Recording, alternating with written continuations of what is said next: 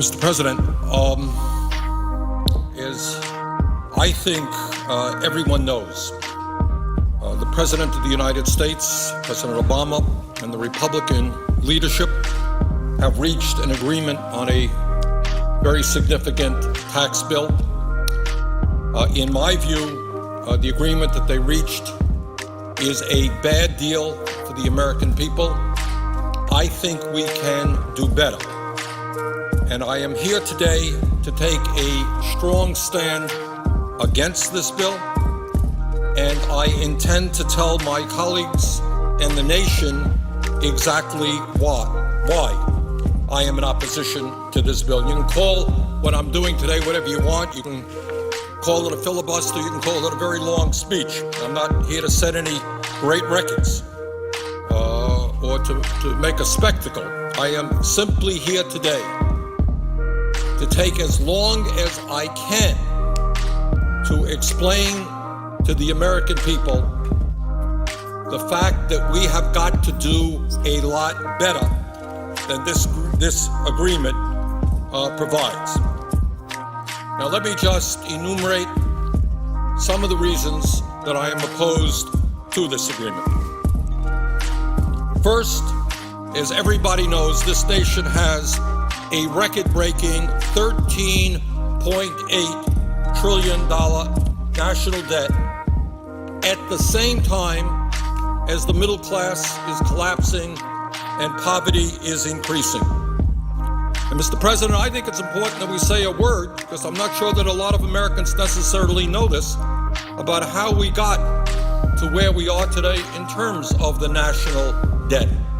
I know there are some people who think that this all began the day that President Obama took office. Well, it's not quite the case. When President Clinton left office, this country was running, in fact, a very significant surplus, and the projections were that we were going to continue to run a surplus. During the 8 years of President Bush, for a number of reasons, including the war in Iraq, the war in Afghanistan, including huge tax breaks for the wealthiest people in this country, including a Medicare Part D prescription drug program, and including the Wall Street bailout, among other things, all of which were not paid for. Those are the primary reasons that we saw an almost doubling of the national debt during the Bush administration. And since President Obama has been in office, we have passed a stimulus package, also adding to the deficit in national debt. But here we are today with a $13.8 trillion national debt, $1.4 trillion deficit, and almost all Americans are in agreement that this is a very serious issue. So the first point that I would make is that it seems to me to be unconscionable for my conservative friends and for everybody else in this country to be driving up this already too high national debt by giving tax breaks to millionaires and billionaires who don't need it, and in a number of cases, Mr. President, don't even want it. Here's one of the interesting ironies. There are lists of many, many very wealthy people who've come forward and say, sure, I want a tax break. Everybody wants a tax break. But you know what? There are other priorities in this country. I don't need it. And two of the wealthiest people in the world, Bill Gates of Microsoft, Warren Buffett, Berkshire, these are billionaires. And they said it's absurd. We don't need a tax break. And all over the country, you're hearing a lot of folks who have a lot of money saying, don't drive up the deficit and force our kids to pay higher taxes to pay off the national debt in order to give tax breaks to the richest people in this country. Now, Mr. President, we have been told really not to worry too much because the extension of these tax breaks for the wealthy will only last 2 years. Not to worry. Well, maybe that's the case. But given the political reality that I have seen in Washington, my guess is that 2 years from now, these tax breaks for the wealthiest people in this country will be extended again. What happens around here is that the argument will be made that if you end these tax breaks, you're raising taxes. It's what we're hearing right now. I see no reason why in the middle of a presidential election, those arguments will not be made again. And I see no reason not to believe that those tax breaks will be extended again. And clearly we have a number of Republicans who want to make that extension permanent. Now, whether it will ever be made permanent or not, I don't know. But the point is, when you hear folks say that it's only a 2-year extension, I would suggest take that with a grain of salt. And let me just say that if, in fact, we do what the Republicans have wanted to do right now, as we enter this debate, they wanted a 10-year extension, that would add $700 billion to our national debt, $700 billion. Now, I've got 4 kids, and I've got 6 grandchildren. And I think it is grossly unfair. None of them have a whole lot of money. I think it is grossly unfair to ask my kids and grandchildren and the children all over this country to be paying higher taxes in order to provide tax breaks for billionaires because we've driven up the national debt. That is just plain wrong. And Mr. President, I think the vast majority of the American people, whether they're progressives like myself or whether they're conservatives, I think they perceive that that concept of giving tax breaks to billionaires when we have such a high national debt makes no sense at all. Furthermore, Mr. President, it is important to point out that extending income tax breaks to the top 2% is not the only unfair tax proposal in this agreement. This agreement between the President and the Republican leadership also calls for a continuation of the Bush-era 15% tax rate on capital gains and dividends, meaning that those people who make their living off their investments will continue to pay a substantially lower tax rate than firemen, teachers, nurses, carpenters, and virtually all the other working people of this country. And I just don't think that that's fair. That's wrong. And we are continuing, if this agreement were to be passed, that unfair arrangement. Mr. President, on top of all of that, this agreement includes an horrendous proposal regarding the estate tax. And that is a Teddy Roosevelt initiative. Teddy Roosevelt was talking about this in the early years of the 20th century. It was enacted in 1916. And it was enacted for a couple of reasons. Teddy Roosevelt and the people of that era thought it was wrong that a handful of people could have a huge concentration of wealth and then just give that wealth, transmit that wealth to their children. He didn't think that that was right. Furthermore, it was a progressive and fair source of revenue. Under the agreement struck between the Republican leadership and the President, the estate tax rate, which was 55% under President Clinton, and let's all remember, we had problems with the economy under President Clinton, but very few will deny that during those years we were creating a heck of a lot more jobs than we did under President Bush. That's the fact. Over 20 million jobs under President Clinton. We lost 600,000 private sector jobs under President Bush. During the Clinton era, the tax rate on the estate tax was 55%. What this arrangement would do is lower that tax rate to 35% with an exemption on the first $5 million of an individual's estate, $10 million for couples. Now, here's the important point, Mr. President, that I think many people don't know, because I have to confess, my Republican friends and their pollsters and their language people have done a very good job. This is the so-called death tax. And I think all over America, people are saying, oh, this is terrible. I have $50,000 in the bank and I want to leave that to my kids.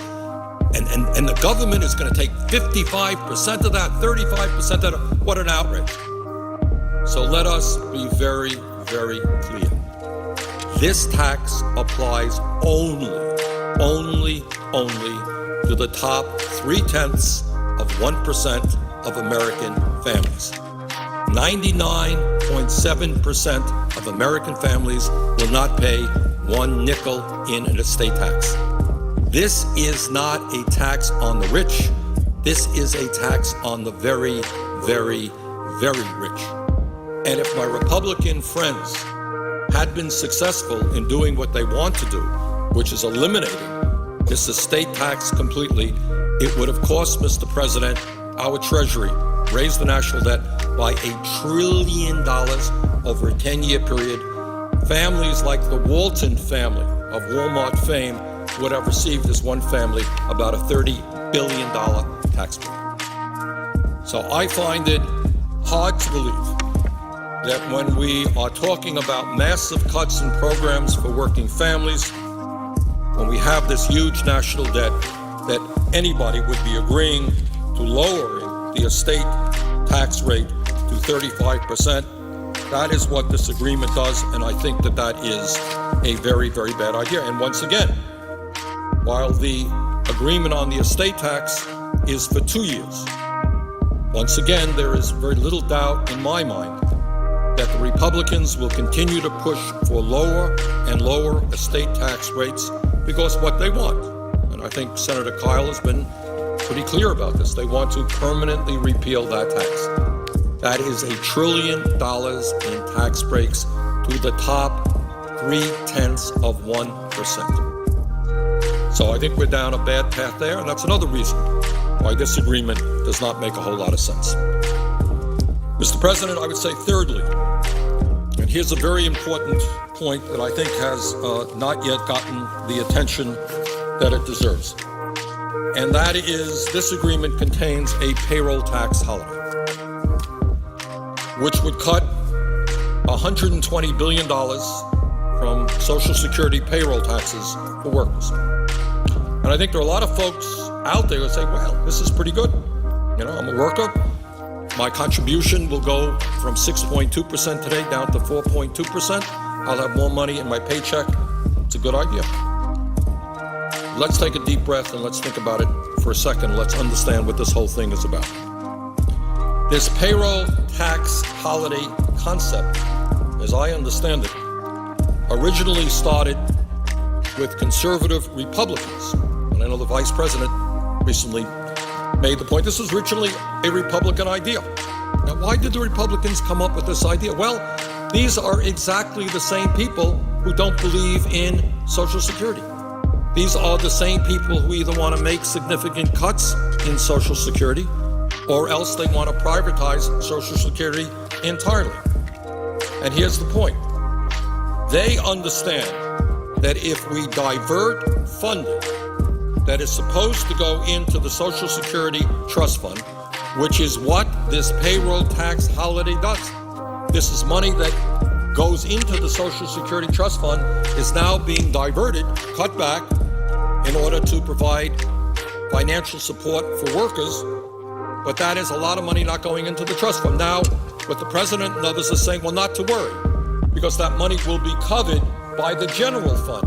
That is a very, very bad and dangerous precedent, because up until now, what Social Security has been about is 100% funding from payroll contributions, not from the general tax base. Now, once again, this is a one-year program. The loss of revenue going into Social Security can be covered by the general fund. But we have a $13 trillion national debt. How much longer will the general fund put money into Social Security? Is it a good idea for the general fund to be doing that? So I would argue, Mr. President, that this is not a good idea. This is a very dangerous step forward for those of us who believe in Social Security. But this is not just Bernie Sanders saying this. Mr. President, one of the more effective and I think important senior groups in America is called the National Committee to Preserve Social Security and Medicare. They have, I don't know exactly how many, but they have many, many members all over this country. I know they're active in the state of Vermont. And I want to read to you from a press release that they just sent out the other day. And this is the headline from the National Committee to Preserve Social Security and Medicare. Cutting contributions to Social Security signals the beginning of the end. Payroll tax holiday is anything but. And this is what they say. This comes from now Barbara Kennelly. Barbara used to serve in the House of Representatives. I've known Barbara for years. She's now the president and CEO of the National Committee to Preserve Social Security, one of the strong senior groups in America. And this is what Barbara says, and I quote, "Even though Social Security contributed nothing to the current economic crisis, it has been bartered in a deal that provides deficit-busting tax cuts for the wealthy. Diverting $120 billion in Social Security contributions for a so-called tax holiday may sound like a good deal for workers now, but it's bad business for the program that a majority of middle-class seniors will rely upon in the future." And that's what the National Committee to Preserve Social Security and Medicare says about that agreement, and I agree with them. So for all of us who understand that Social Security is life and death for tens of millions of Americans today and will be vitally important for working people as they reach retirement age, that we understand that Social Security has done a great job. You know, Mr. President, a few minutes ago you were on the floor talking about the strong work that our federal employees do, and you're absolutely right. Sometimes we also take for granted that Social Security has been an enormous success. It has done exactly what those people who created it wanted it to do. Nothing more, nothing less. It succeeded. It has taken millions and millions of seniors out of poverty, given them an element of security. It has also helped people with disabilities maintain their dignity. Widows and orphans are also getting help. For 75 years, it has worked well. It has a $2.6 trillion surplus today, and it can pay out benefits for the next 29 years. It is strong. We want to make it stronger. This payroll tax holiday, I'm afraid, is a step very much in the wrong direction, and that is one of the important reasons why this agreement between the president and the Republicans should be defeated. Mr. President, included in the agreement are a number of business tax cuts. And I'm not going to be here to say that some of them may not work. Some of them may work. Some of them will work better than others. There are a whole list of them. But this is what I will say. Economists on both ends of the political spectrum believe that if we are serious about addressing the horrendous economic crisis that we're in now, 9.8% unemployment, that there are far more effective ways of creating the jobs that we have to create than those tax proposals. With corporate America already sitting on close to $2 trillion cash on hand. It's not that our friends in corporate America don't have any money. We got to help them. They've got $2 trillion cash on hand. The problem is not, in my view, that corporate taxes are too high. It is that the middle class simply doesn't have the money to purchase the goods and products that make our economy go and create jobs. So I think that if our goal is to create the millions and millions of jobs that we need, and if our goal is to make our country stronger internationally in a very tough global economy, I would much prefer, and I think most economists would agree with me, that a better way to do that, to create the millions of jobs we've got to create, is to invest heavily in our infrastructure. Now, the truth is, and I don't think anyone disputes this, the infrastructure in the United States is crumbling, and I'll go into more detail about that later. Got some very good information on it. But, you don't have to be a civil engineer to know that. All you have to do is get in your car today and drive someplace. And in my state and all over this country, what you are going to see roads that are in disrepair. You're going to see bridges that in some cases have actually been shut down. You're going to see water systems. I remember, Mr. President, I was in Rutland, Vermont, the second or third largest city in the state of Vermont. And the mayor there showed me a piece of pipe. It's very funny. It's an old pipe. And he said, you know, the engineer who helped develop this water system and laid this pipe, he went off, after he did this work for Rutland, he went off to fight in the war. And I knew there was a catch line coming. I said, well, what war was that? And he said it was the Civil War. So you're talking about water pipe being laid in Rutland, Vermont, and this is true all over the United States, laid in the Civil War. And the result is we lose an enormous amount of clean water every day through leaks, water pipes bursting every day, all over the United States of America. Well, we can put people to work improving our water system, our wastewater plants. Very expensive proposition to develop good wastewater plants. I was a mayor, you were a governor. It is an expensive proposition. Roads, bridges. Furthermore, Mr. President, I don't have to tell anybody here, our rail system, which used to be the greatest rail system in the world, is now falling way behind every other major country on earth. In Vermont, as a result of the stimulus package, which did a whole lot of very good things in the state of Vermont, one of the things we're able to do is use $50 million of federal fund, private money, to make major repairs on one of our important railways in the state. But we remain far behind most other countries around the industrialized world. China is exploding in terms of the number of high-speed rail lines that they have. We have got to do better. Our airports need work. Our air controllers need to be updated in terms of the technology they use to make our flights safe. And the point here is that what most economists would tell you is when you invest in infrastructure, you get a bigger bang for the buck, you create more jobs for your investment than in most instances giving a variety of tax breaks to the corporate world. And second of all, and not unimportantly, when you invest in infrastructure, you are improving the future of this country. You're making us more productive. It's not just creating jobs, it's creating jobs for a very specific purpose, which makes our nation more productive and efficient. And thirdly, let me tell you something as a former mayor. Infrastructure does not get better if you ignore it. You know, you can turn your back if you're a mayor or a governor on the roads and on the highways because you don't have the money to fix them today. They ain't going to get better next year.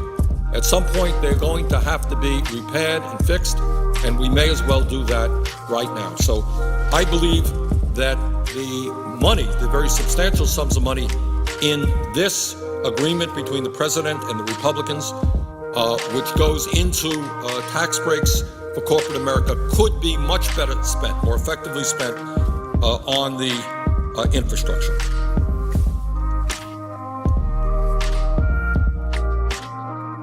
Point I want to make in opposition to this agreement is that what we have heard from the president and others is that, look, this is a compromise. You can't get everything you want. Well, you can't get everything what you want around here. That's true. But one of the examples of the compromise is an extension of unemployment benefits for 13 months. Well, let me be very, very clear. In the midst of a serious and major recession, at a time when millions of our fellow Americans are not only out of work through no fault of their own, but they have been out of work for a very, very long time. It would be, in my view, immoral and wrong to turn our backs on those workers. Their unemployment benefits are going to be running out soon, and it is absolutely imperative that we extend those unemployment benefits for the 2 million workers who would lose them. But here's the point that I want to make, Mr. President. Some people say that this is a compromise. Well, the Republicans gave on unemployment, the president gave on extending tax breaks for the rich, et cetera, et cetera. But here's the point. I don't believe, honestly, that the Republican support now for extending unemployment benefits really constitutes much of a compromise. Because the truth of the matter is that for the past 40 years, under both Democratic and Republican administrations, under the leadership in the Senate and the House of Democrats or Republicans, it has been bipartisan policy that whenever the unemployment rate has been above 7.2%, unemployment insurance has always been extended. So what you have had is long-standing bipartisan policy. That's what we have always done. That is what we should be doing in the future. I do not regard that Republicans now supporting what their party has always supported, extending unemployment benefits when unemployment becomes very high. I don't see that as a compromise. I see that as what has been going on in this country and in the Senate for 4 decades. Now, Mr. President, I've talked about the negative aspects of this proposal, but I am going to be the first to admit that, of course, there are positive and good agreements in this. And what are they? What are some of the positive aspects of this agreement? Let me just tick them off. Number one, I believe very strongly, and I know the President does, that it is absolutely imperative that we extend middle-class tax cuts for 98% of the American people. I don't think there's been any debate about that. When median family income has gone down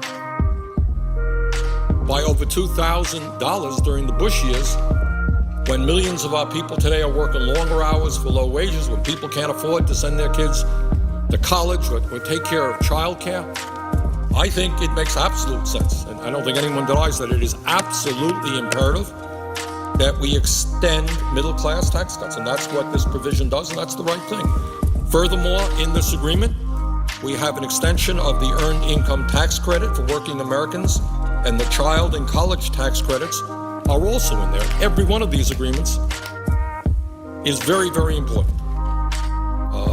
These programs will keep millions of Americans from slipping out of the middle class and into poverty, and they will allow millions of Americans to send their kids to college. So I'm not here to say that there is not anything of value in this agreement between the President and the Republicans. They are. And we have got to fight to make sure that all of those programs remain in the final package when it is passed, when the final package is passed. But when we look at the overall agreement, we must put it in a broader context, and that is, what will the passage of this legislation mean for the future of our country? And in that area, if you look at it in that context, I think the evidence is pretty strong that it is just not a good agreement and not something that should be passed. Mr. President, passage of this agreement would mean that we would continue the Bush policy of trickle-down economics for at least 2 more years. And that is not a good thing to do, because I think, as most Americans know, that philosophy, that economic approach, simply did not work. The evidence is quite overwhelming. I don't think there's much debate. When median family income during Bush's 8 years goes down by $2,200, when we end up losing over 600,000 private sector jobs, and all of the job growth was in the federal level, I don't see how anybody would want to continue that philosophy. But that, in essence, is what will happen if this agreement is passed. Now, I want to make another point here about what happens if, and I will do my best to prevent this from happening, but what would happen if this agreement would pass? Does anybody seriously believe that our Republican colleagues would then say, oh, okay, well, we've got an extension of tax breaks for the very richest people. We've lowered the tax rate on the estate tax. Those are good victories for millionaires and billionaires, and we're going to go home now. We're not going to continue the fight. I don't think so. I don't think so at all. We're already hearing soundings about where our Republican friends want to go. The President put together what I thought was a very poor Deficit Reduction Commission. I thought that the folks on it were not reflective of the American people. I thought there was a very much big business, corporate partiality there. And the initiatives that came out of that commission, which fortunately did not get the 14 votes they needed, suggest to me that those of us who are concerned about protecting the needs of the middle class and working families, we are going to have to be pushing back pretty hard for what's coming down the pike. I think that what we will be seeing is that if this proposal negotiated between the president and the Republicans is passed, what you will be seeing within a few months are folks coming here on the floor of the Senate, and this is what they'll say. They'll say, you know what? Deficit is high, national debt is too high, and yes, we drove the national debt up by giving tax breaks to billionaires, but that's the way it goes. But we're going to have to deal with that national debt. And then the Republicans will tell us we have a great way to deal with it. We've given tax breaks to billionaires, but now what we're going to have to do is start making deep cuts in Social Security. And that Deficit Reduction Commission started paving the way for that. Very substantial cuts in Social Security. Maybe we'll have to raise the retirement age in Social Security to 69 or 70. Maybe we'll have to make cuts in Medicare. Maybe we'll have to make cuts in Medicaid. I think we're beginning to see in the state of Arizona now what goes on when you make deep cuts in Arizona, in Medicaid. In Arizona right now, there are people who are in line who need transplants, who will die if they don't get transplants. And in Arizona, as a result of legislation that they passed there, they're saying to people, young people, sorry, we can't afford to give you the transplant, and you're going to have to die. Well, is that what we're looking forward to seeing all over America? I certainly will do everything I can to prevent that. We're certainly going to see attacks on environmental protection, on education. Some of us believe that if this country is going to prosper, succeed in the global economy, we've got to have the best educational system in the world, from childcare through college. Right now, it is extremely difficult for middle-class families to send their kids to college. Does anyone have any doubt whatsoever that our Republican friends are not going to come back here and say, we can't afford to raise Pell Grants as we have in recent years. We can't afford to support working families who are having their kids in childcare. Cut. That is in fairness to them. They've been pretty honest about it. So I would suggest, Mr. President, that if their argument is that we have a high deficit and a high national debt, that if we pass this agreement and the national debt goes higher, it only gives them more impetus to go forward to cut programs that benefit working families and the middle class. And let me also say that there is no doubt in my mind what many of, not all, but many of my Republican colleagues want to do. And that is, they want to move this country back into the 1920s, when essentially we had an economic and political system which was controlled by big money interests, where working people in the middle class had no programs to sustain them when things got bad, when they got old, when they got sick, when labor unions were very hard to come by because of anti-worker legislation. And that's what they want. They don't believe in things like the Environmental Protection Agency. They don't believe in things like Social Security, Medicare, Medicaid, federal aid to education. And that is the fight that we will be waging. And I think to surrender on this issue is simply to say that we're going to be waging fight after fight starting within a couple of months. Now, Mr. President, President Obama has said that he fought as hard as he could against the Republican tax breaks for the wealthy and for an extension in unemployment. Well, maybe, but the reality is that that fight cannot simply be waged inside the Beltway. What our job is to appeal to the majority of the American people to I don't want to see our national debt explode. I don't want to see my kids and grandchildren paying higher taxes in order to give tax breaks to millionaires and billionaires. The vast majority of the American people do not support that agreement in terms of giving tax breaks to the very rich. And our job is to rally those people.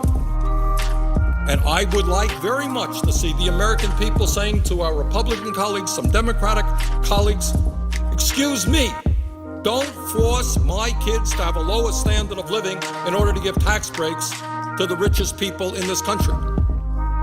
And what the president and all of us should be doing is going out and saying to those people, call up the members of the Senate, call up the members of the House and say, excuse me, how about representing the middle class and working families for a change rather than the wealthiest people in this country?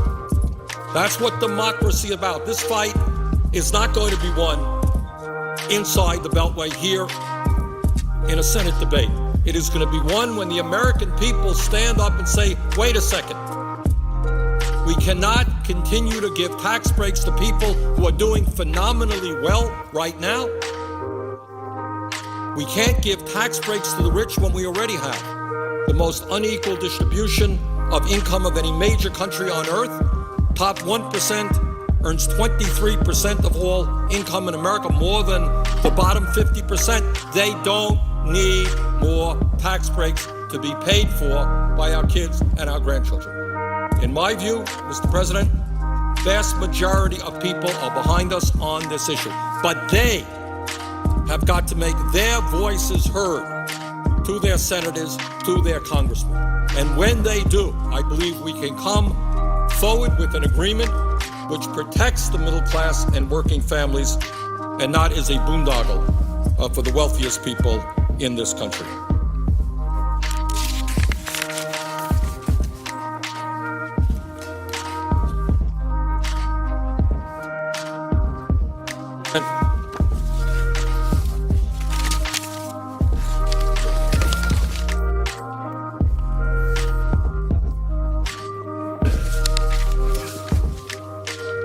It is important to put the agreement that the president struck with the Republicans in a broader context. You can't just look at an agreement unto itself. You have to look at it within the context of what's going on in this country today, both economically and politically. And in my view, and I think I speak for millions and millions of Americans on this, there is a war going on in this country. And I'm not referring to the war in Iraq or the war in Afghanistan. I'm talking about a war being waged by some of the wealthiest and most powerful people in this country against the working families of the United States, against the disappearing and shrinking middle class of our country. The billionaires of America are on the warpath. They want more and more and more. And that has everything to do with this agreement reached between the Republicans and the president. Mr. President, in 2007, the top 1% of all income earners in the United States made 23.5% of all income. Let me repeat that. Top 1% earned over 23% of all income. That is more than the bottom 50%. 1% here, 50% here. But for the very, very wealthy in this country, that's apparently not enough. The percentage of income going to the top 1% nearly tripled since the 1970s. Now, all over this country, people are angry, they're frustrated. It's true in Vermont, I'm sure it's true in Virginia, it's true all over America. But one of the reasons that people are angry and frustrated is they're working incredibly hard. In the state of Vermont, which I represent, I can tell you, there are people who don't work one job, they don't work two jobs. There are people who work in 3 jobs and 4 jobs trying to cobble together and income in order to support their families. And I suspect that goes on all across the country. But people are working harder and harder. In many cases, their income is going down. And the fact is that 80% of all new income earned from 1980 to 2005 has gone to the top 1%. Let me repeat that because that's an important fact.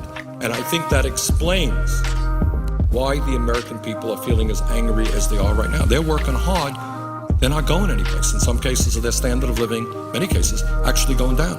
80% of all income in recent years has gone to the top 1%. Richest people become much richer, middle class shrinks, millions of Americans fall out of the middle class into poverty. But that is not apparently enough. Our friends at the top who have a religious ferocity in terms of greed, they need more and they need more. It's like an addiction. 50 million is not enough. They need 100 million. 100 million is not enough. They need a billion. Billion is not enough.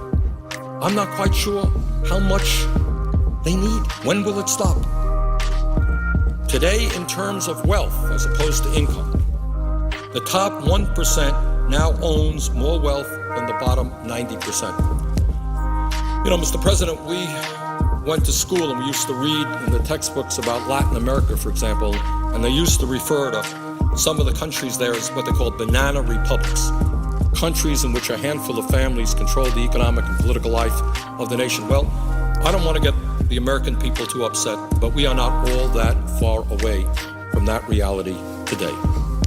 Top 1% has seen a tripling of the percentage of income they earn since 1970s. Top 1% owning 23% of all income, more than the bottom 50%. Top 1% now owns more wealth than the bottom 90%. That's not the foundation of a democratic society. That's the foundation for an oligarchic society. But, hey, rich get richer, middle class shrinks, poverty increases. Apparently that is not good enough yet for some of the richest people in this country. And I say some of the richest, because there are a lot of folks there who have a lot of money who do love this country, who do want to do the right thing. They're not into greed, but there are some who are. More. That's what they need. For example, and this I think galls me and I think galls many of the people in this country, the horrendous recession that we're in right now, where millions and millions of people have lost their jobs, they've lost their savings, they've lost their homes. This recession is caused by the greed and recklessness and illegal behavior. Let me underline it. I'll talk about more of this later. The illegal behavior on Wall Street. So these guys, through their greed, resulted in the most severe economic recession since the Great Depression. The American people bailed them out. And now, 2 years after the bailout, guess what? They are giving themselves more compensation than they ever have. So they're saying to the American people, sorry we caused this recession because of our greed. Sorry you're unemployed. Sorry you lost your house. But you know what? That's not really all that important. What's important is that I, on Wall Street, continue to get tens and millions of dollars in compensation and in bonuses, that I have big parties. How can I get by on one house? I need 5 houses, 10 houses. I need 3 jet planes to take me all over the world.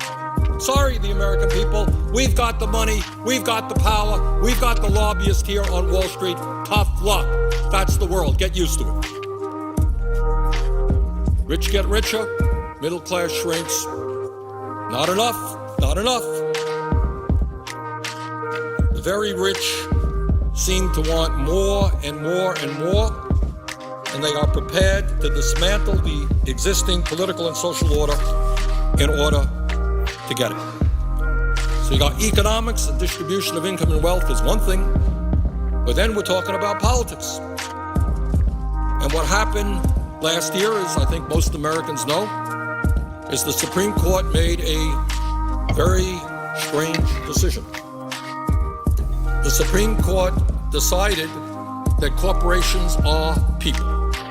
They're people, and they have the right of free speech, and they have the right without disclosure. All of this is through the Citizens United Supreme Court decision that corporate heads can put as much money as they want into campaigns all over the country. In the last campaign, that's what we saw.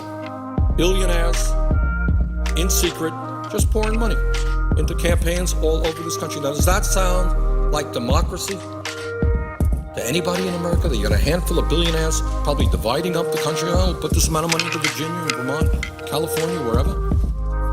But that's what they were able to do. So the rich get richer, and they don't sit on this money.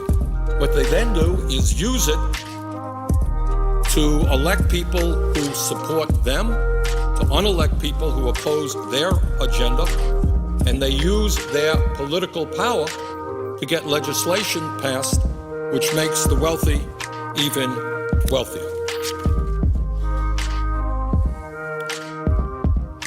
Mr. President, one of the manifestations of that is, in fact, the agreement reached between the president and the Republican leadership. The wealthy contribute huge sums of money into campaign. The wealthy have all kinds of lobbyists around here, as the corporate America, and what they are going to get out of this agreement are huge, huge tax breaks that benefit themselves. And that is not what we should be supporting. As I mentioned earlier, we should understand that this legislation, this agreement, is really just the beginning of an assault on legislation and programs that have benefited the American people for 70 or 80 years. Mark my words, there will be an intensive effort to privatize Social Security and Medicare and Medicaid. Furthermore, as part of the Republican agenda, they want to expand, and it's not only Republicans here, I must say, some Democrats as well. They want to expand our disastrous trade policies so that large companies in this country can continue their efforts to outsource American jobs to China and other low-wage countries. I think any objective analysis of our trade policies have shown that it has been a grotesque failure for ordinary Americans. Hard to calculate exactly, but I think it is fair to say that we have lost millions of decent-paying jobs. During the Bush years alone, some 48,000 factories in this country shut down. We went from 19 million manufacturing jobs to 12 million manufacturing jobs. And in this country, historically, manufacturing jobs were the backbone of the working class of this country. That's how people made it into the middle class.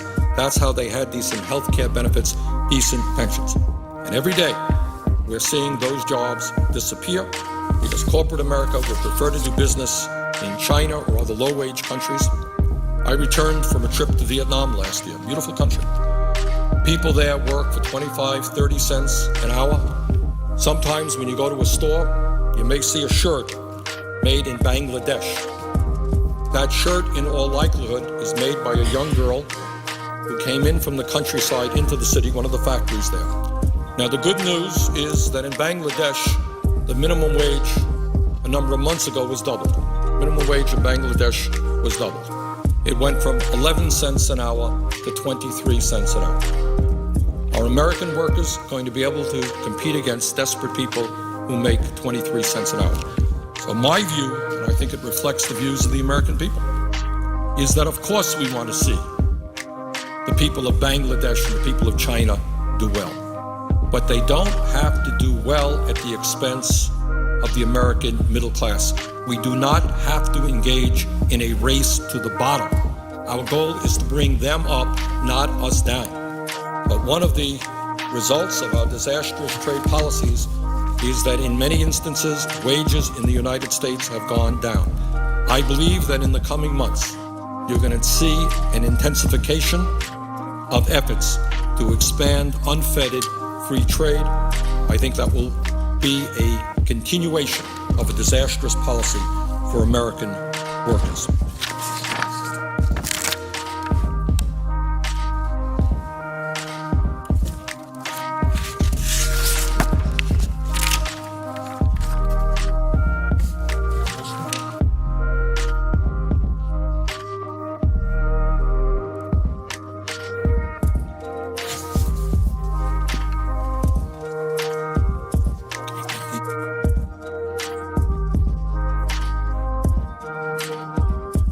Let me just personalize this a little bit.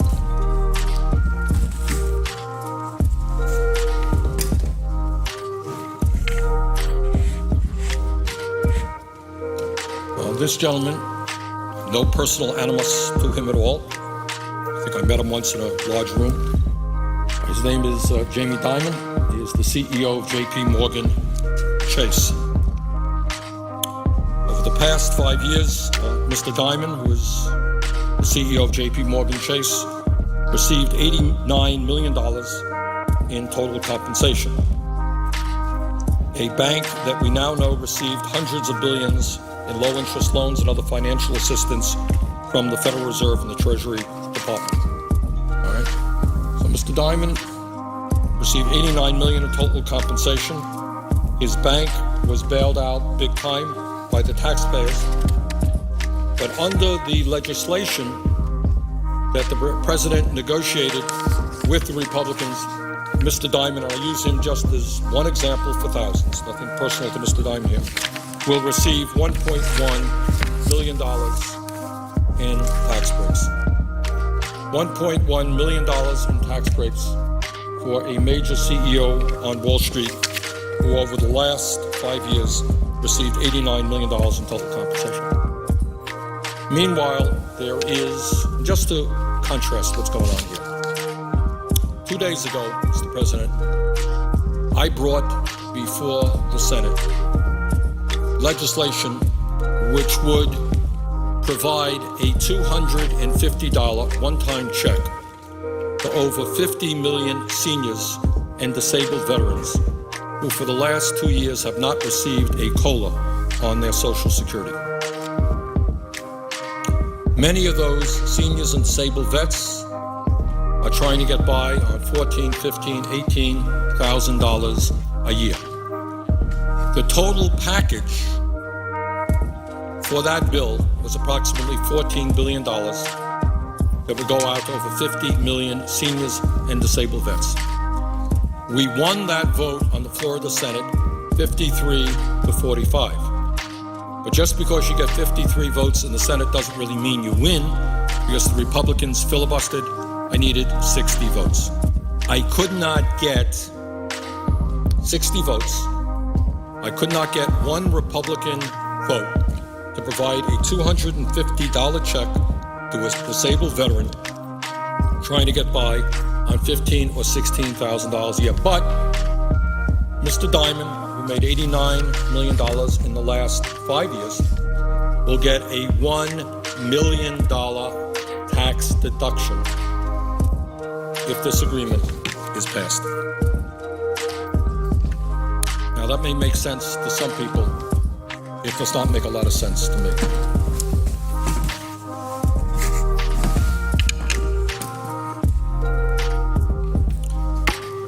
And again, no particular knowledge, animus. I don't know that I've ever met John Mack in my life. He is the CEO of Morgan Stanley.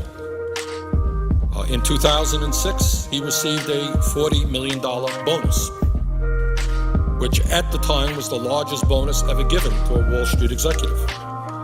2 years after receiving this bonus, Morgan Stanley received some $2 trillion in low-interest loans and billions from the Treasury Department. Instead of losing his job under this agreement, Mr. Mack will be receiving an estimated $926,000 tax break next year. Congratulations, Mr. Mack, you're doing just fine. Couldn't get $250 for a disabled vet. Mr. President, over the past 5 years, Ken Lewis, the former CEO of Bank of America, received over $165 million in total compensation. In 2008, Bank of America received hundreds of billions in taxpayer-backed loans from the Fed and a $45 billion bailout from the Treasury Department. What will Mr. Lewis receive if the agreement negotiated between the President and the Republicans goes forth? He'll get a $713,000 tax cut. On and on it goes. I didn't mean to specifically pick on these guys. There'll be some of the wealthiest people in the country will be receiving a $1 million plus tax break. And so we as a nation have got to decide whether or not that makes a lot of sense. I think it doesn't. Mr. President, let me mention that just a couple of weeks ago, the Federal Reserve, published on their website some 21,000 transactions that took place during the Wall Street meltdown period. And that disclosure was made possible as part of a provision that I put into the financial reform bill because I thought it was important that the American people, for the first time, lift the veil of secrecy at the Fed and get a sense of the kind of money that was lent out by the Fed and who received that money. Now, what's very interesting is that the American people and the media have focused on the $700 billion Wall Street bailout, now known as TARP. Now, I happen to have voted against that agreement, but in fairness, that agreement was pretty transparent. The Treasury Department put up on their website all of those people who received, all of those banks and financial institutions who received the money. If you want to know where the money went, it's right up there on the Treasury Department's website. But at the same time, a bigger transaction was taking place than TARP, which got relatively little attention, and that was the role that the Fed was playing in terms of the Wall Street bailout. While the TARP issue was being debated during that period, Ben Bernanke, the chairman of the Federal Reserve, Tim Geithner, who was then the president of the New York Fed, and a handful of other very powerful people were sitting behind closed doors, getting ready to lend out trillions, underlying trillions of taxpayer dollars to large financial institutions and corporations with no debate going on in Congress, no debate whatsoever. Now, on March 3rd, 2009, and I'm a member of the Budget Committee, the Senate Budget Committee, I asked the Fed Chairman, Mr. Bernanke, to tell the American people the names of the financial institutions that received this unprecedented backdoor bailout from the Fed, how much they received, and the exact terms of this assistance. And I will never forget that. I asked Mr. Bernanke for that information. He said, Senator, nope, not going to give it to you, not going to make it public. Well, on that day, I introduced legislation to make that information public, working with a number of members of the House and the Senate. Some strange bedfellows, very conservatives, progressives came together on this issue. We managed to get into the Wall Street reform bill a disclosure provision. And just on December 1st, last week, that information was made public. And let me talk a little bit about what was in that information made public by the Fed. After years of stonewalling, the American people have learned the incredible and jaw-dropping details of the Fed's multi-trillion-dollar bailout of Wall Street and corporate America, not just Wall Street, one of the things that we learned. As a result of this disclosure, in my view, and we're going to get into what was in what we learned, Congress has got to take a very extensive look at all aspects of how the Federal Reserve functions and how we can make our financial institutions more responsive to the needs of ordinary Americans and small businesses.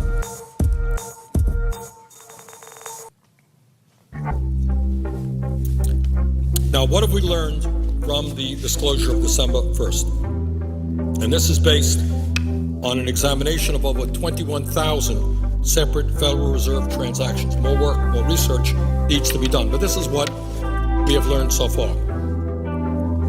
As it turns out, while small business owners in the state of Vermont and throughout this country were being turned down for loans, not only did large financial institutions, and I'm talking about every major financial institution, receive substantial help from the Fed, but also some of the largest corporations in this country, not financial institutions, also received help in terms of very, very low interest loans. So you got every major financial institution, you got some of our largest private corporations, but here's something that we also learned, and that is that this bailout impacted not just American banks and corporations, but also foreign banks and foreign corporations as well, to the tune of many, many billions of dollars. And then on top of that, a number of the wealthiest individuals in this country also received a major bailout from the Fed.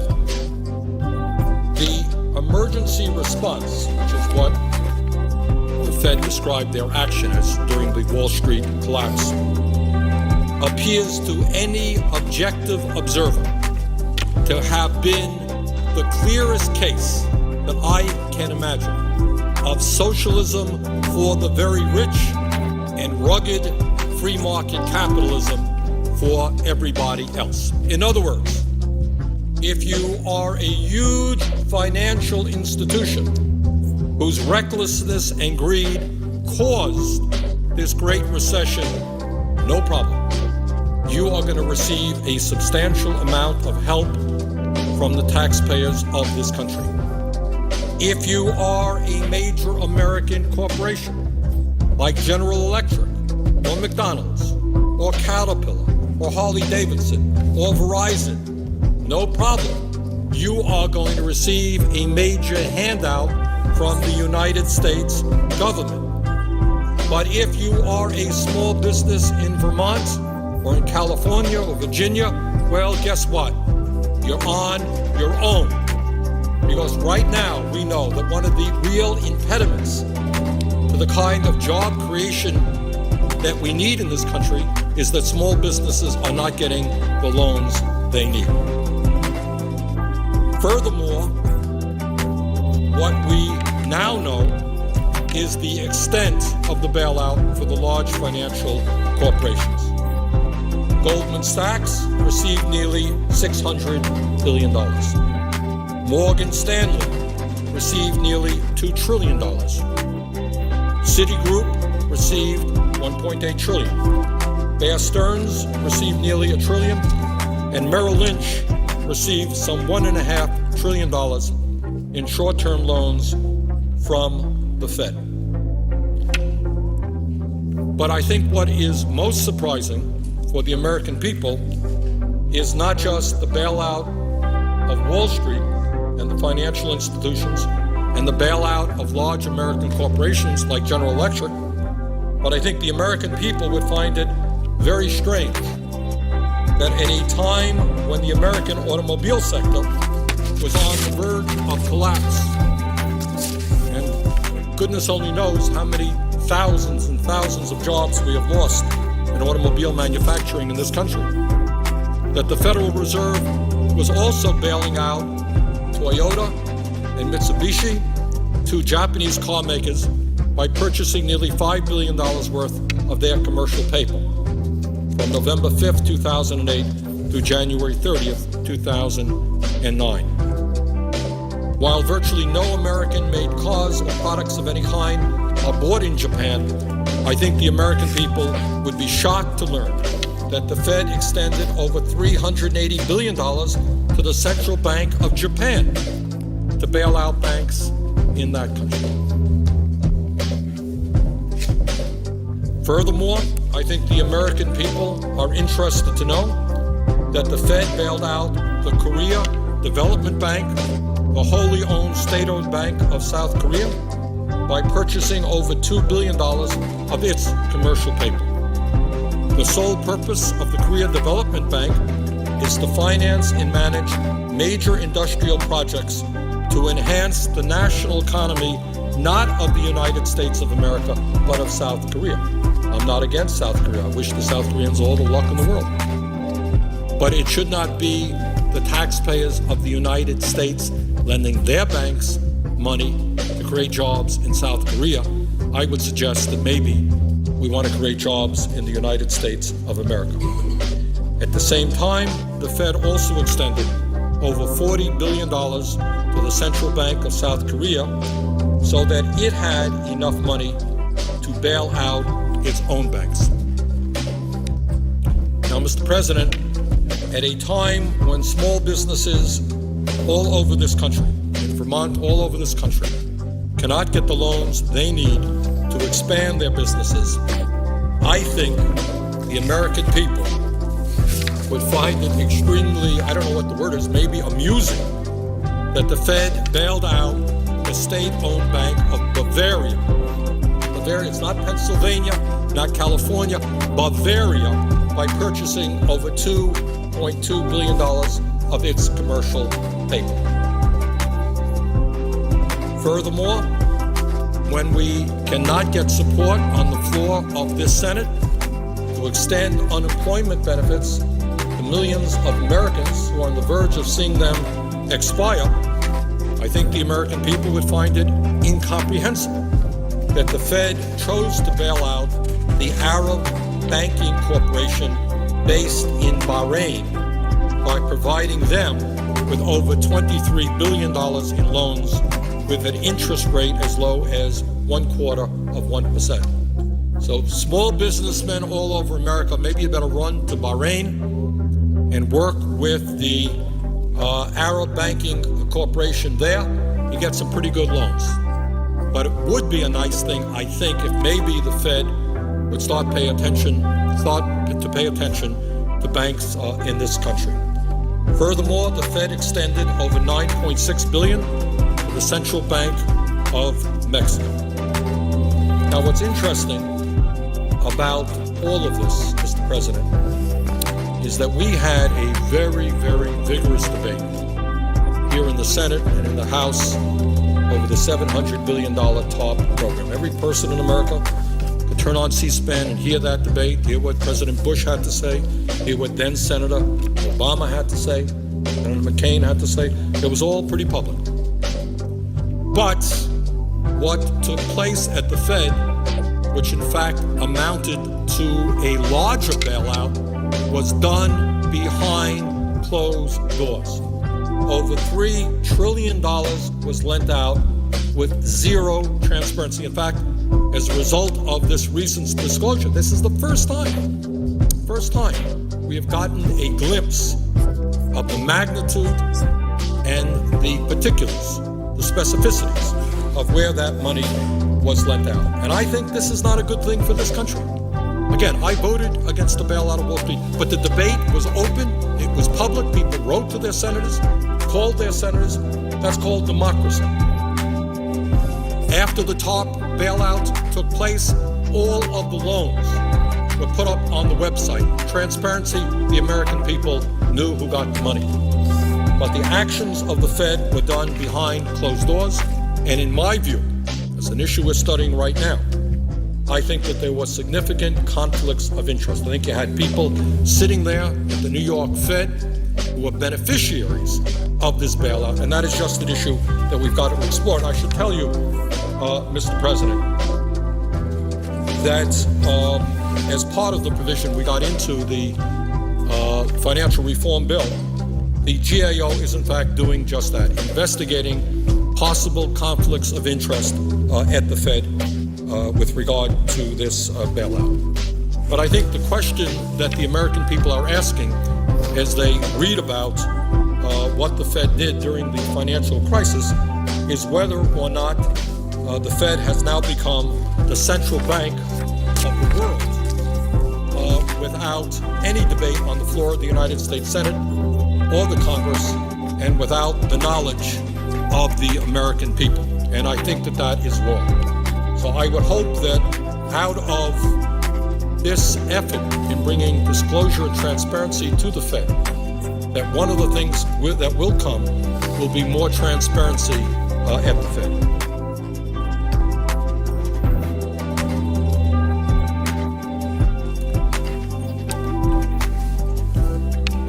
Mr. President, as I indicated a moment ago, the Fed said that this bailout was necessary in order to prevent the world economy from going over a cliff.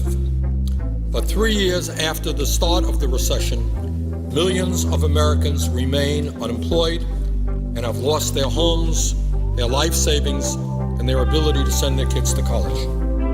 Meanwhile, huge banks, large corporations have returned to making incredible profits and paying their executives record-breaking compensation packages as if the financial crisis they started never occurred.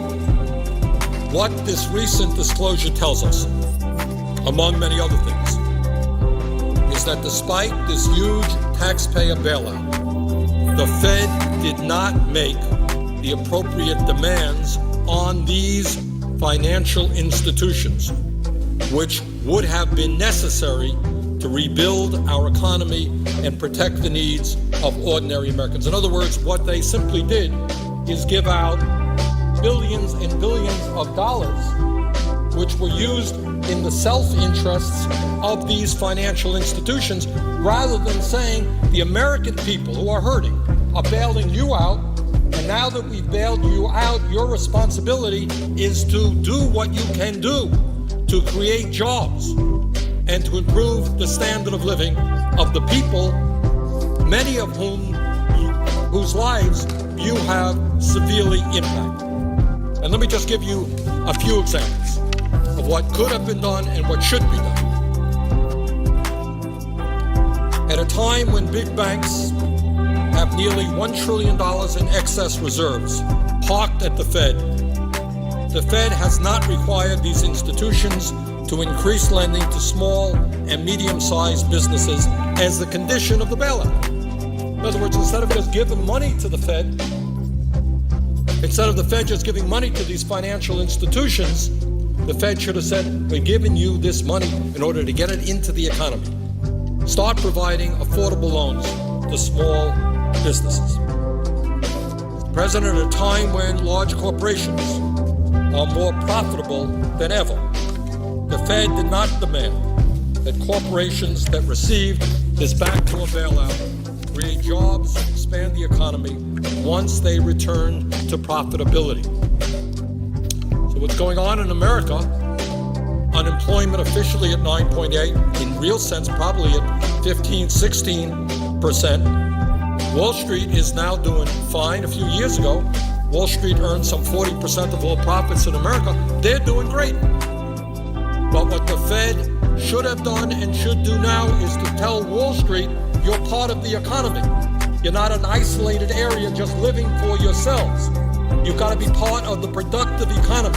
You got to lend out money to small businesses to start creating jobs. Mr. President, my office intends to investigate whether these secret Fed loans, in some cases, turned out to be direct corporate welfare to big banks that may have used those loans not to reinvest in the economy, but rather to lend back to the federal government at a higher rate of interest by purchasing Treasury securities. Now, we don't know that. Maybe that's true, maybe it's not true, but we'll take a look at it. In other words, did the Fed give 0.5% loans to a bank, and that bank then purchase a treasury security at 2 or 3%? If so, you got a 2% profit margin. And that is nothing but corporate welfare. The goal of the bailout was not to make Wall Street richer. The goal was to expand our economy and put people to work. Furthermore, Mr. President, you know, as part of the TARP agreement, there was an effort to say to the financial institutions that we're not bailing you out in order for you to get huge compensation packages. We're not going to give you federal money so that you can make all kinds of money. We put limitations on executive compensation. Did the Fed play the role of allowing some of the large financial institutions to pay back the TARP money, use the Fed money, and then continue with their very, very high executive compensation? Don't know that. It is worth investigating. Furthermore, Mr. President, and this is an issue that I have worked on for a number of years. You know, every major religion on earth, Christianity, Judaism, Islam, you name it, has always felt that usury was immoral, usury. And what we mean by usury is that when somebody doesn't have a whole lot of money and you lend them money, you don't take blood out of a stone. You don't ask for outrageously high interest rates when somebody is hurting. That's immoral. Every major religion, all great philosophers have written about this. And yet today, Mr. President, we have millions of people in our country, and I hear from Vermonters every week on this issue, who are paying 25 or 30%, and in some cases even higher interest rates on their credit cards. 25, 30% interest rates. That is getting blood out of a stone. And yet, many of the credit card companies were bailed out by the taxpayers of this country. What the Fed must do is say to those companies, sorry, you can't continue to rip off the American people and charge them 25 or 30% interest rates. Now, as it happens, the four largest banks in this country, which are Bank of America, JP Morgan Chase, Wells Fargo, and Citigroup, issue half of all mortgages in this country. Four huge financial institutions issue half of all mortgages in this country. Now that unto itself is a huge problem. They issue half of all mortgages, 2/3 of all credit cards. And that speaks to another issue about the need to start breaking up these financial institutions.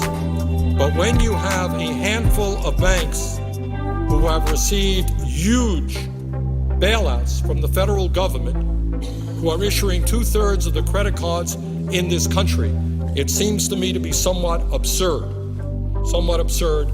that the Fed did not say to them, sorry, you can't charge people 25 or 30% interest rates on their credit cards. And the same principle applies to the mortgages. I don't have to tell anybody in this country that we have seen millions of folks lose their homes through foreclosure.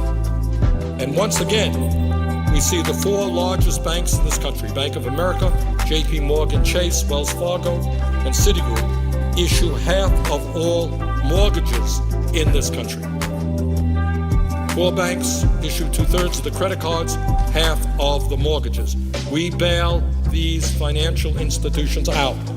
Don't they have some responsibility to the American people? How many more Americans could have remained in their homes if the Fed required those bailed out banks to reduce mortgage payments as a condition of receiving these secret loans?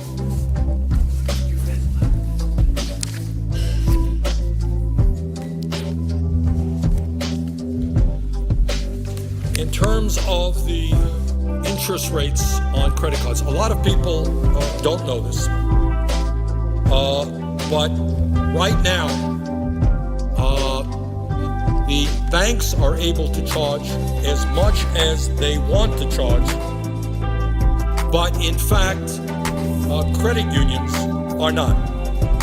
Right now, we are looking at a situation where over 1/4 of all credit card holders in this country are now paying interest rates above 20%, and in some cases as high as 79%. And in my view, Mr. President, when credit card companies charge over 20% interest, they are not engaged in the business of making credit available to their customers. They are involved in extortion and loan sharking. Nothing essentially different than gangsters who charge outrageously high prices for their loans and who break kneecaps when their victims can't afford to pay them. So that's where we are right now. I get calls, and I'm sure every other senator gets calls, from constituents who are really upset. They're going deeper and deeper into debt because they can't pay 25 or 30% interest rates on their credit cards. We bailed out the credit card companies.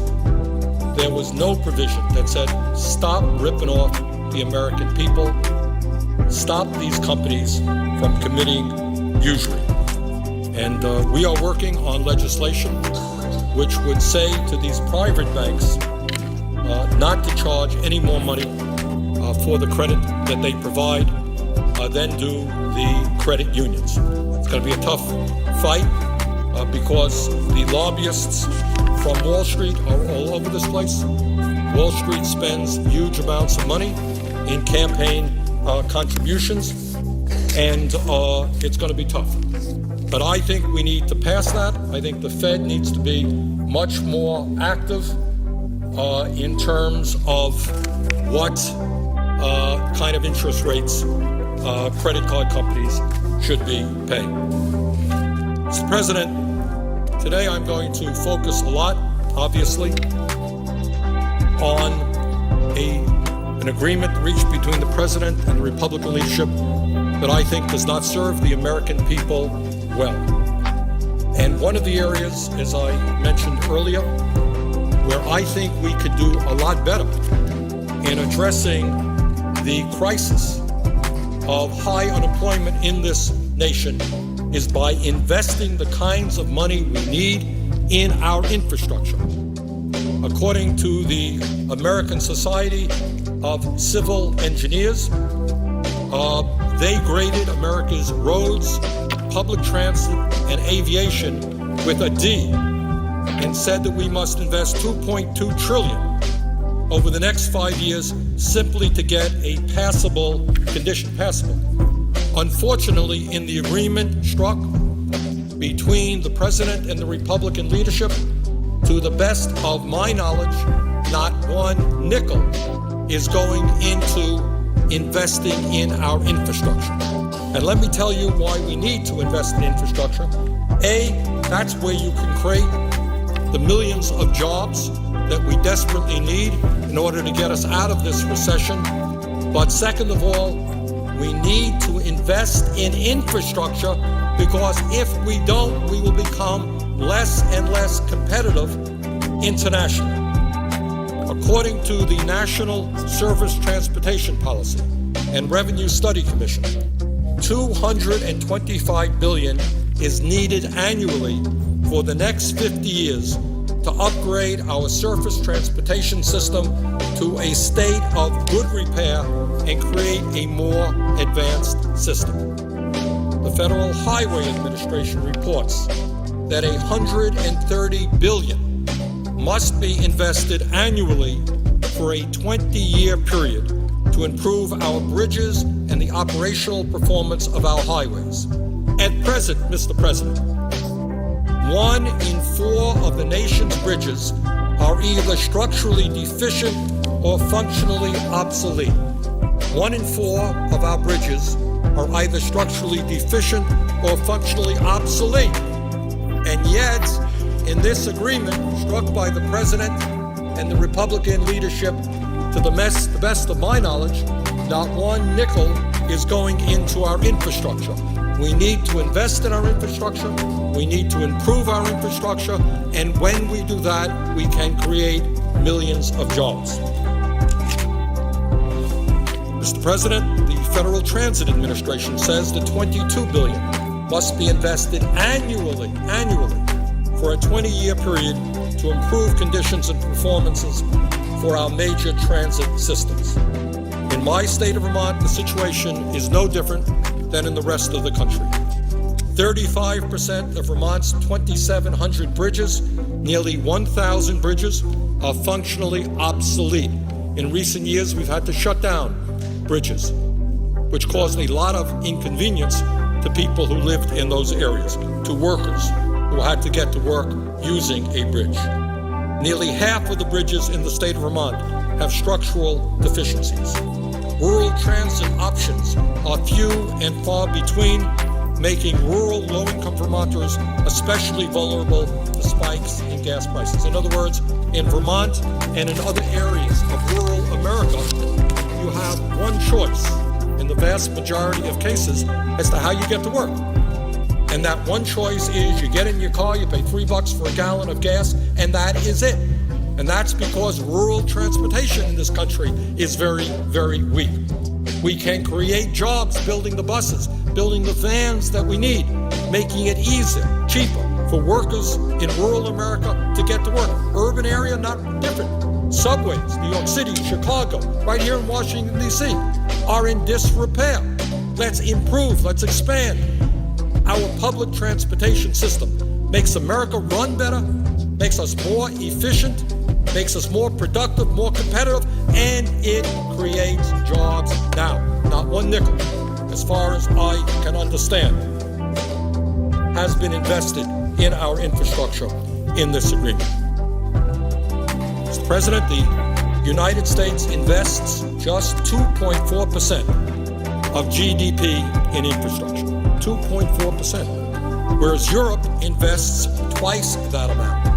And here is something that I think every American should be keenly aware of and very worried about. I don't have to tell anybody that the Chinese economy is exploding every single day in almost every way. In China, they are investing almost 4 times our rate, or 9% of their GDP annually in their infrastructure. Years ago, I was in Shanghai, in China, and I was coming from the airport to downtown as part of a congressional delegation. And while we were on the bus coming in, my wife noticed something. She said, "What was that?" There was a blur that went right by the window. I, of course, didn't notice it. She did. Turned out that that blur was an experimental train that they were working on, high-speed rail, which is now operational there, but is similar prototypes are being developed all over China. So here we are, the United States of America, which for so many years has led the world in so many ways. And now you're seeing a newly developing country like China, high-speed rail all over their country, making their country more productive and efficient. And in our cities, our subways are breaking down. Amtrak is going 50 miles an hour, 60 miles an hour. And the Chinese, the Europeans have trains that are going hundreds of miles an hour. This is the United States of America. Maybe I'm old-fashioned. I think we could do it too. I think we can rebuild our rail system, make our country more efficient, and create jobs. Mr. President, China invested $186 billion in rail from 2006 through 2009, and according to the New York Times, within 2 years, they will open 42 new high-speed rail lines with trains reaching speeds of 200 miles an hour. That's China. So I think, Mr. President, if China can do it, the United States of America can do it. That's the way to rebuild America, make us stronger, and create jobs. By 2020, China plans to add 26,000 additional miles of tracks for freight and travel, as well as 230,000 miles of new or improved roads and 97 new airports. 97 new airports. Anybody in America have the same problem that I have when you go to the airport and you're waiting on lines? You have to deal with all of the problems of older airports. China's building 97 new ones. We're not.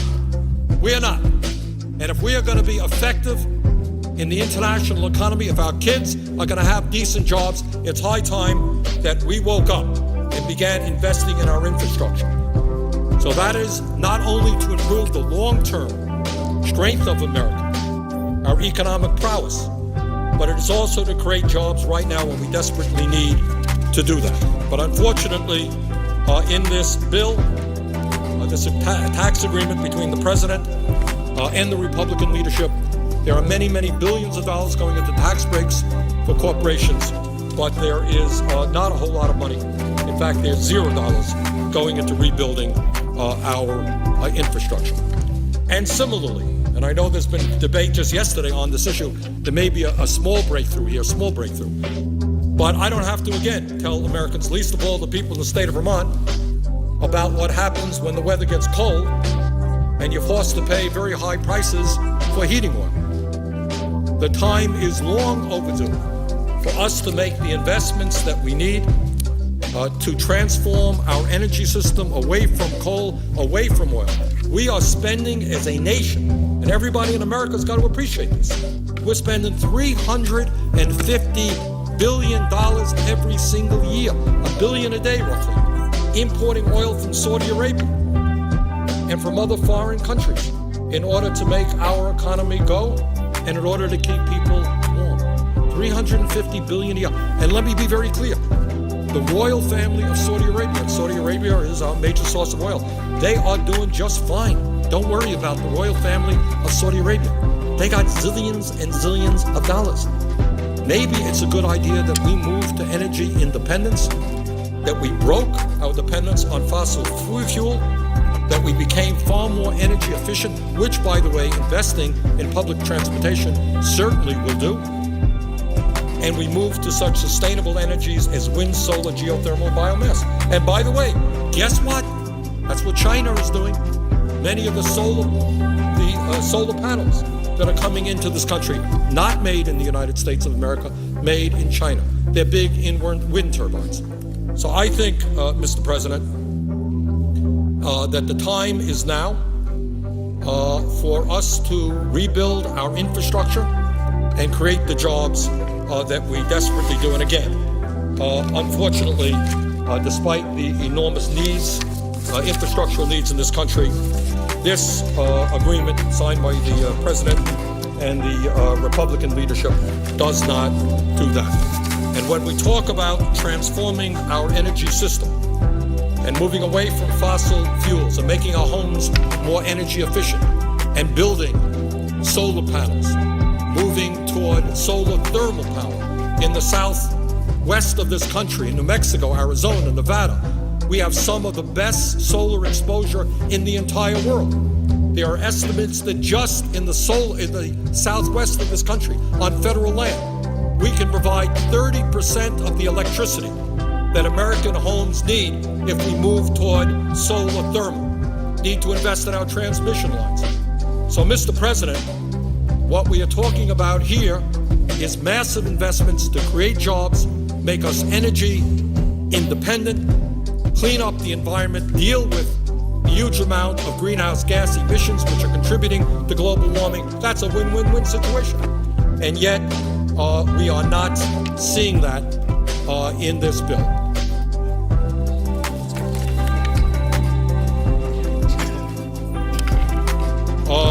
And I will want to tell you something, Mr. President. I'm going to get into this at greater length later. And that is when we talk about our good friends in the oil industry. And I'm not here to make a long speech about BP and what they've done in Louisiana, etc. But I want everybody to know this. I'm going to get into this at greater length later.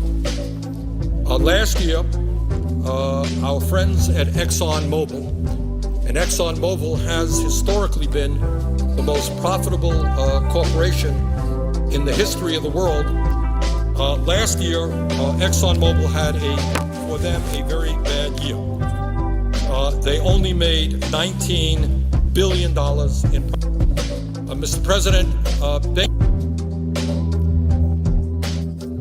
you might be surprised to know that ExxonMobil not only paid nothing in taxes, they got a $156 million return from the IRS. Now, how's that? For those of you who are working in an office, you're working in a factory, you're earning your $30, $40, $50, $60,000 a year, you pay taxes. But if you are ExxonMobil and you made $19 billion in taxes, in profits last year, not only did you not pay any taxes this year, you got a $156 million return. That's pretty good, I think. Mr. President, it's not just the large oil companies who do not pay their fair share of taxes. I'm getting into this a little bit later. But when we understand, or try to understand, why we have such a huge national debt and a $1.3 or $4 trillion deficit, it's also important to understand that many large and profitable corporations avoid virtually all of their tax responsibility. In August 2008, the General Accountability Office here issued a report. And according to this report, 2 out of every 3 corporations in the United States paid no federal income taxes between 1998 and 2005.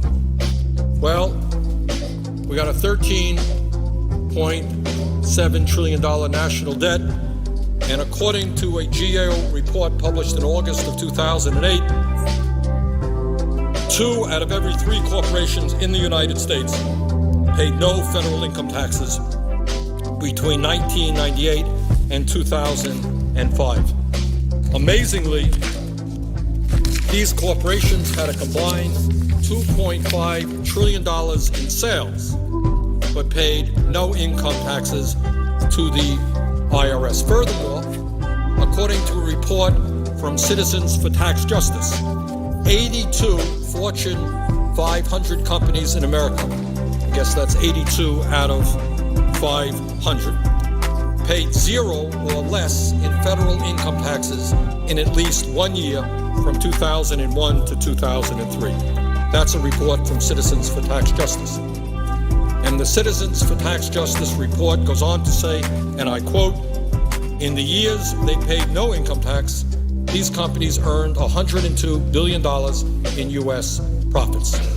But instead of paying $35.6 billion in income taxes, as the statutory 35% corporate tax rate seems to require, these companies generated so many excess tax breaks that they received outright tax rebate checks from the U.S. Treasury totaling $12.6 billion. That's from the Citizens for Tax Justice. So, Mr. President, when we take a comprehensive look at what is going on in this country, why we have a $13.7 trillion national debt, it is terribly important to understand that while the middle class pays its share of taxes, there are many, many, many large corporations that not only are paying nothing in taxes, they are getting rebates from the federal government. I'm going to go on to this at greater length later on. But there, as a member of the Budget Committee, I can tell you, we discuss quite often about how every single year, corporate interests and wealthy individuals stash away huge amounts of money in tax havens in the Cayman Islands, Bermuda, and other countries in order to avoid paying their taxes in the United States of America. These are American corporations. turning their backs on the American people, saying, as Mrs. Helmsley said so many years ago, I guess many of you remember, only small people pay taxes. Only the working stiffs out there pay taxes. If you're a large corporation, you got a good lawyer, you know what you do. Good accountant. Invest your money in the Cayman Islands and in Bermuda. You don't have to pay American taxes. But by the way, as the disclosure report of last week indicated, no problem, you get bailed out. When things go bad, you'll be bailed out by American taxpayers. So, Mr. President, on and on and on it goes. The rich and large corporations get richer. The CEOs earn huge compensation packages. When things get bad, don't worry. Uncle Sam and the American taxpayers are here to bail you out. But when you are in trouble, well, we just can't afford to help you if you're the working class or the middle class of this country. Mr. President, I want to return for a moment to the agreement that the President and the Republican leadership negotiated. Because I think that is the issue that all of America is now talking about. President, Republican leadership says it's a good deal. Democrats in the House yesterday said, wait a second. It doesn't look to us like it's a good deal. In fact, we don't even want to bring it up to the floor of the House.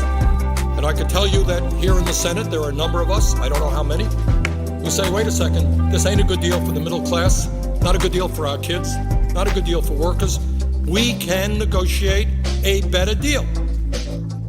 And the reason we are trying to delay passage of this agreement, and I hope very much it doesn't have the votes here, is we want the American people to stand up and say, wait a second, it makes no sense to us to be giving huge tax breaks to the richest people in this country, literally millionaires and billionaires, driving up the national debt so that our kids can pay more in taxes in order to pay that debt off. This is a transfer of wealth. It's Robin Hood in reverse. We're taking from the middle class and working families, and we're giving it to the wealthiest people in this country.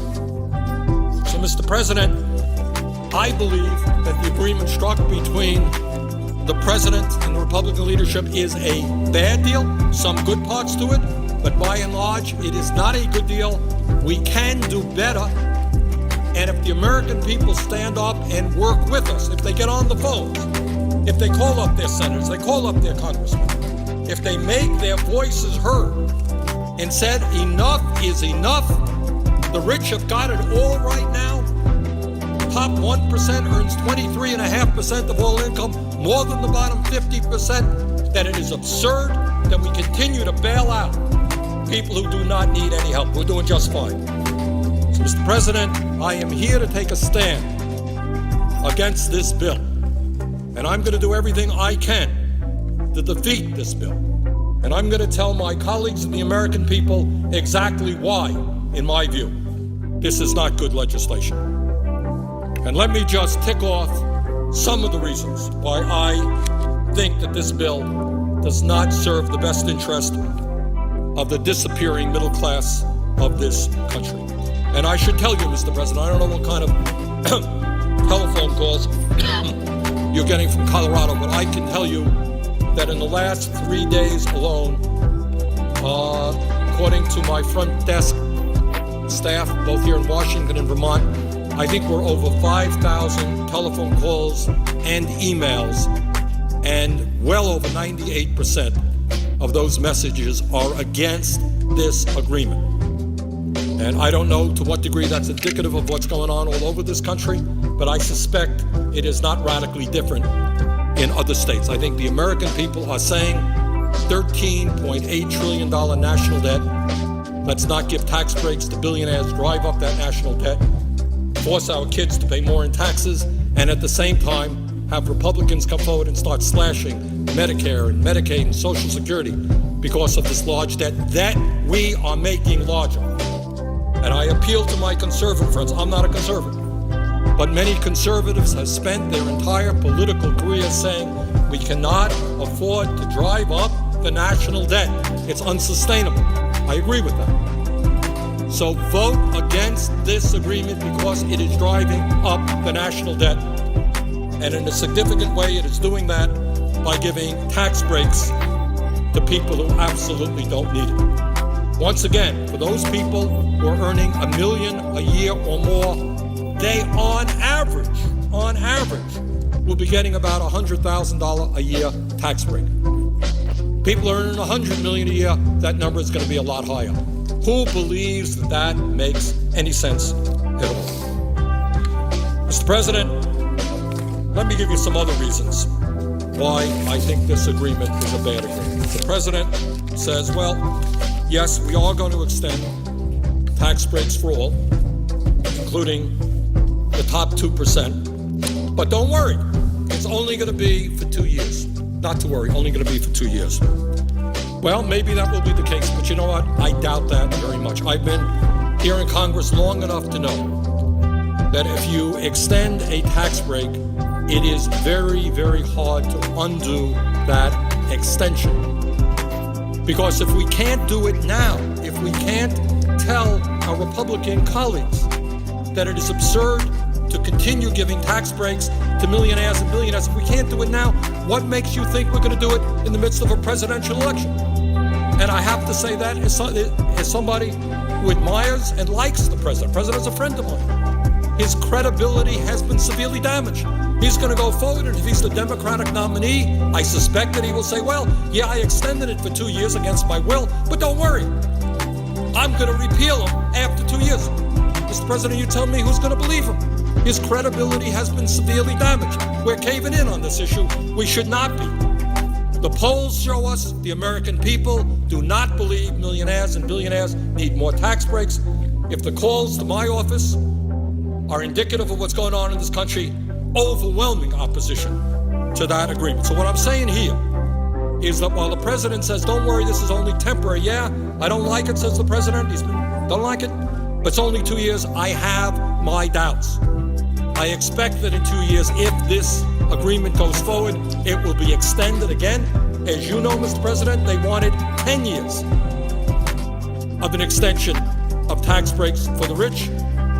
I have my strong suspicion that that is exactly what will happen if not made permanent. And this country cannot afford to give tax breaks to millionaires and billionaires and have the middle class pay higher taxes to pay them off. And I want to say also, Mr. President, that while a lot of attention has been focused on the personal income tax issue, that is not the only unfair tax proposal in this agreement. This agreement continues the Bush-era 15% tax rate on capital gains and dividends.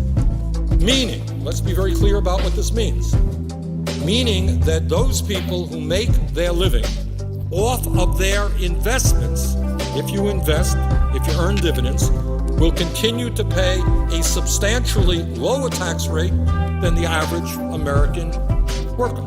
Person in the working class, middle class, our firemen, our teachers, our nurses. Those people are not going to pay 15%. They pay a higher rate than folks who have capital gains and dividends. I think that that's wrong. This agreement extends those provisions.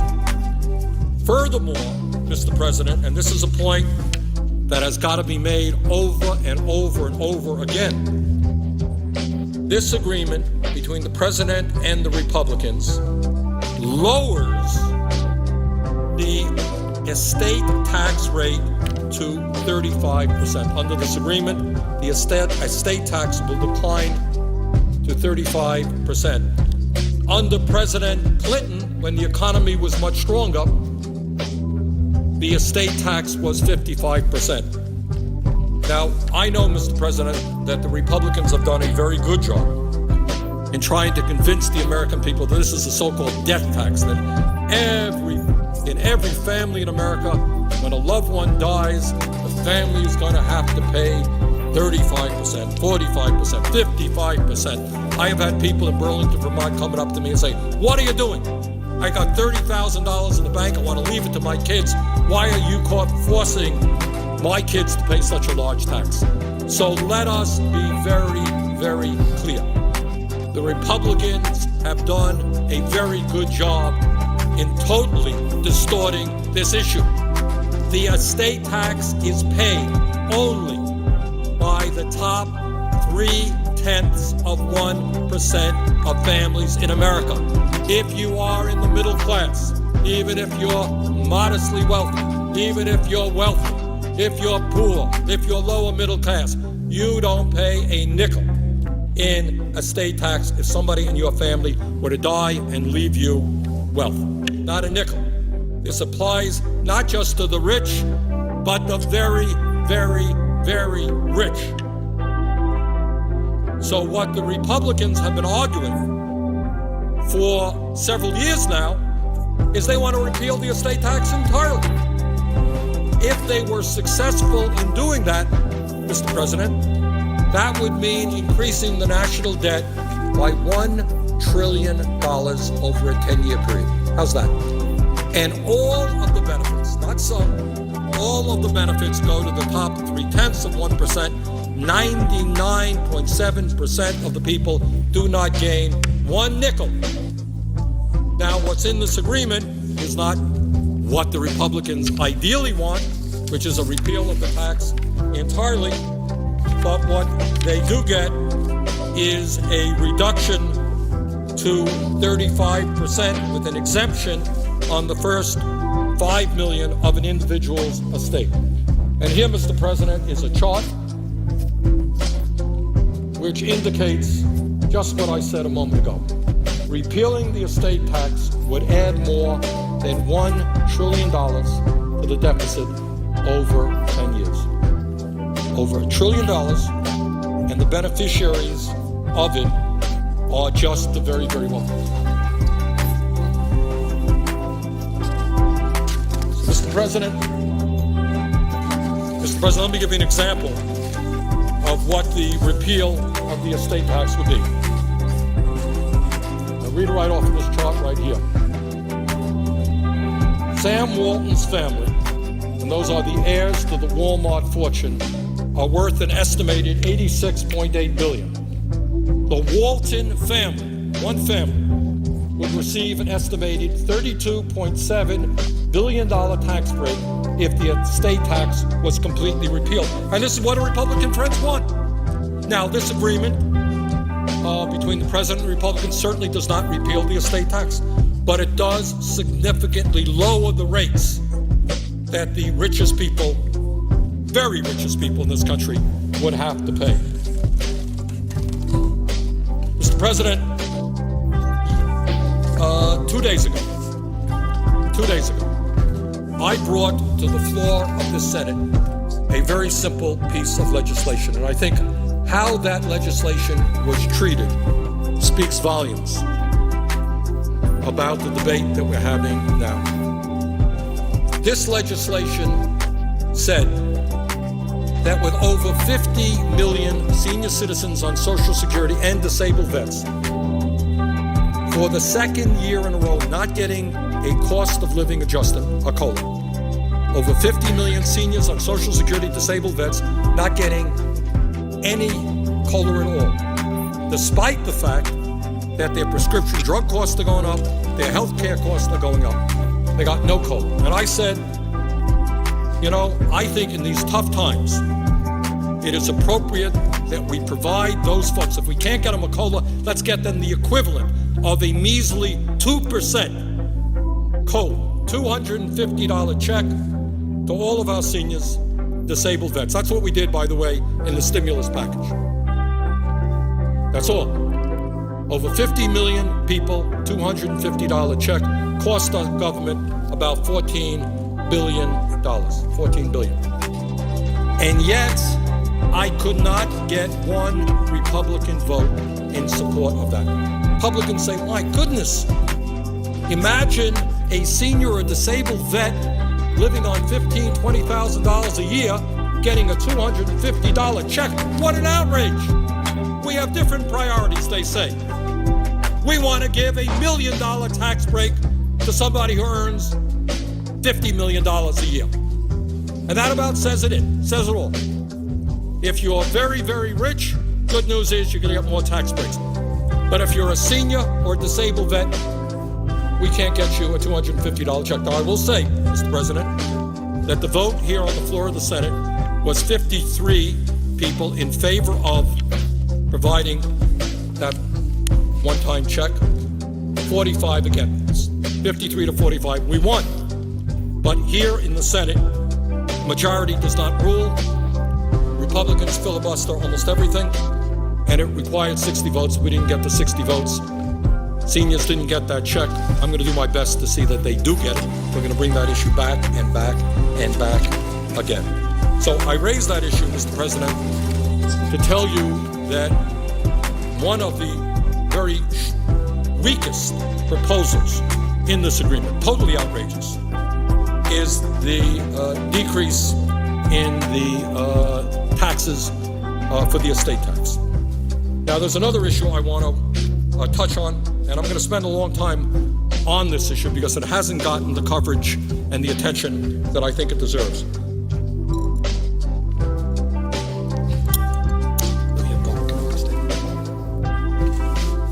And this agreement deals with the so-called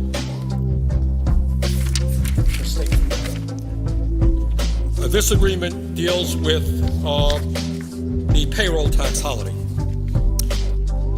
And I know the president, the vice president, others have been touting this, and they're saying, well, this is really a good thing because we're going to put more money into the pockets of working people. What will happen is if you're a worker right now, you're paying 6.2% in a payroll tax for Social Security. It's going to be reduced for 1 year to 4.2%. You get the difference, and this is really a good thing. Well, all of us want to see working people have more money in their pockets. That's what we're doing. That's what we're fighting for. But let me be very clear that while on the surface, this so-called payroll tax holiday sounds like a good idea for working people, it is actually a very bad idea. And what the American people should understand is that this payroll tax holiday originated from right-wing Republicans whose ultimate goal, trust me, is not to put more money into the pockets of working families. It's the ultimate destruction of Social Security. And what they understand is that if we divert funding that is supposed to go into the Social Security Trust Fund, this will ultimately weaken the long-term financial viability of Social Security. So in other words, what we are doing is, for the very first time, diverting money which is supposed to go into the Social Security Trust Fund. We're giving it to workers today. It's like eating our seed rather than going into Social Security. President says, don't worry, this is going to be covered this year by the federal government. Well, we've never seen that before. I don't want Social Security to be dependent on the federal government because the federal government has a $13.7 trillion national debt. And what I worry about is this is not just a one-year provision. This also could be extended. Let me just quote Barbara Kennelly, and I'm glad to see that I'm joined here on the floor by one of the strongest fighters in the United States Senate for Working Families, Senator Sherrod Brown of Ohio. And I just want to say this before I ask him a question, or before he asks me a question, or whatever the protocol is. And that is, I want to quote what Barbara Kennelly, the president and CEO of the National Committee to Preserve Social Security and Medicare, said. This is one of the largest senior groups in America, and this is what she says, and I quote, "Even though Social Security contributed nothing to the current economic crisis, it has been bartered in a deal that provides deficit-busting tax cuts for the wealthy." Here's the key point. Diverting $120 billion in Social Security contributions for a so-called tax holiday may sound like a good deal for workers now, but it's bad business for the program that a majority of middle-class seniors will rely upon in the future. End of quote. Barbara Kennelly, President, CEO of the National Committee to preserve Social Security and Medicare. I'm joined now by my very good friend from Ohio, and I wanted to ask him his sense of this overall agreement. Well, my sense is similar to yours in that I was just on a TV show a minute ago, and I was asked, the liberals or the conservatives, what they think about this. And this really isn't a liberal conservative issue. This is, first of all, the tax cuts overwhelmingly go to the wealthiest taxpayers. We're seeing the kinds of tax cuts that millionaires and billionaires get from the income tax and from the estate tax. But it's also, equally importantly, it blows a hole in our budget deficit. In some sense, we're borrowing tens of billions of dollars every year now. If this agreement becomes law, we're borrowing tens of billions of dollars every year from the Chinese. We're putting it on our children's and our grandchildren's credit cards for them to pay off who knows when. And then we're giving these tax cuts to millionaires and billionaires. I mean, just in those simple terms, it doesn't make sense. It doesn't make sense in our relationship with China. It doesn't make sense in the lost jobs that come from that China trade policy. It doesn't make sense in undermining the middle class. It doesn't make sense in terms of fairness in the tax system. And it doesn't make sense for our children and grandchildren and what the burden they're going to have to bear to pay off this debt. I mean, when giving a millionaire a tax cut and charging it to our kids who are paying taxes on unfortunately in the last few years declining wages is just morally reprehensible. And when I think of I know Senator Sanders has been on the floor 2 hours now on talking about this and how important and really analyzing it and educating and all that. I think about the economic policy too that this embodies. 9 years ago, Senator Sanders and the presiding officer, when he was a member of the House, Senator Udall from Colorado, and I and others voted against the Bush tax cuts of 2001 and 2003, principally because those tax cuts overwhelmingly went to the wealthy and ended up adding to our national debt. We had a surplus then. We sure don't now. We had the largest surplus we'd ever had in 2001. Blew a hole in that. But we passed those tax cuts under the belief, those who supported it, President Bush and Senator McConnell and so many others, under the belief that kind of trickle-down economics would grow our economy. Well, in the 8 years, and this isn't partisan, this isn't opinion, this is fact, from January 1, 2001 to January 1, 2009, President Bush's 8 years, we actually had private sector job loss in this country. Contrast that with a different economic policy, January 1, 1993 to January 1, 2001, the Clinton 8 years. Again, this isn't partisan, this isn't opinion, this is fact. During the Clinton 8 years, we had 21 million private sector jobs created. 21 million private sector jobs created, zero, literally, job loss. Private sector jobs created in the Bush 8 years because of trickle-down economics. So why would we blow a hole in the budget, which this bill does? Why would we, for our kids to pay off, and why would we continue an economic policy that clearly didn't work for this country? Didn't work for the middle class. We saw the middle class. We saw wages. Not only no job increase during those 8 years, except for the people at the very top, we saw actual wage stagnation or worse. Most Americans didn't get a raise during the 8 Bush years. Most Americans simply saw their wages flat or in many cases decline. The super wealthy saw a big increase in their incomes and in their net assets. And now we're going to give a tax break to them. I mean, this isn't class warfare. I have lots of people I know that have a lot of money. I don't aim ill will at them. But why would we help those people who have done so very well and then have our children pay for it? Now, Senator Sanders had just mentioned the letter from Barbara Kennelly, the Social Security, one of the largest seniors organizations in the country, and what this will mean for Social Security. And here's my fear, Mr. President, that if this is passed, we're going to see our budget deficit increase, according to the Congressional Budget Office, about $900 billion because of this package, $800-some billion over the next couple of years. As soon as it's signed by President Obama, even though it was negotiated with the Republican Senate leadership and overwhelming numbers of Republicans in the Senate and House, I assume, are going to vote for it. They're going to say, look at the huge budget deficit that President Obama created. From that day on, they're going to go after ways to cut the budget. That's okay. I agree we need to deal with spending and taxes and the whole picture. But I also know from watching Republicans, I saw them in the House when they moved towards Medicare privatization in 2003 and 4 and 5. They had some success. Fortunately, we were able to beat back most of it. I remember in 2005, after President Bush was reelected in a very, very close race, he spoke repeatedly about privatizing Social Security. I know that's what they want to do. In the 1990s, Speaker Gingrich, fortunately beat back by President Clinton, but Speaker Gingrich tried to privatize Medicare. And that's the way they cut the budget. They go after Medicare and Social Security. So this vote on this package, and to me, it's, we need to call the president, to write the president, to work with the president, to say no deal, and that this has got to be something very different from what it is now, because it will cause huge deficits that our children and grandchildren will have to bear.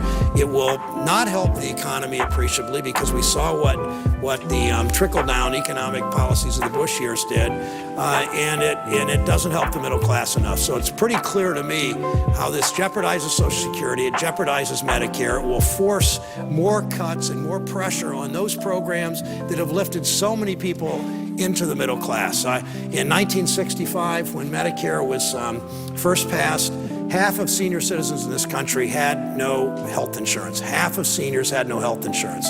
Today, 99% of seniors have health insurance, something like that. And I know that we're a country now that has created a strong middle class. We've seen that middle class because of these tax cuts for the wealthy, trickle-down kind of economic policy. We've seen the middle class shrink in the last few years. I don't want that to keep happening. That's why I'm very concerned about this. That's why I am working with the president to say no deal, that we need to much more seriously focus on not running up a huge debt, on making sure that Social Security is protected, on an economic policy that works for the middle class, and on a tax policy that's fair to the middle class. That's why Senator Sanders' work is so important on the floor today, taking the floor for a longer period than anybody I've seen since I've been in the Senate, in a filibuster kind of setting where he is raising these questions, asking these questions, educating the public, talking to people all over the country, in this chamber and outside, to change this policy. If I could interrupt my friend from Ohio and ask him a question. This is an issue that he dealt with last night. Talk about the kind of priorities that we have seen in the Senate recently, where just a couple of days ago, you and I worked very hard to try to make sure that seniors on Social Security and disabled vets were able to get a $250 check at a cost of $14 billion. And we couldn't get one Republican vote for that, while at the same time, Republicans are pushing tax breaks of over $1 million a year for the richest people in this country. Does that seem... Well, it tells a story, and I came to the floor right after that vote. I had supported it all along. I co-sponsored Senator Sanders' his effort to bring that to the floor for the $250 check for all seniors and all disabled veterans, I might add, not just Social Security beneficiaries. But I came to the floor right afterwards because I was pretty amazed. I know there's partisanship here. I know that some people think that their whole view of the world is if you give tax cuts to the richest people in the country, it'll all trickle down and we'll all do better, it'll all lift all boats. And that's a pretty good economic theory. You might have learned at Harvard, or you might have learned at Johns Hopkins near here or wherever, but it just doesn't work. I mean, it's nice theory, but it doesn't work to lift all boats. So Senator Sanders' effort was to provide a $250 check one time, the cost of $14 billion, but one time, not continued $14 billion, one time for seniors who had not had a cost of living adjustment in 2 years. And it just seemed to make so much sense when The average senior in this country gets about a $14,000 a year Social Security check. I guess that's about $1,200 a month.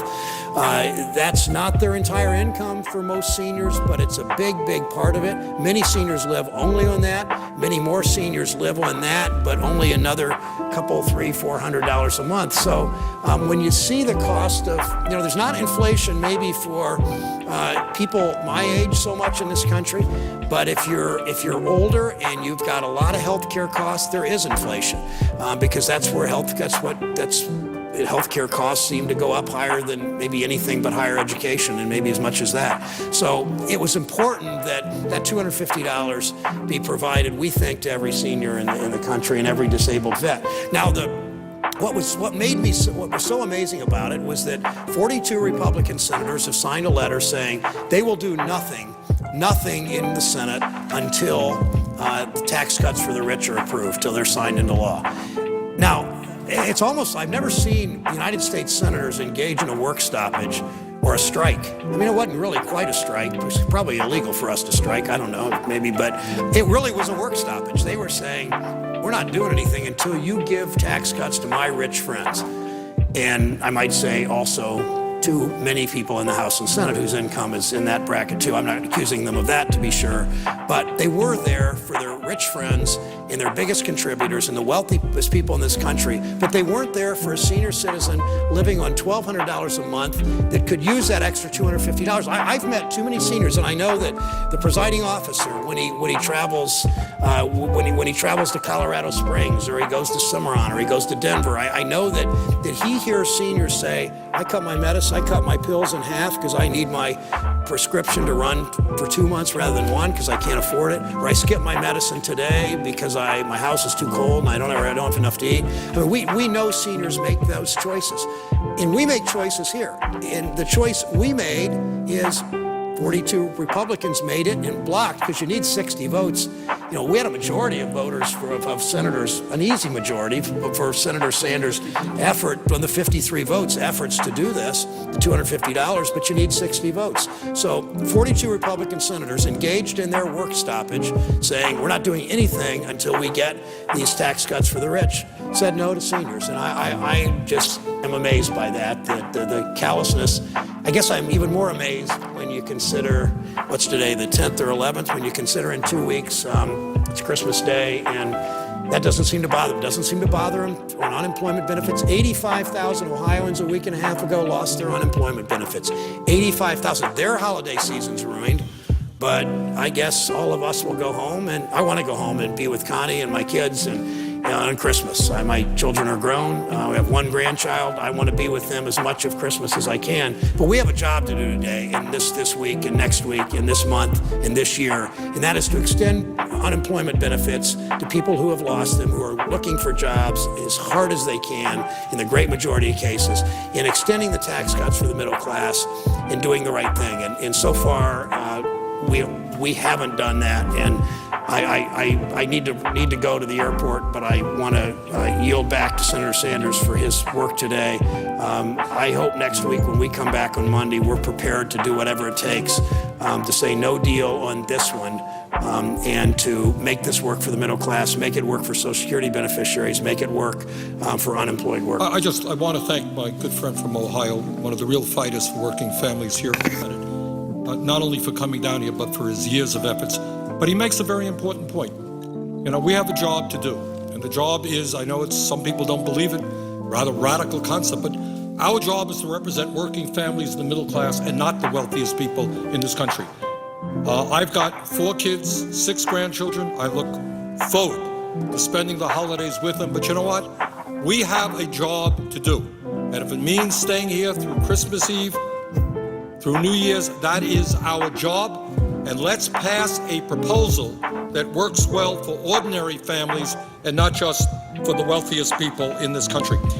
I wanted to thank Senator Sherrod Brown for coming down. And what I want to say now is when you look at this agreement, we've talked now about the absurdity of, in the middle of a time when we have a $13.7 trillion national debt, giving tax breaks to people who don't need it, Senator Brown and I have talked about the dangers inherent in this payroll tax holiday and what it might mean for the future of Social Security.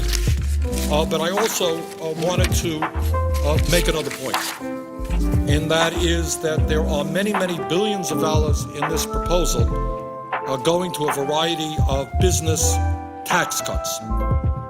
Some of them, in fact, might work. Some of them, in fact, might not work. But what is very, very clear is that if your goal is to create as many jobs as possible for every dollar of investment, this particular approach is not very effective.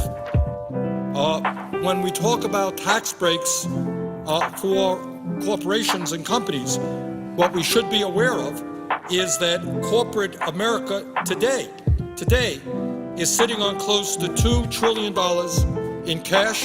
They have that cash on hand. And the problem is not that they don't have the money.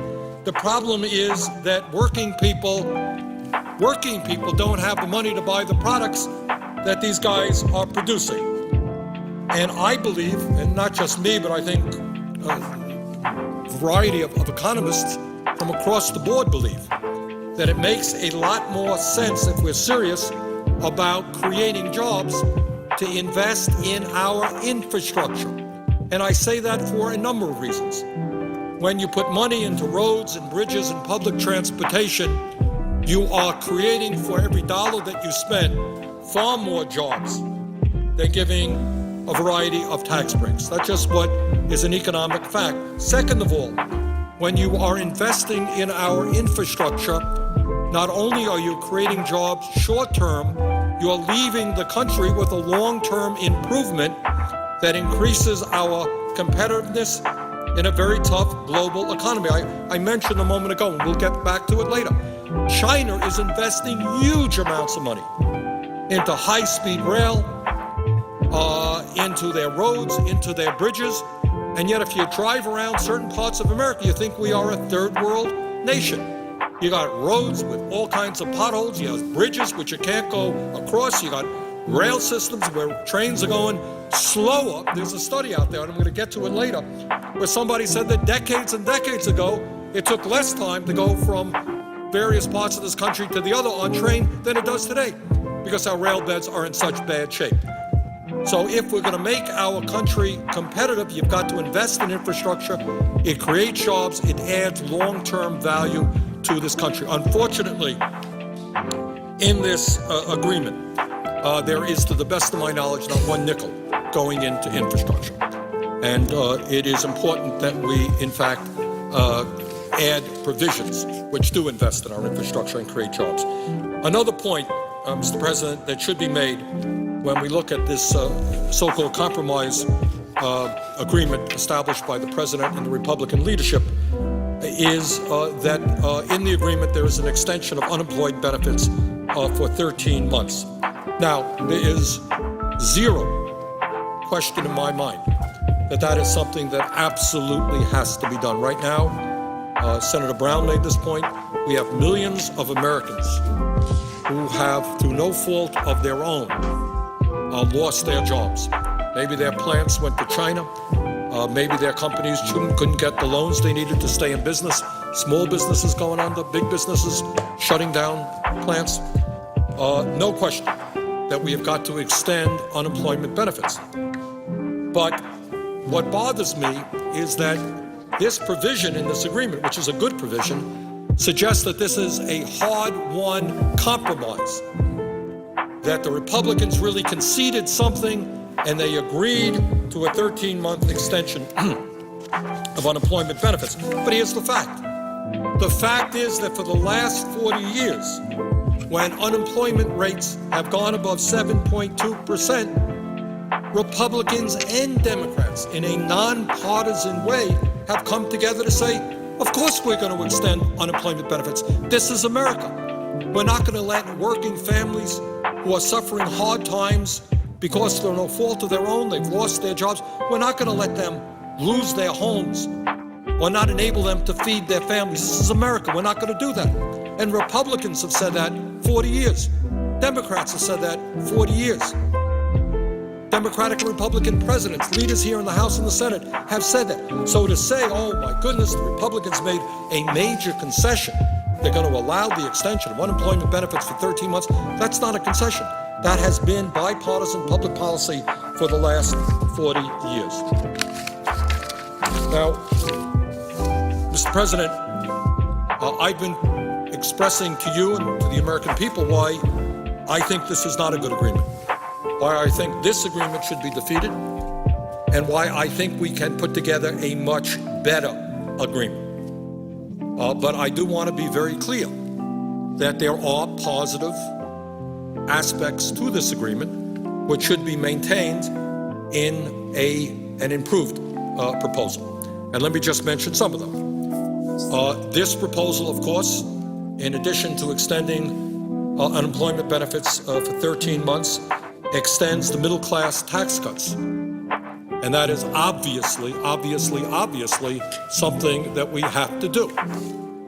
The reality is that the middle class in this country is collapsing. During the Bush years, we saw a $2,200 decline per year in median family income, and working families are hurting, no question about it. And to extend that tax cut for 98% of America would be a travesty. So we've got to maintain those tax cuts, and that is a positive thing in that agreement, which obviously any future agreement must maintain. Also in this agreement is the Earned Income Tax Credit for working Americans, a very important provision, and the child and college tax credits are also in this agreement. And these proposals will keep millions of Americans from slipping out of the middle class and into poverty, and they will allow millions of Americans to send their kids to college. So I'm not here to say to the president or the vice president that there aren't any good proposals and parts of this agreement. There are. But we can do much, much better. Now, what the president says, and he makes a valid point, he says, well, okay, show me the votes. Show me the votes. He's good at counting. We've tried a proposal here, Mr. President, as you well know, was it last week, where we only got 53 votes, which said that we're going to extend the tax breaks for the middle class and not the very, very rich. And the president knows, as everybody else knows, that around here, Republicans filibuster everything. You need 60 votes. And he says, show me the votes. Well, this is what I would say. What our job right now is about is reaching out to the American people from one end of this country to the other, from California to Vermont, including a lot of our very conservative states. Because frankly, it is not a conservative approach to substantially increase the national debt by giving tax breaks to billionaires. Mr. President, how many times have you been here on the floor hearing our Republican colleagues give long, long speeches about the danger and the unsustainability of a $13.7 trillion national debt and a $1.4 trillion deficit? You heard it day after day after day. That's their mantra.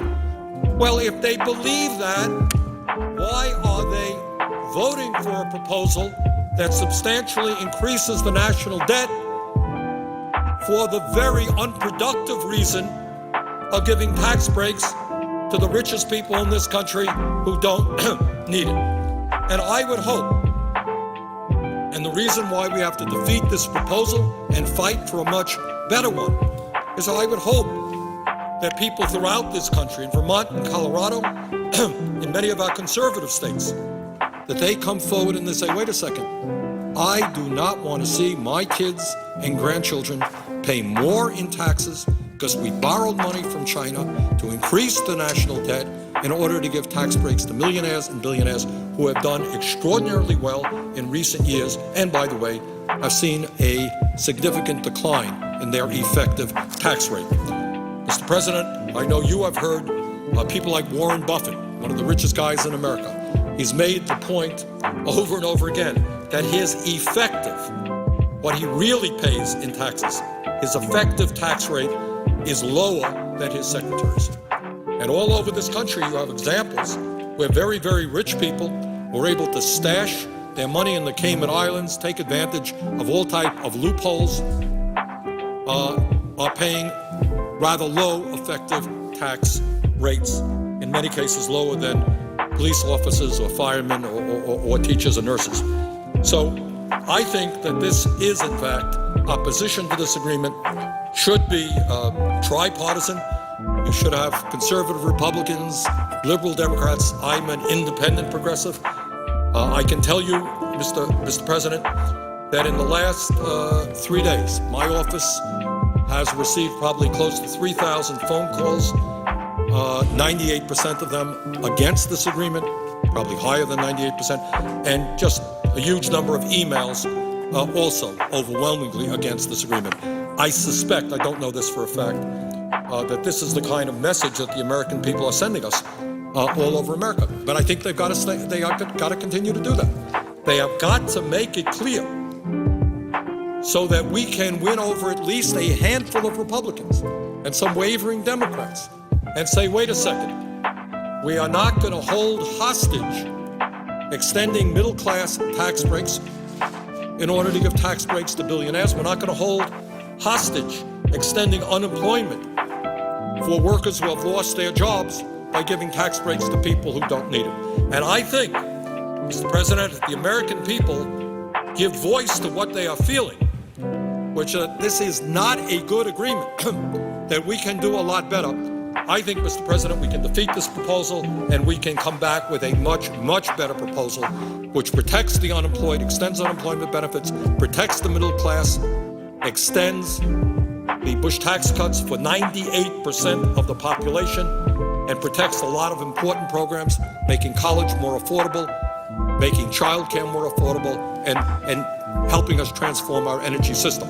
There's a lot that we can do if we defeat this proposal, and if the American people, we're not going to do it inside the Beltway. That I am absolutely sure of. Republicans are very united, but what we have to do is win at least a handful of them, and some wavering Democrats to say, Mr. President, Republican leadership, you guys have got to involve Congress in this discussion. I was very pleased yesterday that the Democratic caucus said, sorry, we're not bringing that proposal onto the floor. And I applaud Speaker Pelosi and the Democratic caucus for saying that. It took a lot of courage. Congressman from the state of Vermont, Peter Welch, played an important role, and I applaud Congressman Welch. Congressman Peter DeFazio played an important role. Congratulate him. But I congratulate mostly the caucus for saying we can do better. We can do better than we are doing. But let me be very frank. We're not going to do better unless the American people stand up and help us. We're going to need a lot of phone calls, a lot of emails, a lot of messages, so that all of our colleagues in the House and the Senate understand the American people do not want to see their kids having to pay off the debt incurred by giving tax breaks to billionaires. Mr. President, this agreement, doesn't come out of the blue. It comes within a context that I think frightens many people in this country. I think many Americans have a sinking feeling that there is something very, very wrong in our country today. I know that my father came to this country at the age of 17 without a penny in his pocket and became the proudest American that you can ever see. He didn't have much of an education, but he knew that this country gave him a great opportunity, and that's the American story. That's what it's all about. And millions of families, whether they came from other countries, whether they, just made it on their own. I know we have heard a majority leader, Senator Harry Reid, talking about his experience growing up in a desperately poor family. That's what America is about. But I think there are a lot of folks out there who believe, and the facts back them up, there's something wrong. And what's going on in this country is the middle class is collapsing, poverty is increasing, and I think what people worry about, and I've got 4 kids and I've got 6 grandchildren. I'm not worried about me. I'm worrying about what happens to my kids and my grandchildren. And we have some wonderful young pages here, and we're sitting on the floor, and we worry about their futures as well. And we don't want to see our kids and our grandchildren be the first generation in the modern history of America to have a lower standard of living than their parents. We don't want to see this country the economy of this country move in the wrong way. We don't want to race to the bottom. We want to see our kids live healthier and better lives than we do. Not have to work longer hours, not getting a lower quality of education or less education. That is not the history of this great country. And I want to spend a minute now in talking about one aspect of what's going on in this country that does not get the kind of attention that it deserves. And there are obvious reasons why, having to do with who owns the media and corporate control over the media, having to do with who pays, who provides the campaign contributions that elect members of the House and the Senate, having to do with all the lobbyists that surround this institution that, Wall Street and the oil companies spend, hundreds and hundreds of millions of dollars, lobbyist campaign contributions. We don't talk about an issue. And the very simple issue that I want to talk about for a moment is who is winning and who's losing in the economy. I come from New England. Everybody follows the Celtics, we follow the Red Sox, and we follow the Patriots. And when everyone says, okay, who won the game? Patriots win or they lose? That's what you want to know. Who's winning, who's losing? And in fact, in America, it's pretty clear in the economy who's winning and losing. Vast majority of people, working people, middle-class people, low-income people are losing. That's who's losing. And it is very clear who is winning. The wealthiest people in this country are doing phenomenally well. They are winning the economic struggle. In America today, Mr. President, and again, we don't talk about this too much. We don't talk about it too much, but it's time we did. In America today, we have the most unequal distribution of wealth and income in the industrialized world. Now, I haven't heard too many people, Mr. President, talk about that issue. Why not? Our Republican colleagues, want huge tax breaks for the richest people in this country. But the reality is that the top 1% already today owns more wealth than the bottom 90%. How much more do they want? When is enough enough? You want it all? We already have millions of families today that have zero wealth. They own less, they own more than they own. Millions of families have below zero wealth. We are living in a situation where the top 1% owns more wealth than the bottom 90%. Top 1% owns more wealth than the bottom 90%. And Mr. President, that is simply unacceptable. Today in our country, and this is something we must be absolutely ashamed about and have got to address, that instead of giving tax breaks to billionaires, maybe we should appreciate the fact that about 25% of our children are dependent on food stamps. We should understand that in the industrialized world, the United States of America has as this chart shows, the highest rate of childhood poverty in the industrialized world. Is this America? Is this America? The United States today has over 20% of its kids living in poverty. In Finland, the number is about 2 or 3%. Norway, maybe 4%. Sweden, maybe 4.5%. Switzerland, 6%, whatever it may be. But here we are. If you're watching on television, what you're seeing is the red line. Here's the United States, well over 20%. Here's the Netherlands in second place. Looks to me like about 7%. This is the future of America. So we're sitting here talking about an agreement which says let's give huge tax breaks to billionaires, and here's the reality. We have a rate of childhood poverty far, far surpassing any other country on earth. And let me tell you something else. I don't know that we have a chart for this, but it is the other half of the equation. What do you think happens when you have millions and millions of kids living in poverty? What do you think happens when you have kids who are dropping out of school when they're 13 or 14. I will tell you what happens.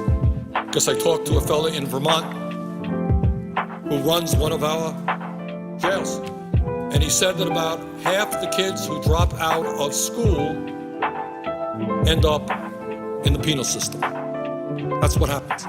So the result is the highest rate of childhood poverty in the industrialized world. And then what we end up with is more people behind bars than any other country on earth. You got that? China is a communist, totalitarian society, much, much larger than the United States of America, which is a democratic society. We have more people in jail than China and more people in jail than any other country. So what we end up doing, right, is we keeping people in jail because they dropped out of school, they never found a job, they got hooked up on drugs or whatever. And we pay to put them in jail rather than investing in childcare, in education, in sustaining their families. So, Mr. President, when we look at the context in which this agreement was reached, we have got to see that it takes place at a time when the rich are already doing phenomenally well, while we have the highest rate of childhood poverty in the industrialized world. Mr. President, during the 8 years of President Bush, the wealthiest 400 Americans, that's not a lot of people, 400 families, saw their income more than double, while their income tax rates dropped almost in half. So you got 400 families, all of whom are already multi-millionaires. During the 8 years of President Bush, their income more than doubled, while their income tax rates dropped almost in half. I would say to my colleagues here in the Senate, we don't have to worry about these guys. They're doing just fine. They don't need an extension of tax breaks. Mr. President, the wealthiest 400 Americans now earn, on average, $345 million a year, and they pay an effective tax rate of 16.6%. How's that? All right? Top 400 wealthiest people in this country earn $345 million a year, and they pay an effective tax rate of 16.6%. They do not need an extension of tax breaks. And by the way, for the United States of America, this effective tax rate of 16.6% on average is the lowest tax rate for the very rich in America that has ever been. So we've already given the wealthiest people in this country the lowest effective tax rates in the history of our country. That's what we've done, on record, at least since they've been keeping records. So the idea of giving these guys who are doing phenomenally well, who already own more wealth than the bottom 90%, more tax breaks is totally absurd. Mr. President, under the 8 years of President Bush, the wealthiest 400 Americans, we talked about how they doubled their incomes. Incomes is what happens in 1 year. Under the 8 years of Bush, the wealthiest 400 Americans increased their wealth by more than $380 billion. 400 families increased their wealth by $380 billion. That averages to almost $1 billion a family. $1 billion in 8 years. That's the average. Some obviously are more. Collectively, and I know this is not an issue that we talk about too much, collectively, the 400 richest Americans have accumulated $1.27 trillion in wealth. If any of them die this year, their heirs can receive right now all of this money tax-free because the inheritance tax has been eliminated in 2010 as part of the Bush tax, estate tax repeal this year. Mr. President, the top 25 hedge fund managers last year made a combined $25 billion in income, a combined $1 billion per person, okay? So if you are a hedge fund manager, you're doing pretty good. And I mentioned a moment ago, we tried just the other day to get checks of $250 out for disabled vets and senior citizens on Social Security who haven't had a COLA in 2 years, couldn't get them that check. But the top 25 hedge fund managers last year made a combined $25 billion in income, $1 billion per person. And our Republican friends say, oh, my word, we've got to lower their taxes. Last year, Mr. President, ExxonMobil, the Bank of America, and other large and profitable corporations paid no federal income taxes. So what you got is a tax system which is totally distorted in the sense that it allows large, profitable corporations to pay, in some cases, and in many cases, zero. And in fact, last year, it would be funny if it really wasn't pathetic. And here you have, as I understand it, last year, ExxonMobil, which made $19 billion, paid nothing in taxes. Bank of America, huge bailout for the American taxpayer, paying their executives all kinds of fancy, huge compensation packages. They got a refund check from the IRS. That's how absurd the situation is. And people say, oh my word, in order to deal with our deficit, we're gonna have to cut back on Medicare, Medicaid, and education. We can't afford it. I guess we can afford to allow ExxonMobil, the most profitable corporation in the history of the world, to make huge sums of money and pay nothing in taxes. We can afford to do that, but we can't afford to protect the working families and the middle class. Mr. President, in the year 2005, 1 out of every 4 large corporations in the United States paid no federal income taxes on revenue of $1.1 trillion. Now, what do you think? Maybe before we start cutting Social Security and Medicare and Medicaid and veterans programs, maybe we want to ask some of these very large and profitable corporations to pay at least something in taxes. From 1998 to 2005, 2 out of every 3 corporations in the United States paid no federal income taxes, according to the GAO report. Sadly, the economic pain that millions of people are experiencing didn't even begin as a result of the Wall Street bailout. The middle class was collapsing long before that. It's wrong to blame Bush for all of the problems. He contributed a lot to it, but not all. That trend has been going on for many years. As the Washington Post reported last January, and let me quote from an article, because again, I want to put the economic reality facing the middle class in contrast the economic reality facing the very rich in that broad context of this agreement signed by the president and the Republican leadership. As the Washington Post reported last January, and I quote, the past decade, the Bush 8 years plus 2 years, was the worst for the U.S. economy in modern times. It was, according to a wide range of data, a lost decade for American workers. A lost decade for American workers. Do you know why people are furious? Do you know why they're angry at Washington and everybody else? The last decade was, according to the Washington Post, a lost decade for American workers. There has been zero net job creation since December 1999.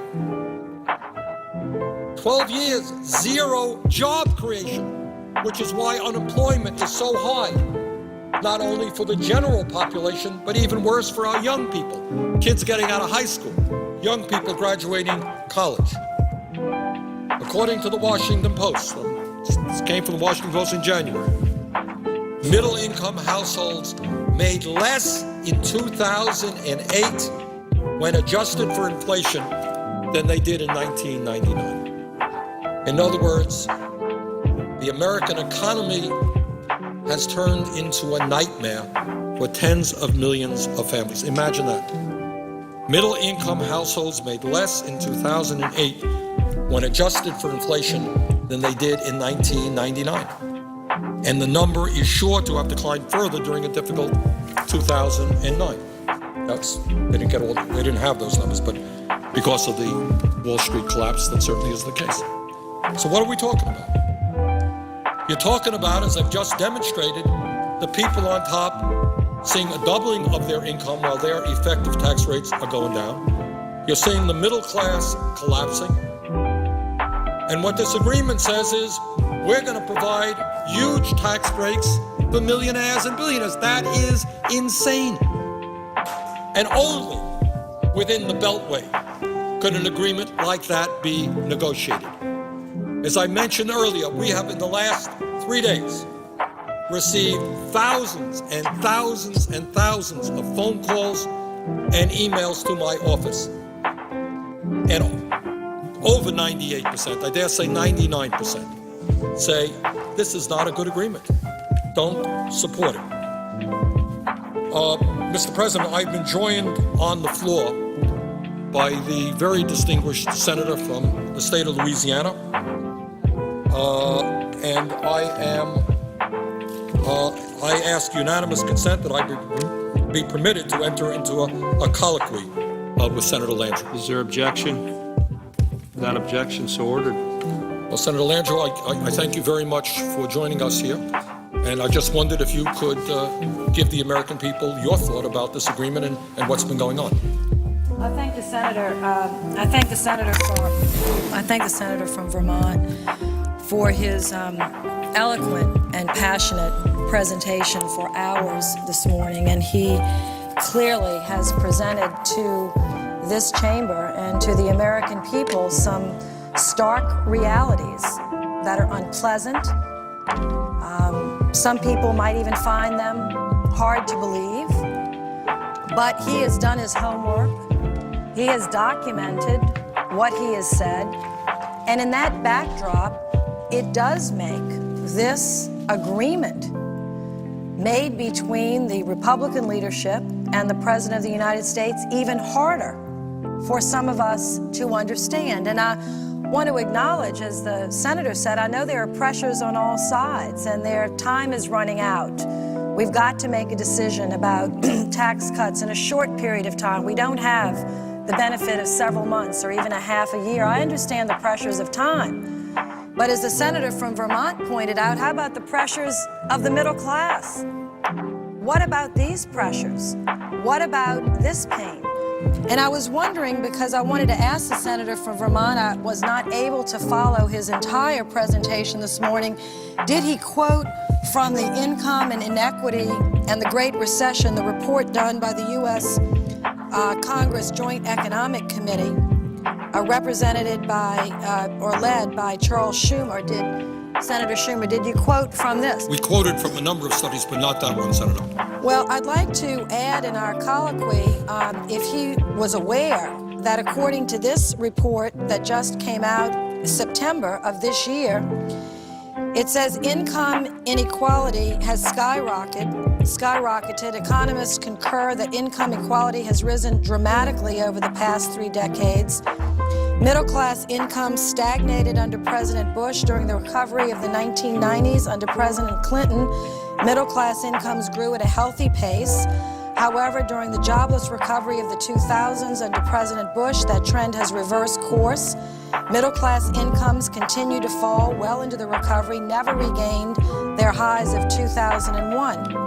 The report goes on to say, which is frightening, which is why I have been raising my voice in opposition so strongly to some parts of this package, is that this report says, Senator, high levels of income inequity may precipitate economic crisis. In other words, if the middle class can't see light at the end of the tunnel.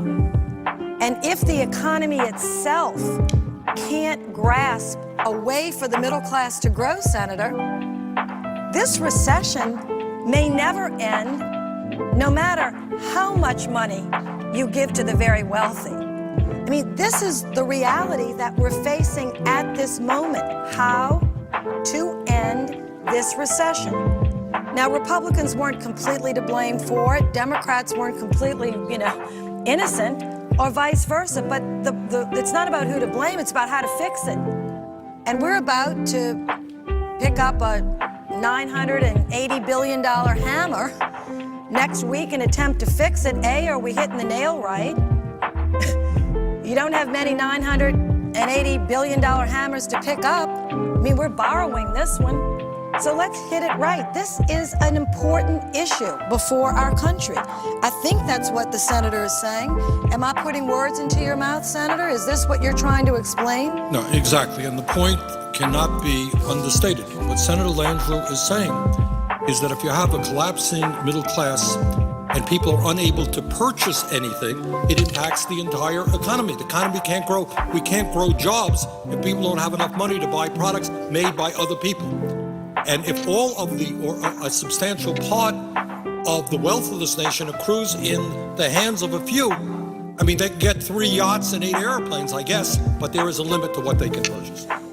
And there's a limit to what they can consume. And what the senator is saying and what I'm saying, and I want to be very clear because the senator and I don't agree on every piece of legislation. He tends to be a little bit more liberal and progressive in his politics than I am. But on this subject, we are both equally concerned about the shrinking of the middle class. And I want to say, from my perspective, the senator may have a different view. I'm talking about the broad middle class. Incomes of $50,000 to $500,000. Now, in my state, $500,000 of income, I'm not talking about net worth, I'm talking about income, is a huge amount of money. In fact, I brought a graph that I'm going to, it's right here, to show here that 84% of the households in Louisiana, so when I talk about middle class, 84% of the households in Louisiana make less than $75,000. 84%. Now, most people in Louisiana, believe they're in the middle class. But 84% make below $75,000. So when I use the term middle class, and we all have a different view, I try to say the broad middle class, between $50,000 and $500,000. If you have $500,000 in income, you're quite wealthy in Louisiana. But I realize that we're not New York. We're Connecticut, California. Maybe if you make $300,000 or $400,000 in income in some of these places, you don't consider yourself very wealthy or rich. I think by Louisiana standards you would be. But this is a big nation, so I want to be as broad as I can possibly be here. I'm not talking about the wealthy being $400,000 or $500,000. That may not be the case in California. But what we're talking about in this tax bill is borrowing $50 billion to give tax breaks to families earning over $1 million. So as the senator from Vermont said, whether you put your mark at $250,000 or $100,000 or $500,000, we could disagree about how broad the middle class is. But is there anyone in this chamber, on any side of the aisle, from any state, that believes seriously, given what the senator from Vermont just outlined, which is really not debatable. I mean, these economic studies are not just from one side of the aisle or another, that we should actually, next week, provide $50 billion in extended benefits for the families in America who are making more than $1 million a year. When the inequities are so great, when the needs of the middle class are so great, when there is no evidence to suggest that even after this tax cut that I've seen that's convincing, that the recession will end. And we're doing this for 2 years. What happens, Mr. President, if the recession doesn't end? And we've borrowed all of this money to provide the extension of these tax cuts, and in addition given the $50 billion to the million-dollar earners in this country. What do we do then? Go borrow another $1 trillion and try it again? I think we have to try something different. Now, I don't know if the senator has another point before I go into just a few thoughts that I have. I wanted to ask him if he, yes. Thank you very much, and agree with what she has been saying. I was mentioning earlier, Senator, that the calls that are coming in and the emails that are coming into my office are overwhelming, like 99% against. I don't know what's going on in your office. Are you getting calls in? I'm getting calls, actually, and I checked this morning, about 50% for, 50% against. Now, the state of Louisiana is a little different than the state of Vermont. Many of the calls coming in from around the country are against giving, well, actually, let me say this. Most of the calls coming in are absolutely against giving tax cuts to people over $1 million. Okay, yeah, that's what I'm saying, yes. I mean, overwhelmingly, people are calling in saying, is that really happening? And geez, and in fact, my office told me today that actually 10 people called that had incomes over $1 million, which I found very interesting, to say they supported my position. Tell Senator Landrieu I make $1 million a year, and I agree with her. So I know people are listening. So I thank those callers. You know, they make $1 million over a year. They said, please, use the money for somebody else or something else. I'm doing fine. I'm counting my blessings. I survived the recession. They know that 33,000 people are getting ready to run out of unemployment benefits in Louisiana alone if we don't extend it.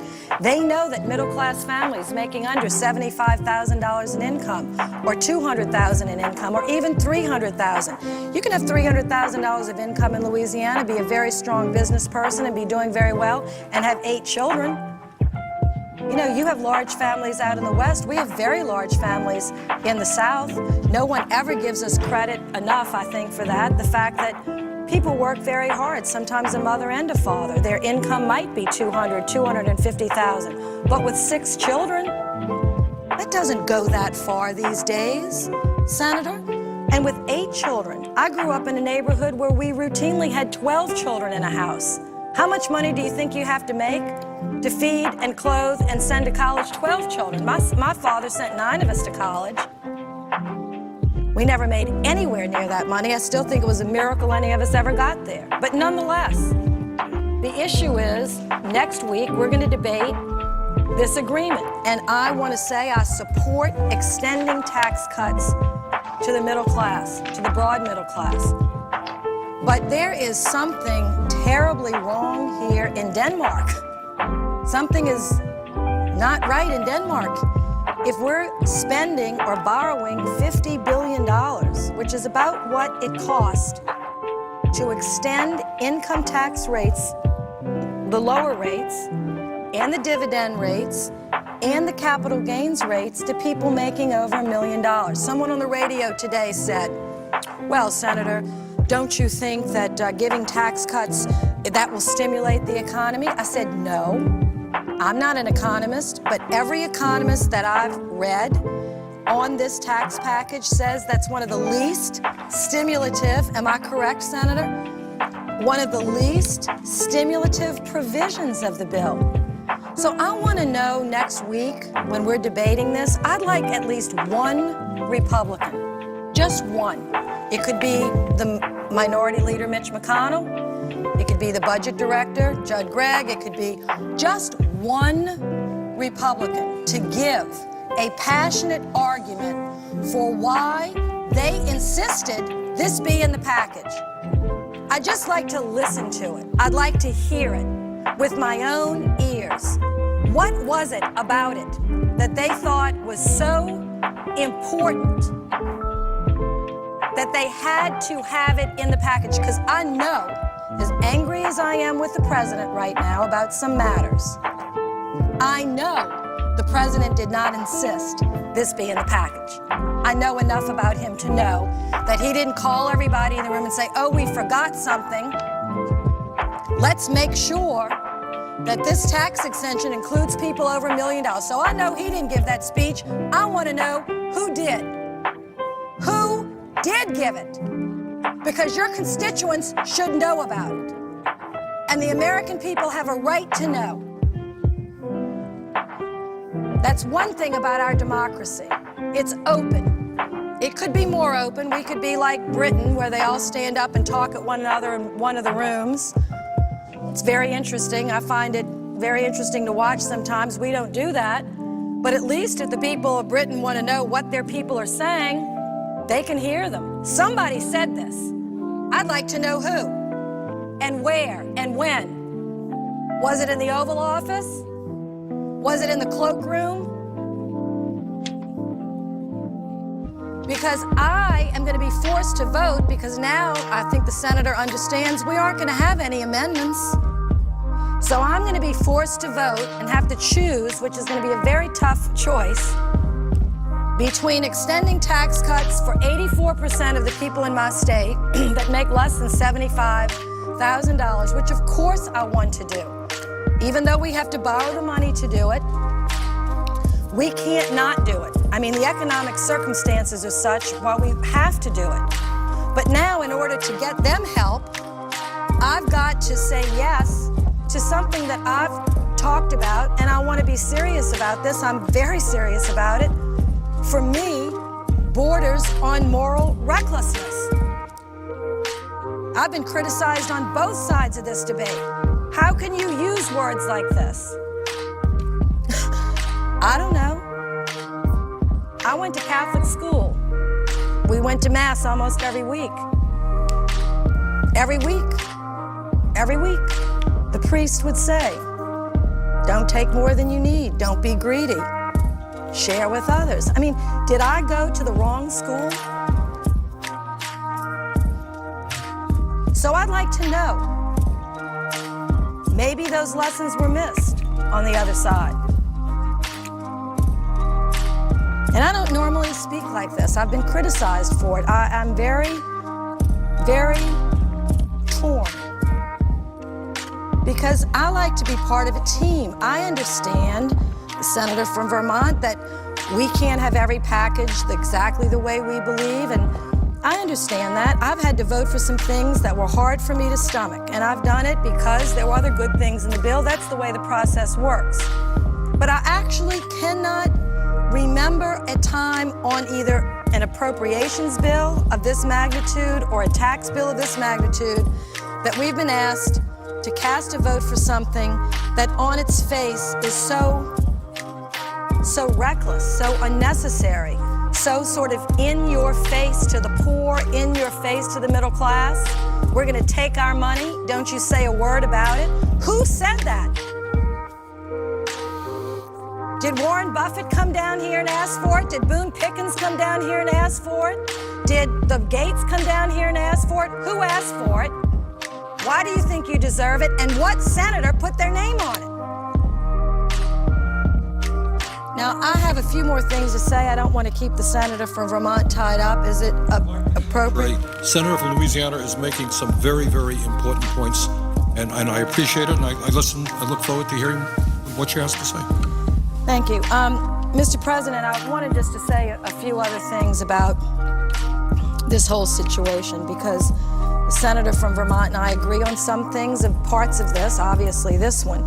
But we had a big difference, and I wanted to show this just from my perspective. I voted for the original tax cuts. I'm not sure that the senator from Vermont did. And there were very good reasons on both sides, but I'd like to take a minute, because I've got, as I said, critics on both sides here, and I want to share some thoughts about that and make something very clear. I was one of 12 Democrats. There are only 7 of us left in the chamber today that voted for the Bush tax cuts. There was for the middle class and the poor and the wealthy. Everybody got income tax relief, capital gains tax relief, dividend tax relief. Senator Lincoln and I and others worked very hard to make sure that in that package, even though I would have designed it differently if I could have done it myself, but there are no czars around here. This is democracy. I understand it. I've been doing it for 30 years. We worked hard to shape that package the best we could, to direct it and target it to the middle class. There are many critics of that say you didn't do it well enough. You didn't send it to the middle class. You sent it to the wealthy. I disagree. I think that we did as well as we could to send it to the middle class, although the higher brackets were lowered as well. But I'll tell you, the big difference was it was paid for when we voted for it. There was a $128 billion annual surplus. In other words, we were spending $128 billion less than we were taking in. What a happy time that was. We were paying for our Pell Grants, we were paying for education, we were paying for health care. We had surpluses in Social Security, Senator will remember, and we had a $128 billion surplus that year alone. And surpluses as far as the eye can see. This is before 9/11. So the 12 of us, let me speak just for myself, thought, what a situation this is. Democrats had taken the tough vote. Not one Republican had voted for this budget reconciliation that, as you know, you were in. I think the senator was then in the House and took a tough vote along with many Democrats to put us on that path. Middle class was expanding. Jobs were being created at unprecedented levels. And yes, we were creating millionaires. I'd like to say this. I love creating more millionaires. It's why I got into politics. One of the reasons I like when people are successful. I love to hear stories about my constituents who came from poor families, whose mothers were household servants, whose fathers never went to high school. I love to hear about these smart little girls from Gerttown who got straight A's in school, went down the street to Xavier University, got their pre-med degrees, went to become a doctor, became a doctor, and now they're millionaires. I don't decry that. I celebrate it. I'm the one that fought for them to get their scholarships.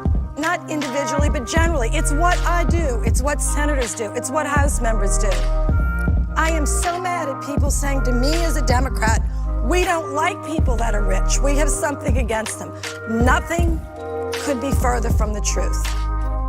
I love the book, The Millionaire Next Door. It talks about how it's a myth that most millionaires in America have inherited the money. The fact of the matter is, we've created such a great country over 250 years.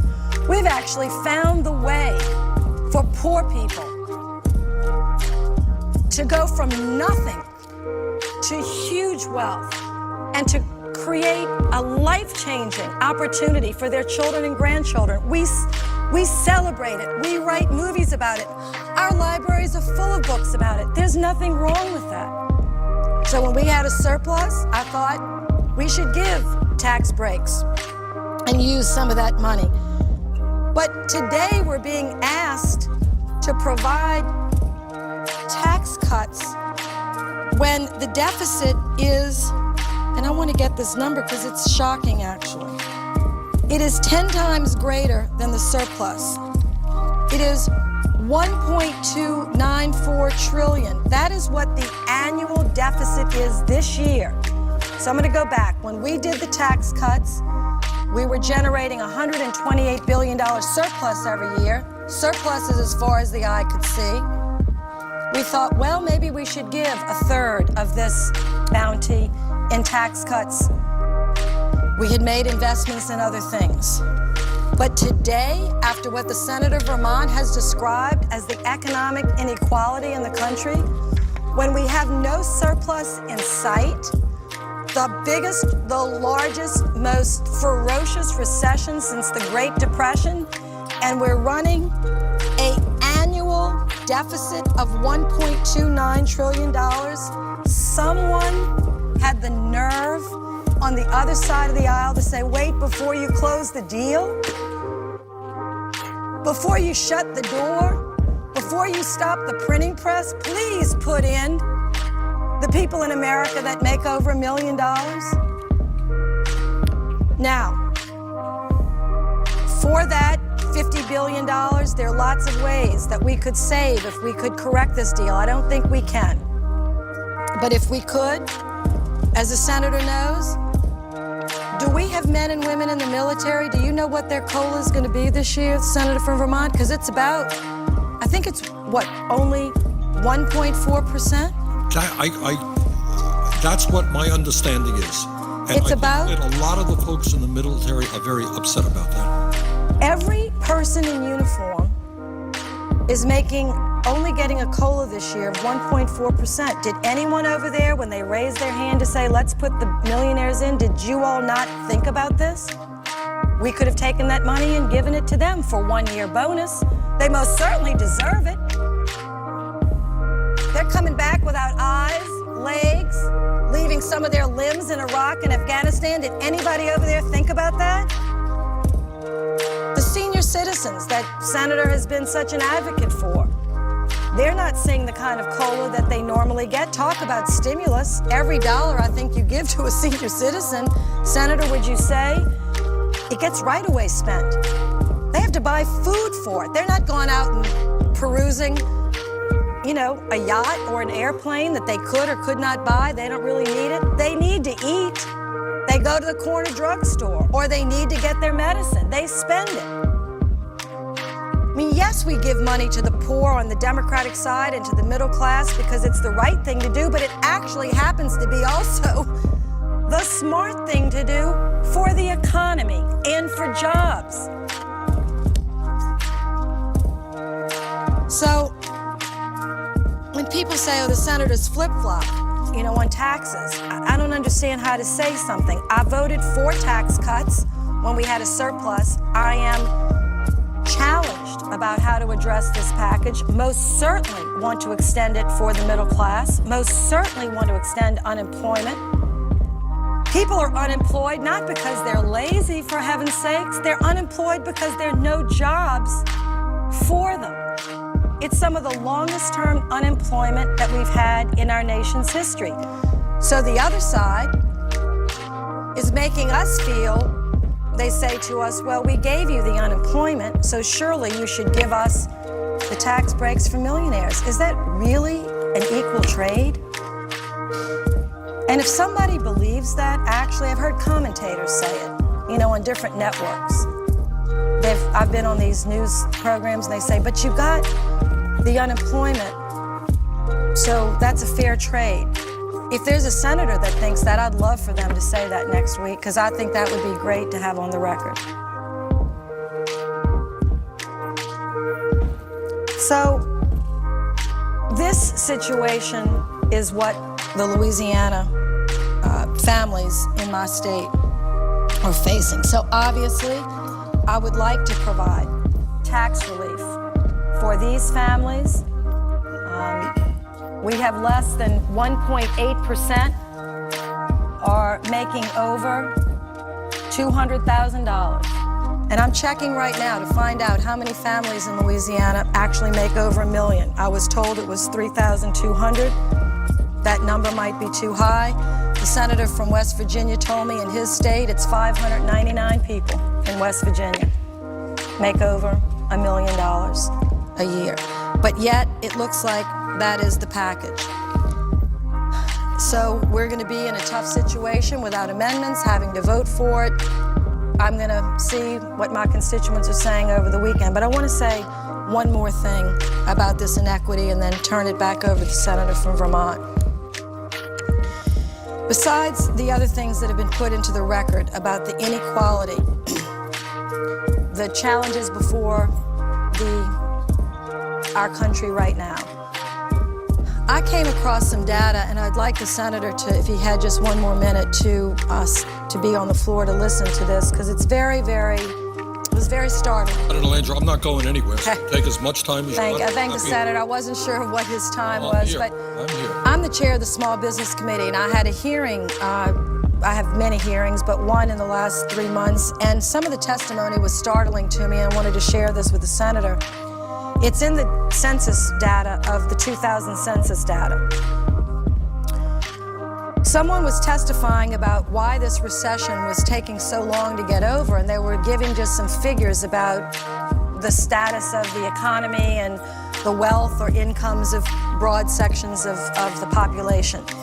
And they said, sort of off the cuff, just like, and ho-hum, and today is Monday, they said, and by the way, the average net worth, the median net worth of households in America, the average median net worth, not income, net worth of households is $67,000. So that's very interesting. I thought it would be higher than that. I mean, that's taking everything that you own minus everything you owe, and the difference is your net worth. I thought people might have more than that. I mean, in terms of equity in their homes, a couple of $100,000, $67,000. It was concerning to me. So I said, well, do you have that broken down by race by any chance? Oh, yes, ma'am, we have that. So would you share it? They did, and I'm going to share it with you because I have not recovered from what I heard. The gentleman says to me, well, for white families in America, the average median, median, which is 50% more, 50% less, the median for white households, Senator, is $87,000. $87,000. For Hispanic families, it is $8,000. And for African American families, it is $5,000. Now I want to repeat that again. 50% of all families in America who are Caucasian, their net worth is $67,000 or less. For Hispanic families in America, 50% of all Hispanic households, their net worth is $8,000. And for African American families today, 2010, 40 years after the peak of the Civil Rights Movement and 150 years or so after the Civil War and all the things we think we've done to try to get people in a more equal position in our society, is $5,000. That's including home equity. That's including home ownership, I mean. Without home ownership, that net worth for African American families falls to $1,000. So when people say people are in pain and suffering and anxious and they can't buy anything, well, you wonder why. There's no cushion in a recession like this. How brutal is a recession to people that have so little cushion? For a middle-class family of any race, if you lose your job, you can get unemployment, you've got some equity in your home, maybe you have some savings, you can fall back, there's a cushion, you can land, you can bounce back up. How brutal is this recession to millions of families in America that have no cushion? They're just hitting hard rock. They're just hitting steel. There's no cushion there. And you wonder why people are angry? You wonder why this Tea Party movement is festering? You wonder why people want to, people are so angry that call? I understand that anger. I'm so angry myself, I don't know what to do. My good friend, and I thank her very much. And she is right. No great secret to anybody here. Her politics and mine are not the same on many issues. But she's down here speaking from her heart, coming from the state of Louisiana, and not radically different in Vermont. We got a lot of struggling families. And I want to just reiterate a point, because she's been talking, I think, so effectively about the stress on the middle class and working families in her state and around the country. I want to reiterate this point, Senator, if I might. And I'm not here to pick on George W. Bush, but during the presidency, his 8 years, the wealthiest 400 Americans, those are pretty high up guys, it ain't in the middle class, no matter how broadly you define that, their income more than doubled. Got that? While their income tax rates dropped almost in half. The wealthiest 400 Americans now earn on average $345 million a year and pay an effective tax rate of 16.6% on average. That's the lowest tax rate for wealthy individuals on record. So the point is, Senator Landrieu is talking about, and I'm talking about, that people out in the real world are working longer hours for low wages. Median family income has declined. People are scared to death that for the first time in our modern history, their kids are going to have a lower standard of living than they do. You're hearing that in Louisiana? I am. All right. And the people on top are doing well. And Senator Landrieu is asking a very simple question. Millions of people are asking the same question. The wealthiest people are becoming much richer. Middle class is declining. Poverty is increasing. Who decided? Who are the people who said that billionaires really need an extended tax break and a reduction in the estate tax? It is a very simple question that she's asking. It's a very profound question because it speaks to what this country is all about. And I didn't mean to interrupt the Senator. No, and I thank the senator from Vermont, and I want to submit to the record this income inequality and Great Recession report from Senator Schumer and the Joint Economic Committee. Without objection.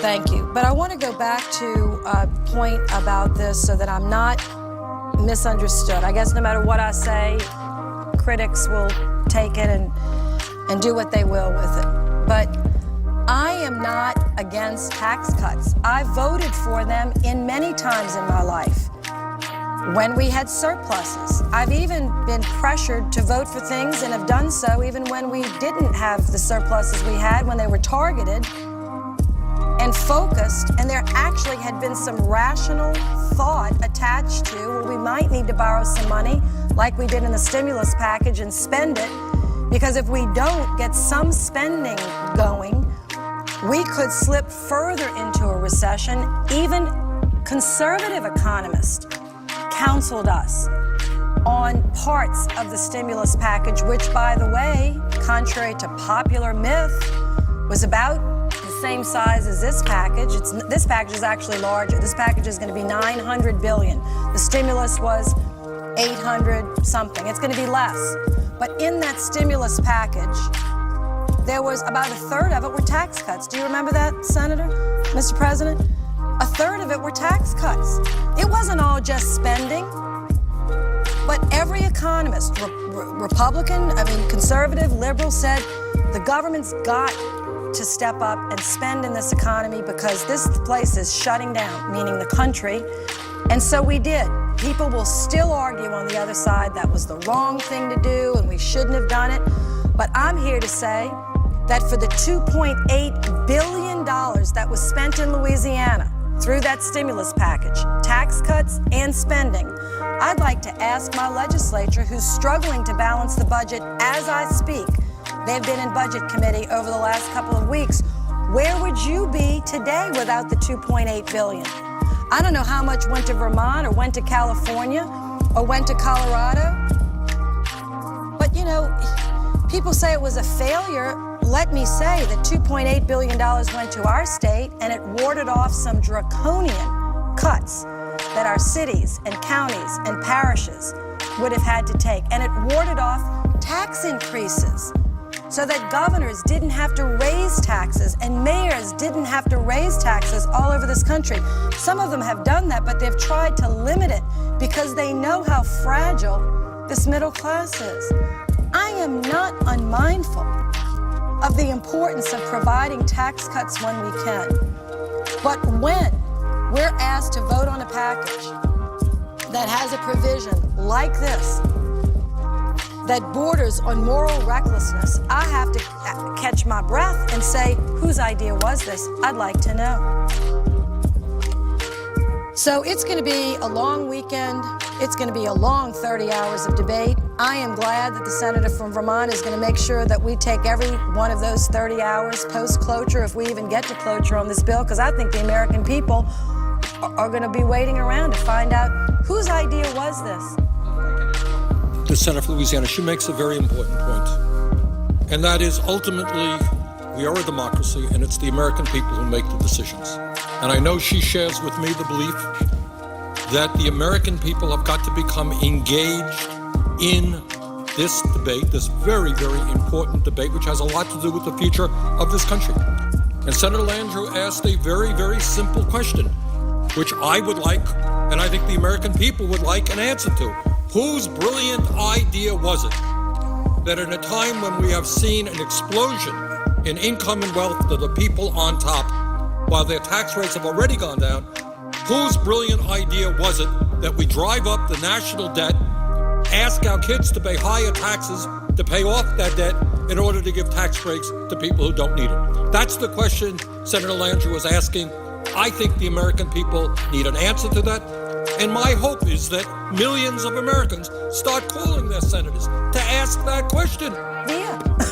Whose idea was it? And I would like to know, I don't think, and the irony here, I think Senator Landrieu made this point as well. There are millionaires out there who say, thank you. I don't need it. I am more worried about the kids of this country or our crumbling infrastructure than giving me a tax break that I don't need. I can't spend it. Thanks very much. That's what Warren Buffett has said, right? That's what Bill Gates has said. I know Ben Cohen of Ben & Jerry's has said it. You got many millionaires are saying it. We are giving some of these guys something they don't even want. So I just want to, thank Senator Landrieu very much, not only for her being here today, and please continue, but for raising these important issues. Just one more point, and I'm going to turn this back over to the senator. I was on the Greta Van Susken show last night, and I said Greta's always a tough interviewer, but she's fair, so I'm happy to go on her program. It was a tough interview, but, we debated these things, and I think that's important. To debate them here, debate them on television, debate them on town hall meetings. That's what a democracy is about.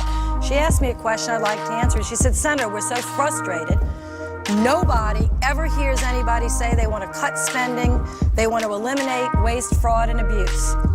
So let me concede this point that, for me, I don't think we do talk enough about eliminating the waste, eliminating the fraud, and eliminating the abuse. I think we should spend more time, and I am going to commit myself, because I know the American people say, every time we ask for a tax cut, you say we can't afford it. Why don't you cut some spending, et cetera? Now, let me correct. I've voted for tax cuts. I'm for tax cuts. I've even given tax cuts to people that do make higher than the $75,000 or $100,000 or $250,000. When we had a surplus, when I thought it was the fiscally responsible thing to do, other people could disagree.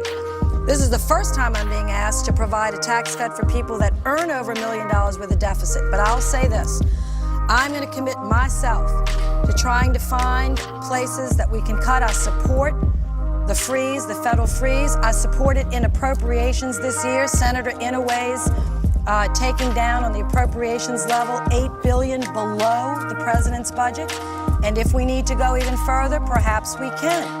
But we have to be careful where we cut. And I ask people to be rational about this.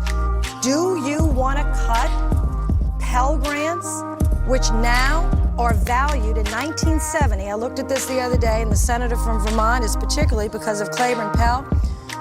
When the Pell Grants went in, it was a grant to help kids go to school. That still is what it does. But in the 1970s, Mr. President, the Pell Grant paid 100% of the average, 2-year college.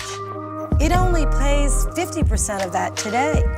I think that I remember it paid almost 60 or 40% of a 4-year college, a public college. It only pays like 40% or less of that today. The value, because we have not kept up with a program like Pell Grants, which is a powerful tool to lift the middle class or lift the poor out of poverty and expand the middle class. So when we cut programs, let's be careful to cut the waste, to cut the abuse, but let's not cut the heart out of what we're arguing for, tools, effective I could tools just add to it. to expand the middle class, or we will never get out of this recession. Because I promise you, the few thousand people in this country, or few tens of thousands, I don't know how many, that make more than $1 million a year are not going to lift this country out of a recession. It is going to be the middle class. And if we don't help them get ahead, if we don't help them get training, this recession is going to go on for a long time. I just wanted to add to that. The idea that one would think about cutting back on education, whether it's childcare, primary school, or college, is simply cutting off our noses to spite our faces. The senator is aware that where at one time in this country we used to lead the world in the number of our people who graduated college, we are now falling very significantly. How do you become a great economy if you don't have the scientists, the engineers, the teachers, the professionals out there? That many other countries around the world are having a higher percentage of their high school graduates going to college is something that we've got to address. And anyone who comes forward and says cut education is just moving us in exactly the wrong direction. Exactly, and I'm for more accountability. If some people on the other side of the aisle think that some of that money is being wasted or we're not getting our bang for the buck, then don't come with an across-the-board cut to Pell Grants. Come with a plan to change it. And say these are the requirements for our universities. You have to graduate 65% of the kids that start, or you've got to have certain benchmarks before you can apply for these loans or for these grants. But I'll tell you, this country is at a crossroads, and I know that the president and his advisors understand the extraordinary challenges before this country. I hope the members understand, you know, the economic danger, the minefield that we're in here. We can't make too many mistakes here. We just don't have, there's no cushion left. There's no surplus left. We are down to below bottom. So when we do big things like this is a big thing. This is a $980 billion big package. It's almost $1 trillion. Do it the best you can do it. Don't do it recklessly. Don't do it frivolously. Don't do it for ideology. For gosh almighty sakes. And I just wish we could have fought harder for a better package. I have not yet decided how I'm going to vote, but I said if I vote, I'm not voting quietly. I may vote yes, I may vote no, but I'm going to vote with a loud voice about what I'm concerned about, what I believe my constituents are concerned about, and try to do my best to help them, to support them, and to make the best decisions we can next week. But it was troubling to me. I wanted to come to the floor and speak about it, and I thank the senator from Vermont, and I yield the floor. I thank Senator Landry very much for coming, and I thank her because I think everybody knows that on many issues, her views and my views are different. But on this issue, I think we are speaking for the overwhelming majority of the people, not just in Louisiana and Vermont, but all over this country, who cannot understand why we give tax breaks to billionaires to drive up the deficit and the national debt at a time when the deficit and the debt are so high. So I just want to thank Senator Landry very much for her very articulate and heartfelt statement. I appreciate that very much. Mr. President, I was mentioning a moment ago the great contrast about what's happening in our economy between the people on top and everybody else. And I indicated that the top 400 families during the Bush presidency alone saw their income more than double. At the same time, by the way, as their income tax rates dropped almost in half. So that's what's going on for the people on top who would make out extremely well under this agreement between the president and the Republican leadership. But I also talked about what's going on to the middle class and working families of this country. And that is, if you can believe it, this is really quite amazing. Since December of 1999, this is in a Washington Post article in January. Since December 1999, there has been a zero net job creation. Zero net job creation. Middle-income households made less in 2008 when adjusted for inflation than they did in 1999. And the number is sure to have declined further in 2009. What does that mean? It means that you look at a 10-year period, people work very, very hard. In many instances, you got husbands and wives, in the vast majority of the instances, husbands and wives both working, and they're still not making enough money to pay the bills, and in fact, they have less money than they used to. When I was a kid growing up, the expectation was that to be in the middle class, what happened was that one person in those days, and I know the young people will not believe this, but this is true. Years ago in the United States, before the great global economy, before robotics, before computers, one person could work 40 hours a week and earn enough money to pay the bills for the family. One person. Today, In Vermont and throughout this country, overwhelmingly, you have husbands and wives both working, and in some instances, they're working very, very long hours. And here's the rub. Today, a two-income family has less disposable income than a one-income family did 30 years ago because wages have not kept up with inflation and because healthcare costs have soared, cost of education has soared, housing has soared, basic necessities have soared. This is a description of a country moving in the wrong direction. 30 years ago, a one-income family had more disposable income than a two-income family did today. And there are a lot of reasons for that. Maybe we'll touch on them a little bit later. One of them, in my view, has to do with our disastrous, unfettered free trade policy of tens and tens of thousands of factories in this country. Under President Bush alone, we lost some 48,000 factories. We went from 19 million manufacturing jobs to 12 million manufacturing jobs. And in many instances, those were good jobs. Where'd they go? Well, some shut down for a variety of reasons, but others shut down because we have trade laws that say you got to be a moron not to shut down in America because you go to China, go to Vietnam, go to Mexico, go to a developing country, you pay workers there a fraction of the wages you're paying in America. Why wouldn't you go? And then you just bring your products right back into this country. A couple of weeks ago, my wife and I did some Christmas shopping. Frankly, we went to a couple of stores. Very hard to find a product manufactured in the United States of America. And you don't have to be a PhD in economics to understand that we're not going to have a strong economy unless we have a strong manufacturing capability, unless companies are reinvesting in Colorado or Vermont, creating good jobs here. You don't have an economic future when virtually everything you're buying is coming from China or another country.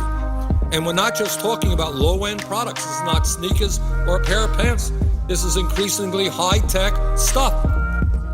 So we are really forfeiting our future as a great economic nation unless we rebuild our industrial base and unless we create millions and millions of jobs producing the goods and the products that we consume. We cannot continue to just purchase products from the rest of the world. Mr. President, when we talk about the collapse of the middle class, it's important to also recognize the fact, as reported in USA Today last September, and let me quote, "The incomes of the young and middle-aged, especially men, have fallen off a cliff since 2000, leaving many age groups poorer than they were even in the 1970s, end of quote, USA Today. Point being, for young workers, for example, when we had a manufacturing base in America in the 40s, 50s, 60s, you could graduate high school, go out and get a job in a factory. Was it a glamorous job? No. Was it a hard job? Yes. Was it a dirty job? In some cases. But if you worked in manufacturing, and especially if you had a union behind you, the likelihood is that you earned wages to take your family into the middle class, you had decent health care coverage, and you might even have a strong pension. Where are all those jobs now? During the Bush years alone, we went from 19 million jobs in manufacturing to 12 million jobs. A horrendous loss of manufacturing jobs. So if you're a kid today in Colorado and you're not, or in Vermont, and you're not of a mind for whatever reason to go to college, 30 or 40 years ago, you can go out and you get a job in a factory and you make some money. Today, what are your options? What are your options? You can get a minimum wage job at McDonald's, or maybe at Walmart's, benefits are minimal or non-existent, and that is a significant transition of the American economy. I want to tell you something else when we talk about manufacturing. Didn't get a whole lot of publicity, but it is worth reporting here.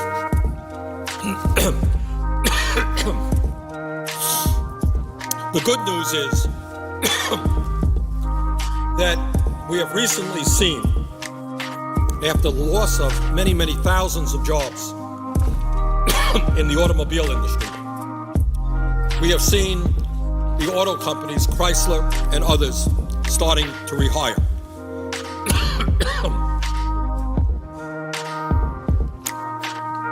What I think has not been widely reported is that the wages of the new workers who are being hired is 50% of the wages of the older workers in the plant. So you're going to have workers working side by side, where an older worker who has been there for years is making $25, $28 an hour, and then right next to him, a new hire is making $14 an hour. And if you understand that the automobile industry was perhaps the gold standard for manufacturing in America, what do you think is going to happen to the wages of blue-collar workers in the future? If all you can get with a union behind you in automobile manufacturing is $14 an hour today, what are you going to make in Colorado or in Vermont? You're going to make $10 an hour, $11 an hour? Is that enough money to raise a family on? Are you going to have any benefits? Unlikely. So that's what happens. That's what happens when your manufacturing base disappears, and that, to a significant degree, in my view, is a result of a disastrous trade policy. I got to tell you, and I think in hindsight, most people will agree I was right. When I was over in the House, and all the corporations in the world were telling us how great NAFTA would be, free trade with Mexico, I didn't buy it. I was right. And they say, oh, it's going to be even better. We got a free trade with China. Oh, my God. Think of how large China is and all of the American products they're going to buy over there, create all kinds of jobs in the United States. I never believed it for a moment. I'll tell you a story. I was in China a number of years ago, and I walked into, as part of a congressional delegation, we went to visit Walmart in China. And the Walmart store, amazingly enough, looked a lot like Walmart in America, different products, but it looked kind of the same style. And you walk in there, you walk up and down the aisles, and you see all these American products. Remember Wilson basketballs, and you got Procter & Gamble soap products. You know, there were different products there for the Chinese, but a lot of the products were American products. Looked pretty familiar. So I asked the guy who was there with us, who was the head, I believe, of Walmart Asia, the guy's in charge of all of the Walmarts in Asia. I asked him a simple question. I said, well, tell me, how many of these products, these American company products, are actually manufactured in the United States?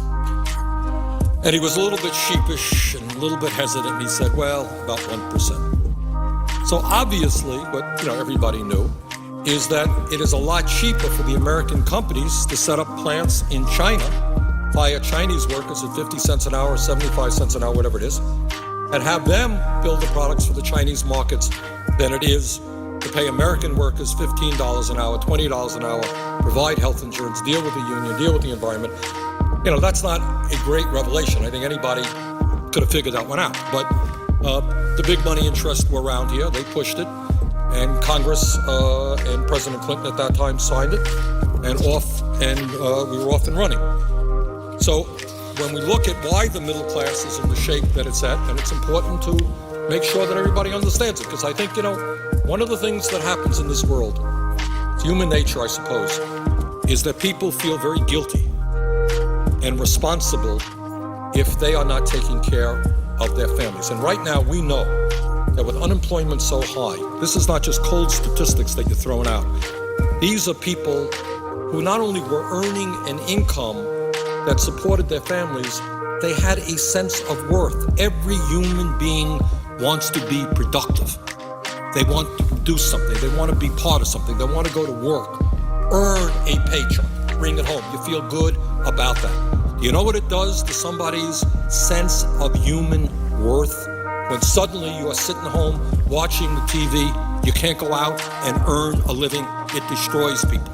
People become alcoholic, people commit suicide, people have mental breakdowns because they're no longer utilizing their skills, they're no longer being a productive member of society. That's what unemployment is about.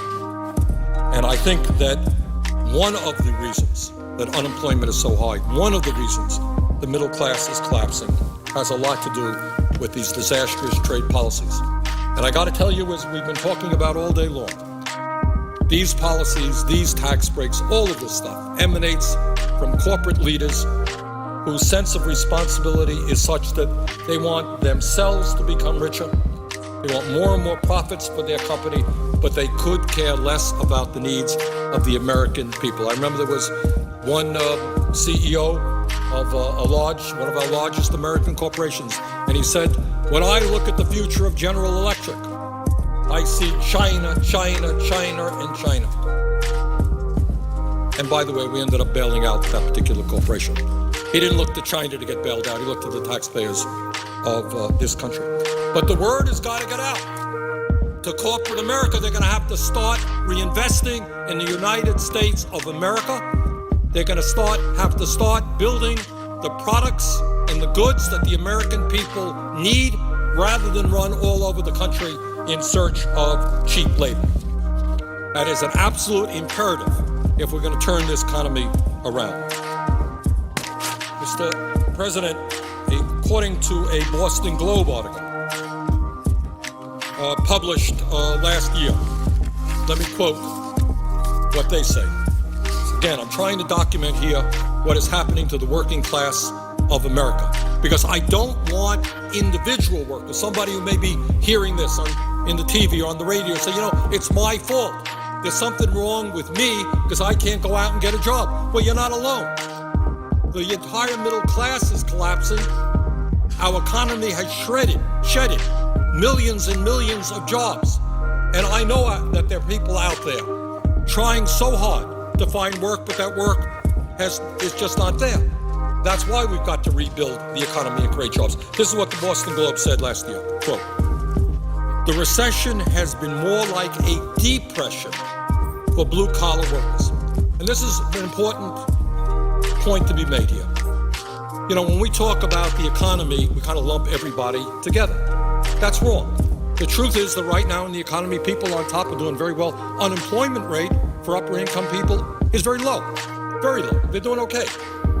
As opposed to, as this Boston Globe article points out, what's happening to blue-collar workers. This is what they say.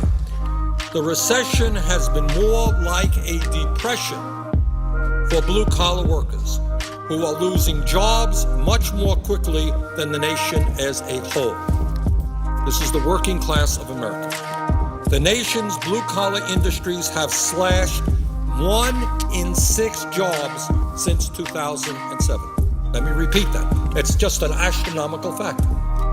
The nation's blue-collar industries, manufacturing, have slashed 1 in 6 jobs since 2007, compared with about 1 in 20 for all industries, leaving scores of the unemployed competing for the rare job opening in construction or manufacturing, with many unlikely to work in those fields again.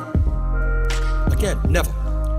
Up to 70% of unemployed blue-collar workers have lost jobs permanently, meaning their old jobs won't be there when the economy recovers. End of quote. That's the Boston Globe last year. So when we talk about the economy, what we have got to do is understand that blue-collar workers, middle class, young workers are really hurting very, very much. And in the context, again, of the debate we're now having, the discussion about whether we should approve the agreement reached between the president and the Republicans on taxes, the idea of not significantly investing in our economy, but rather giving tens of billions of dollars to the very rich in more tax breaks, makes no sense to many of us. When we talk about why people are angry in America, why people, when asked the question by pollsters, do you think America is moving in the right direction? And overwhelmingly, they think not. Let me tell you why they think not. This is just during the presidency of President Bush from 2001 through 2008. During that period alone, just in that period, and by the way, the pain is certainly continuing right now. I don't mean to suggest otherwise. During those 8 years of Bush, over 8 million Americans slipped out of the middle class and into poverty. Today, nearly 40 million Americans are living in poverty. 7.8 million Americans lost their health insurance, and that is continuing. I think a recent study came out that suggests that the uninsured now are about 50 million Americans. 50 million Americans have no health insurance now. We hope that health care reform is going to make a dent in that. I think it will. But as of today, without the major provisions of health care reform being implemented, 50 million Americans. 50 million Americans without any health insurance. Mr. President, during that period, and we haven't talked about this a whole lot, there's another thing going on in the economy for the working class. Years and years ago, if you worked in a manufacturing plant, you had a union, you stood a reasonable chance of having a pension. During the Bush years, 3.2 million workers lost their pensions, and about half of American workers in the private sector have no pension coverage whatsoever. The idea today of having a defined pension plan, significantly paid for by your employer, is going the way of the dinosaur. That is just not there anymore. Workers are more and more dependent on Social Security, which has been there for 75 years, which we have got to protect and demand will be there another 75 years, because right now, millions of workers are losing their pensions. I mean, I'm throwing these statistics out, and the reason I'm doing that is I want people to appreciate that if you're hurting now, stop being ashamed. It's not, yeah, we could all do better. Every one of us can do better. But you're in an economy which is contracting, especially for the middle class and working families.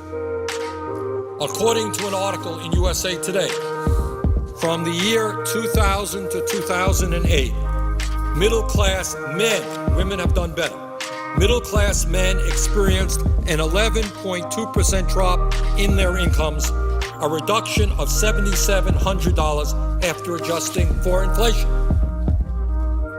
Middle-class women in this age group saw a 4.8% decline in their incomes as well. So they did pretty bad, but the men did even worse. So what we are seeing is an understanding of why people are angry and why people think that this country is moving in the wrong direction. Mr. President, I think most people understand that today our country is experiencing the worst economic crisis since the Great Depression of the 1930s. And it's important to say that because, again, it is hard enough when you don't have a job, when you don't have income, when your dignity and self-respect is declining. But I don't want people to be banging their own heads against the wall, blaming themselves for all of the problems. Something is going on in the nation as a whole. You're not in this alone. When we talk about working class families all across the country seeing a decline in their incomes, it's not because people are lazy. It's not because people are not working hard. It's not because people are not trying to find jobs. What we have is an economy which is rotting in the middle, and we've got to change the economy. If there's anything that we could say about the American people, we work hard. We, in fact, work longer hours than do the people of any other country, industrialized country on earth. We are not a lazy people. We are a hard-working people. If the jobs are there, people will take them. If people have to work 60 hours a week or 70 hours a week, that is what they will do. But we have got to rebuild this economy. We don't need tax breaks for billionaires. We need to create jobs for the middle class of this country so that we can put people back to work. Now, let me just take a few minutes to discuss how we got to where we are today, and in my view, what policies we need to move this country forward to create the kinds of jobs that we desperately need. Now, let's just take a quick look back to where we were in January of 2009. Seems like a long time ago, but just a couple of years ago. And that was the last month of the administration of President Bush. In that month, we lost over 700,000 jobs. That is an absolutely incredible number. In fact, during the last 6 months of the Bush presidency, we lost over 3.5 million jobs, all of which was caused by the greed and recklessness and illegal behavior on Wall Street. Our gross domestic product, which is the total sum of all that our economy produces, had gone down by nearly 7% during the fourth quarter of 2008. That was the biggest decline in more than a quarter century. Some $5 trillion of Americans' wealth evaporated in a 12-week period as people in Vermont and all over this country saw the value of their homes, retirement savings, and stocks plummet. And I want to say just one word again about Wall Street greed, because I think for a variety of reasons, we just don't talk about it enough. What you had was a situation in which a small number of folks at the head of huge financial institutions, through their greed, through the development of very reckless policies, through illegal behavior, through pushing out financial instruments which turned out in some cases to be worthless, that as a result of all of that, they plunged this country into the worst recession that we have seen since the Great Depression. On January, that is at the end of the Bush administration. But it's important to understand, very important to understand, that the Wall Street crisis took us over the wall in terms of precipitating the severe recession that we're in. But we have to remember that during those 8 years, as I mentioned earlier, the middle class was also shrinking. So it wasn't, oh my goodness, everything is going great. Then you got the Wall Street disaster, and now we're in the midst of a terrible recession. This trend of a middle class collapse went on long before Bush, precipitated significantly during the Bush years, but it went on before as well. But just during the Bush years, over the 8-year period of President Bush from 2001 to 2009, we lost 600,000 private sector jobs. We lost 600,000 private sector jobs, and only 1 million net new jobs were created, all of them in the government sector. So for my friends, my Republican colleagues, to tell us that we need more tax breaks for the very rich because that's going to create jobs, that's what trickle-down economics is all about, what I would say to them, you had your chance. It failed. In case you don't know, losing 600,000 private sector jobs in 8 years is not good. That's very, very bad. That's an economic policy that has failed. We don't need to look at that movie again. We saw it. It stunk. It was a bad movie. Bad economic policy. More tax breaks for the rich are not what our economy needs. In fact, what every economist will tell you, that is the least effective way to create jobs. During the Bush era, median income dropped by nearly $2,200. That means that family in the middle over an 8-year period saw their income drop by $2,200. during the 8 years of Bush. And I say all of these things just to tell you that we are not where we are today just because of the Wall Street crisis. That took us over the cliff. That made a very bad situation much, much worse. But it has been going on for a long time. It's going on before Bush. It's going on after Bush. During the 8 years of Bush, over 8 million Americans slipped out of the middle class and into poverty. We don't talk about poverty in America anymore. We don't talk about the homelessness in America very much anymore. Trust me, it's there. It's there 3 blocks away from where I'm speaking right now with a very large homeless shelter. It's in small towns in Vermont where people tell me that for the first time they're seeing families, more and more families with kids needing emergency shelter because they can't afford housing. In Vermont, a lot of people don't have low-wage jobs, making $10 an hour. And it is hard to find a decent apartment or pay a mortgage on $10 an hour. And that's true certainly all over this country. Homelessness is going up. During the Bush years, nearly 8 million Americans lost their health insurance. One of the issues which I will likely talk about in a little while is healthcare. It's related to everything. We are the only country in the industrialized world that does not guarantee healthcare to all people as a right of citizenship. According to Harvard University, 45,000 Americans will die this year because they lack health insurance and are not getting to a doctor when they should. During the Bush administration, 5 million manufacturing jobs disappeared as companies shut down plants in the United States and moved to China, Mexico, Vietnam, and other low-wage countries. As I mentioned earlier, profoundly important to understand what's going on in America. In 2000, the year 2000, we had over 17,000 manufacturing jobs in this country.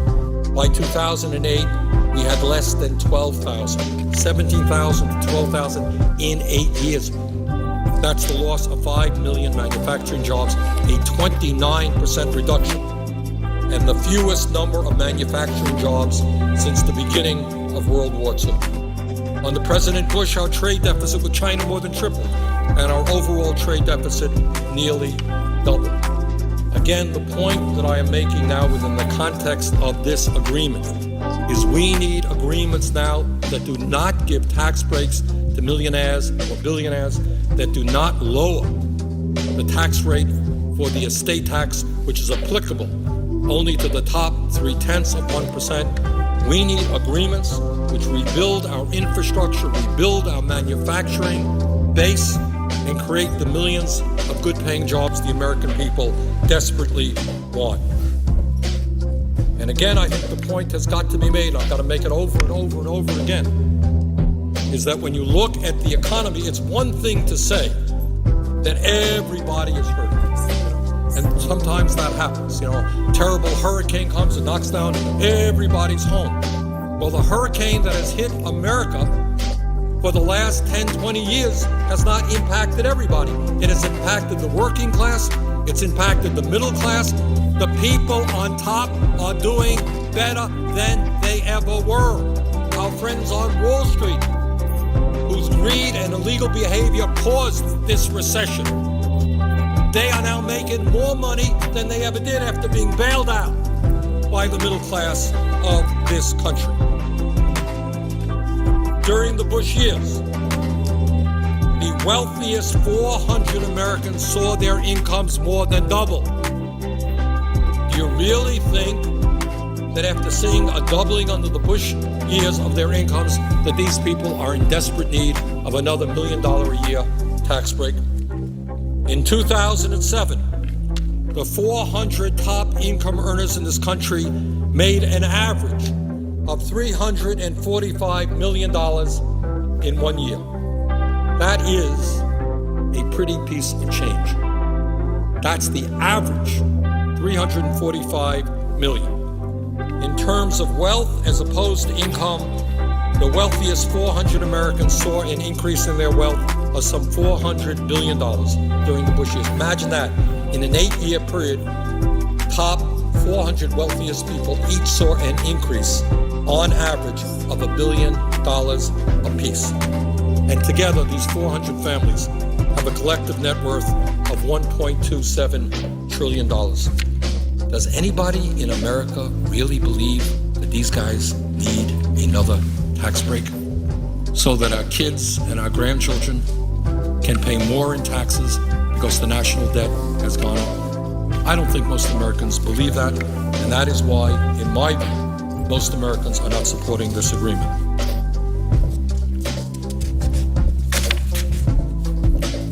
And let me also say that when we look at what's going on around the rest of the world, what we have got to appreciate is that in the United States today, and again, this is not something that we can be proud of. It's something that we have got to address. We have the most unequal distribution of wealth and income of any other country on earth. I remember talking not so long ago to somebody from Scandinavia. It was Finland. And he was saying, of course we have rich people in our country, but there's a level in which they would become embarrassed. We now have a situation where the CEOs of large corporations make 300 times more than their workers. In many other countries, yeah, everybody wants to be rich, but there is a limit. You can't become a billionaire stepping over children who are sleeping out on the street. That's not what this country is supposed to be about. Enough should be enough. Mr. President, the top 1% today earns 23.5% of all income. In the 1970s, that number was 8%. In the 1990s, it was approximately 16%, and now it is 23.5%. So the people on top are getting a bigger and bigger chunk of all income. Furthermore, it's not just the top 1%. I mean, there are economists who write, yeah, you think the top 1% is doing well? Yeah, they are. It's really the top 1/10 of 1%. If you can believe this, I just want people to digest this. The top 1/10 of 1%. I don't know how many people those are. You can do the arithmetic, 300 million into 1/10 of 1%. That top 1/10 of 1% took in 11% of total income, according to the latest data available. 1/10 of 1% earned 11% of all income in America. In the 1970s, as I just said, the top 1% only made something like 8% of total income. In the 80s, it rose to 10 to 14%. In the late 90s, it was 15% to 19%. In 2005, it passed 21%. And in 2007, the top 1% received 23.5% of all of the income earned in this country. The last time, people should be mindful of this, the last time that type of income disparity took place was in 1928. And I think we all know what happened in 1929. And that's the point that Senator Mary Landrieu was making a while back. What she understands quite correctly is that if working people, the vast majority of the people, don't have the income to spend money to buy products and goods and services, we can't create the jobs. If all of the money or a big chunk of the money ends up with a few people on top, there is a limit, to how many limousines you can have and how many homes you can have and how many yachts you can have. So when you hit a situation where so few have so much, it is not just a moral issue, but it is also an economic issue. A strong and growing middle class goes out, spends money, and creates jobs. Grossly unequal distribution of income and wealth creates more economic shrinkage and loss of jobs because people just don't have the disposable income to go out and buy and create jobs for their neighbors.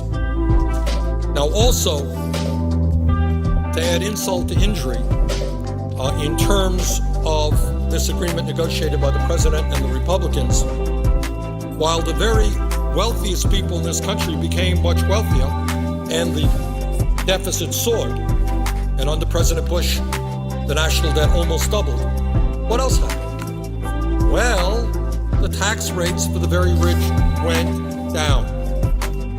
Rich get richer, tax rates go down. This was a result not only of the tax breaks for the rich initiated during the Bush administration, but also, quite frankly, tax policy that took place before President Bush. The result is that from 1992 to 2007, the latest statistics that we have, the effective federal tax rate, what people really pay for the top 400 income earners, was cut almost in half. So these crybabies, these multimillionaires and billionaires, these people who are making out like bandits, they are crying and crying and crying, but their effective tax rates for the top 400 income earners in America was cut almost in half from 1992 to 2007. And I think the point that needs to be made is that when is enough enough? And that really is the essence of what we're talking about. When does greed end? Greed is in my view, it's like a sickness. It's like an addiction. You know, we know people who are on heroin, they can't stop. They destroy their lives. They need more and more heroin. There are people who can't stop smoking. They have problems with nicotine. They get addicted to cigarettes, cost them their health. People have problems with food. You know, we all have our share of addictions. But I would hope that for these people who are worth hundreds of millions of dollars, they will look around them and say, there is something more important in life than the richest people becoming richer when we have the highest rate of childhood poverty in the industrialized world. Maybe they will understand that they are Americans, part of a great nation which is in trouble today. Maybe they've got to go back to the Bible or whatever they believe in, and understanding that there is virtue in sharing, in reaching out, that you can't get it all. But I think this is an issue that we have got to stay on and stay on and stay on. This greed, this reckless, uncontrollable greed is almost like a disease, which is hurting this country terribly. How can anybody be proud to say that I'm a multi-millionaire and I'm getting a huge tax break and 1/4 of the kids in this country is on food stamps? How do you be proud of that? I don't know. Mr. President, as I mentioned, it's not just income, it's wealth. Top 1% owns more wealth than the bottom 90%. During the Bush years, the wealthiest 400 Americans saw their wealth increase by some $400 billion. How much is enough? Now, all of these things are related to the agreement that the President and the Republicans worked out, because we are all concerned about the national debt and our deficit. Now, in terms of the federal budget, when President Bush first took office, he inherited a $236 billion surplus in 2001 and a projected 10-year surplus of $5.6 trillion. That's what Senator Landry was talking about a moment ago. But then some things happened. And we all know that 9/11 is not his fault. What happened is we went to war in Afghanistan. We went to war in Iraq. And the war in Iraq was the war, I'm afraid, of President Bush, something I certainly did not support, nor do I think most Americans support. And the war in Iraq, by the time our last veteran is taken care of, will probably end up costing us something like $3 trillion, adding enormously to our national debt. So when we talk about Iraq, it's not only the terrible loss of life that our soldiers and the Iraqi people have experienced. Let's not forget what it has done to the deficit and the national debt. We did not pay for the war in Iraq. We just put it on the credit card. President Bush gave out $700 billion in tax cuts for the wealthiest 1% of Americans. $700 billion. Where was the offset? There was none. Gave them tax breaks. That's it. Adds to the national debt. President and Republicans supported a $400 billion Medicare Part D prescription drug program. I have always believed, as one of the leaders, in believing that we needed a strong prescription drug program for seniors. But the program that was passed was written by the pharmaceutical industry, written by the insurance companies, and nowhere near as cost effective as it could be. As the president undoubtedly knows, we are not even negotiating prescription drug prices with the drug companies at great expense and great cost to the American people, where drug prices are now much more expensive on the Medicare Part D than they are in terms of what the Veterans Administration of the Department of Defense purchased. So we passed that, unpaid for. Great idea. Just another $400 billion prescription drug program, unpaid for. And then we bailed out Wall Street. The original cost was $700 billion. A lot of that, in fact, has been paid back. But there is expense there as well. So you add all these things together in normal governmental growth, and it turns out that the Bush administration turned a $236 billion a year surplus into a $1.3 trillion a year deficit. And more or less, that's where we are right now. In fact, the national debt nearly doubled under President Bush, going from 5.7 trillion to 10.6 trillion in 2009. And now we are at 13.7 trillion, borrowing huge sums of money from China and other countries in order to maintain our existence. That's where we are. That's where we are. Now, have we been seeing in recent years some improvements in the economy? We sure have. There has been some job growth, nowhere near enough, but we're surely not losing 700,000 jobs a year. We're seeing some growth, but we need to do much better. And that takes me back to an issue that I feel very, very strongly about, Mr. President, and one that I want to say a few words on. In this agreement that the President negotiated with the Republicans, there is a substantial sum of money going into various types of business tax breaks. And the theory, which has certainly some validity, is that these business tax breaks will create jobs. The problem is that right now, the business, large corporations at least, are sitting on a huge bundle of money already that they are not spending. And the reason they're not investing that money is they perceive that working families don't have the money to buy their products and their services.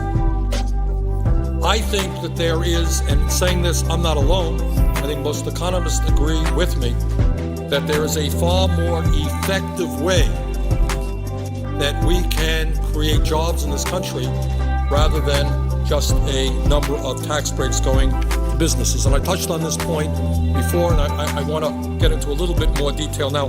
And for this, I am indebted to a very fine book written by an old friend of mine called Arianna Huffington.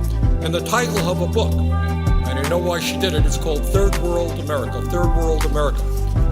And she used that word because basically the theme of her book is if we do not get our act together in terms of infrastructure, in terms of education, in terms of healthcare, that's where we are heading. We are heading. This great country is heading in the direction of being a third world nation. And she has an interesting chapter which deals just with one very important part of what's going on in America, and that is the crumbling of our infrastructure. And she writes, from 1980 to 2005, the miles traveled by automobiles increased 94%. For trucks, mileage increased 105%. Yet there was only a 3.5% increase in highway lane miles. More and more cars, more and more traveling, we're not building roads. But you don't, she writes, you don't need these numbers to know that our roads are badly congested.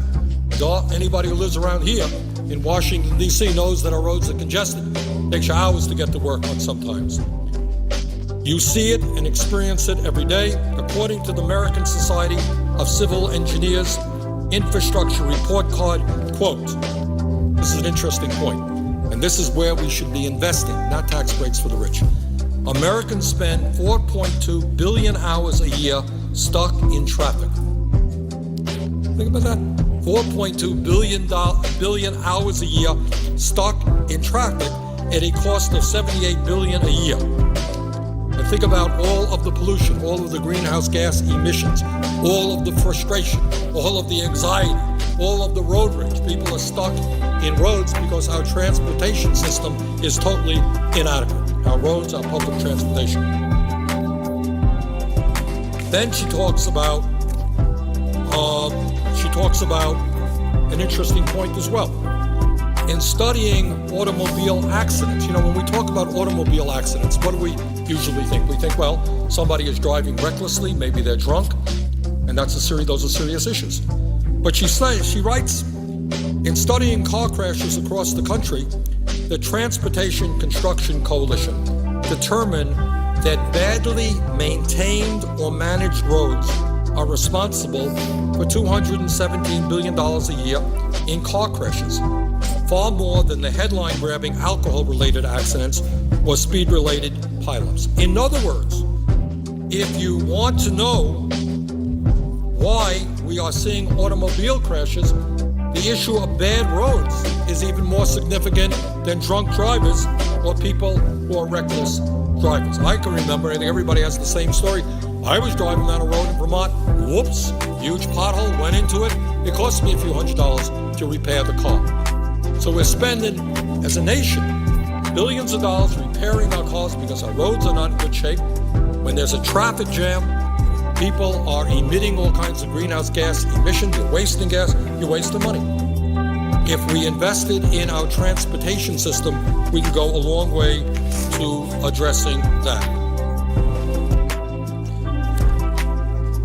When we talk about transportation, and by the way, again, I bring this issue up because in the bill agreed to by the president and the Republican leadership, to the best of my knowledge, not one penny is going into infrastructure, which is, to me, just doesn't make any sense at all. And again, Ariana Huffington writes, America's railway system is speeding down the tracks in reverse. It is one of the few technologies that has actually regressed over the past 80 years. Regressed. Now, I'm not talking about China where they're building all these high-speed rail lines. Our rail situation, in terms of the amount of time it goes from location 1 to location 2, has actually gotten longer. She writes, Tom Vanderbilt of Slate.com, it's a very good website, came across some pre-World War II train timetables and made a startling discovery. Many train rides in the 1930s, 40s, and 50s took less time than those journeys would take today. Can you imagine that? In the 30s, 40s, and 50s, people were able to get on the train and get to their destination in less time than is the case today. For instance, in 1934, the Burlington Zephyr would get you from Chicago to Denver, Mr. President, from Chicago to Denver in around 13 hours. The same trip takes 18 hours today. I don't know if the presiding officer is familiar with the Burlington Zephyr, which is a train that goes from Chicago to Denver. But what this writer is pointing out is that in 1934, it took 13 hours to make that trip. You know how long it takes today? It takes 18 hours. So we're moving in the wrong direction. I know that in Vermont, I don't have any statistics right in front of me, but I can tell you that I believe very strongly that it takes longer to get from the southern part of the state to the northern part of the state than it used to. And the frequency of the trips are less than they used to be. The trip from Chicago to Minneapolis via the Olympian Hiawatha in the 1950s took about 4.5 hours. Today, via Amtrak's train, the journey is more than 8 hours. Used to be 4.5. So in terms of our public transportation, not only are we neglecting it, not only are we not moving forward, we're actually moving backward. At the moment, the only high-speed train in the United States is Amtrak's Acela, which travels the Washington, New York, Boston line. And she writes, I use the term high-speed very loosely. While in theory the trains have a peak speed of 150 miles per hour, the average speed on that train is just about 71 miles per hour. Once again, I read some statistics before pointing out that China is building thousands and thousands of miles of high-speed rail. And here in the United States, we are moving backwards, taking us longer time for various train rides than used to be the case. But it's not just trains. It is not just our roads. It is not just our bridges. Well, it is also our bridges. Let me say a word on bridges. I think we all remember just 4 years ago, I think it was, the terrible tragedy in the Minneapolis area when one of their major bridges collapsed and a number of people lost their lives. And that got the front page headlines. But all over this country, I know in the state of Vermont, we have closed down bridges. They are not safe to travel. According to the Department of Transportation, 1 in 4 of America's bridges is either structurally deficient or functionally obsolete.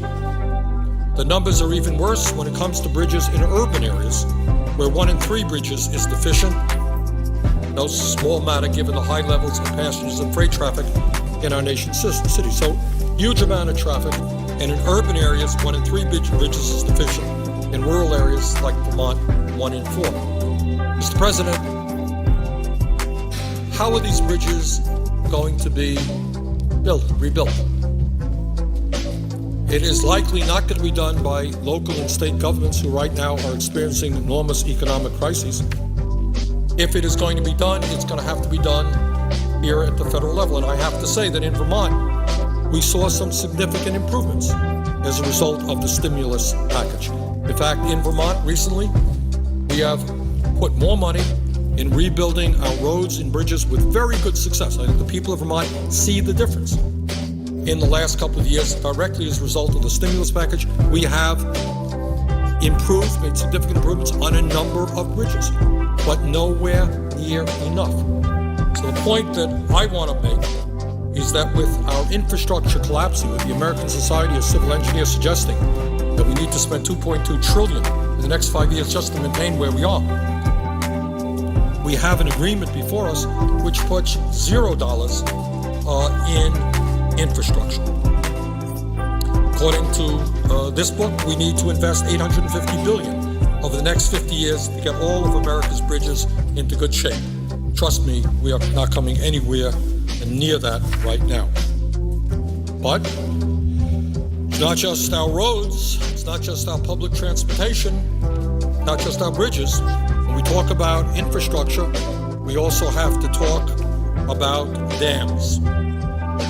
On March 16, 2006, the Kailoko Dam in Kauai, Hawaii collapsed and 7 people died when the Kailoko Dam breached after weeks of heavy rain, sending 1.6 million tons of water downstream.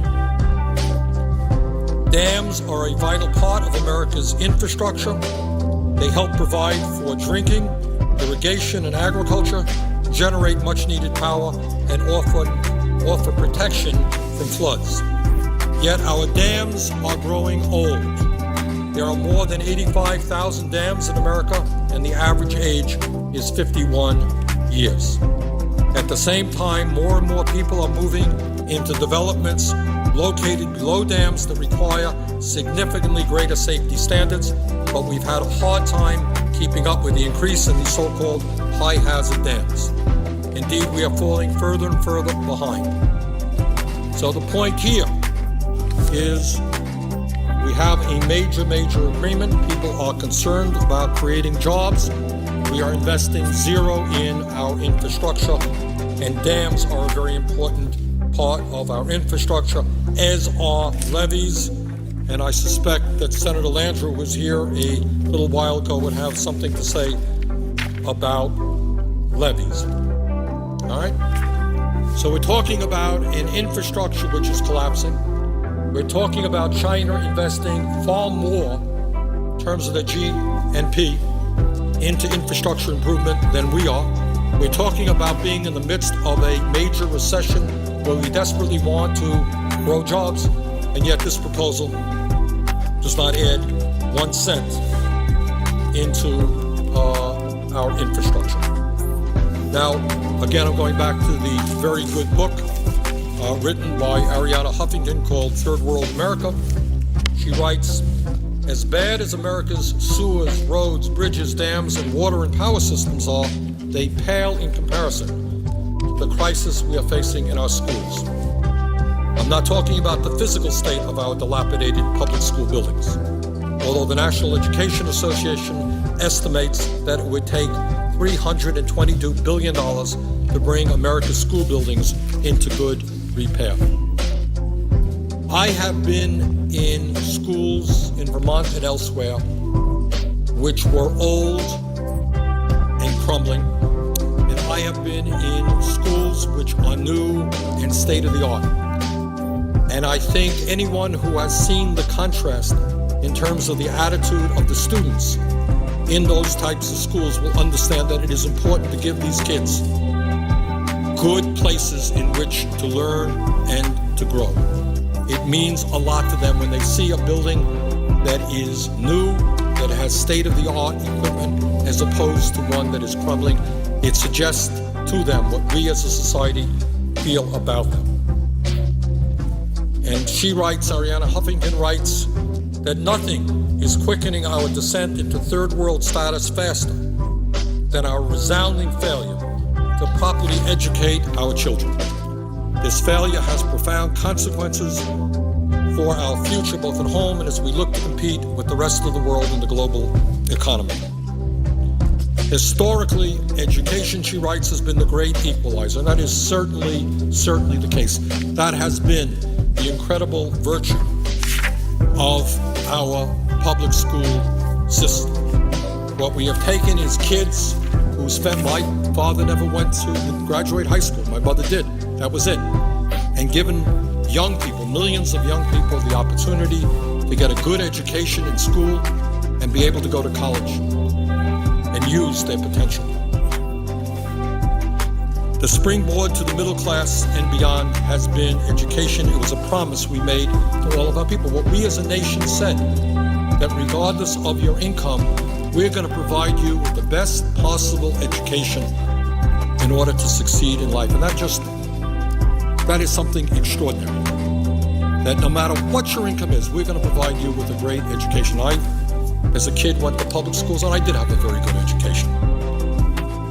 But something has gone in recent years terribly wrong, and we have slipped further and further behind many other countries.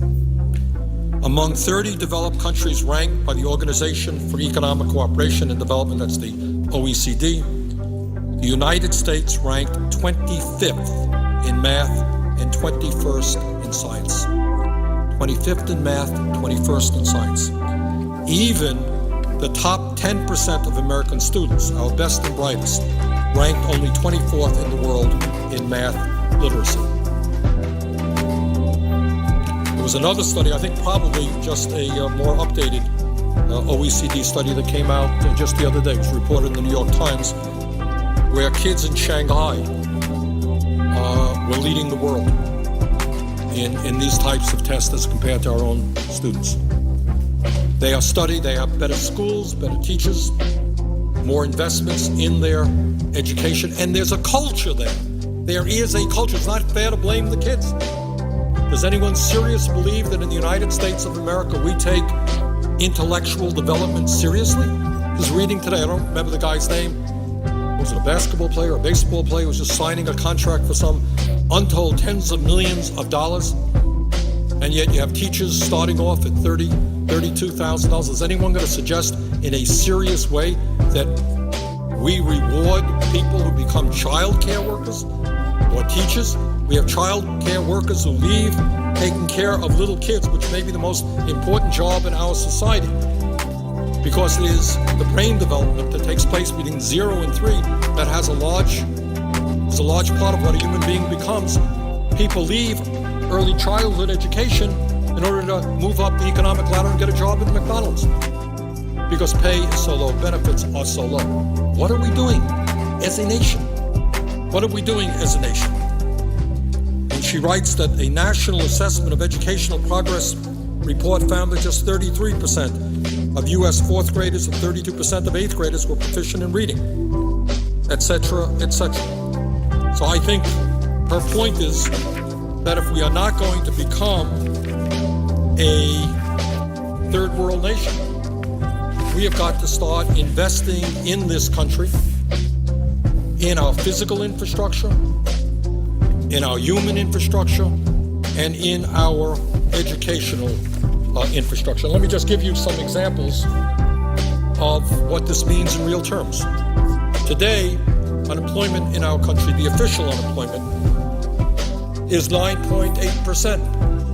For those without a high school diploma, it is 15.6% compared to 5.6% for college graduates. 67% of high school graduates don't have enough of the skills required for success in college and the 21st century workforce.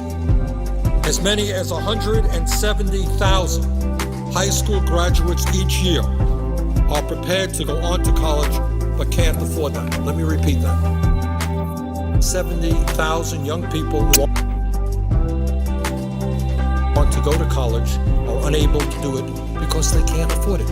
Are we nuts? What are we doing in wasting the extraordinary intellectual potential of all of these young people? What we're saying to them is because you don't have the money and because college is so expensive and because our federal government is more busy giving tax breaks to billionaires and fighting two wars, we are not investing in you.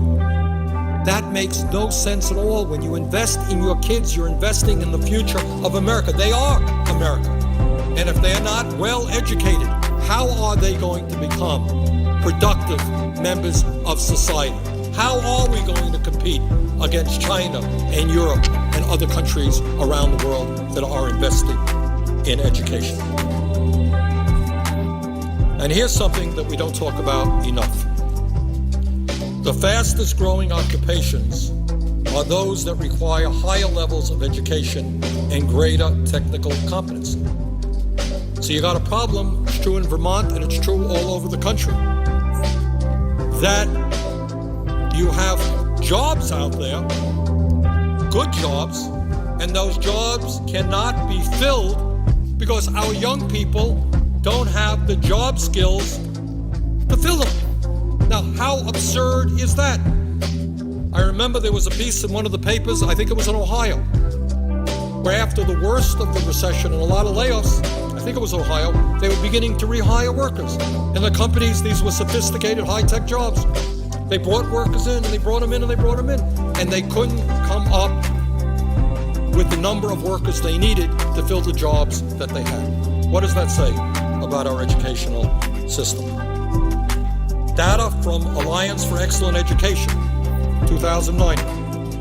1,800 Vermont dropouts cost the state $459 million of lost lifetime earnings for the state and $19.4 million in healthcare costs. In other words, what everybody understands, if you don't invest in your young people, they are not going to become productive, tax-paying workers. As often as not, they will get involved in self-destructive activity, drugs, crime, whatever. They'll end up in jail, and we end up spending tens of thousands of dollars keeping them in jail rather than seeing them out there as productive members of society, contributing their fair share in taxes. The Urban Institute says that we can reduce child poverty, which I mentioned earlier, is the highest in the industrialized world by 35% if we provide child care subsidies to families with income less than 50% of state median. This is an issue I feel very, very strongly about. It is, to me, beyond comprehension that in Vermont and throughout this country, it is extremely difficult for working class farm families to find affordable, good quality childcare. We're not back in the 1950s where daddy went to work and mommy stayed home taking care of the kids. mom is at work as well. And you have families all over this country, middle class, working class families, are saying, I cannot find quality childcare where I'm comfortable leaving my 2-year-old or 3-year-old. Can't find that childcare at a rate that I can afford. And in this area, again, we are far behind many other countries around the world because kids who do not get intellectually challenging early childhood education, kids who do not get the emotional support they need from 0 to 3 to 4, they will enter school already quite behind other kids. And then 5 years later, 10 years later, they'll be dropping out of school and they'll be doing drugs and they'll be ending up in jail at great expense. How long does it take us to understand that investing in our children, our youngest children, is enormously important for our country, and it is a good investment. It is much better to invest in childcare than in keeping people locked up in jails. Mr. President, 75% of American youth who apply to the military are ineligible to serve because of low cognitive capacities, criminal records, or obesity. I mean, this is really quite unbelievable. We're not only now talking about not being able to compete internationally because we are not bringing forth the kind of educated people that we need because of the inadequacies of our schools and childcare and so forth. This almost becomes a national security issue, if you like. 75% of American youth who apply to the military are ineligible to serve because of low cognitive capacities, criminal records, or obesity.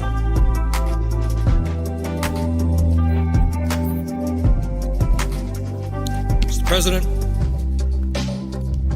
it gives me no pride, no happiness to bring forth these statistics. But as a nation, we're going to have to grasp these things. Either we could ignore these things, either we can run away from reality, put our heads, underneath the carpet here, or we can say that we are not going to allow America to become a third world nation, that we're going to turn this country around. But we're not going to turn the country around unless we rethink our priorities.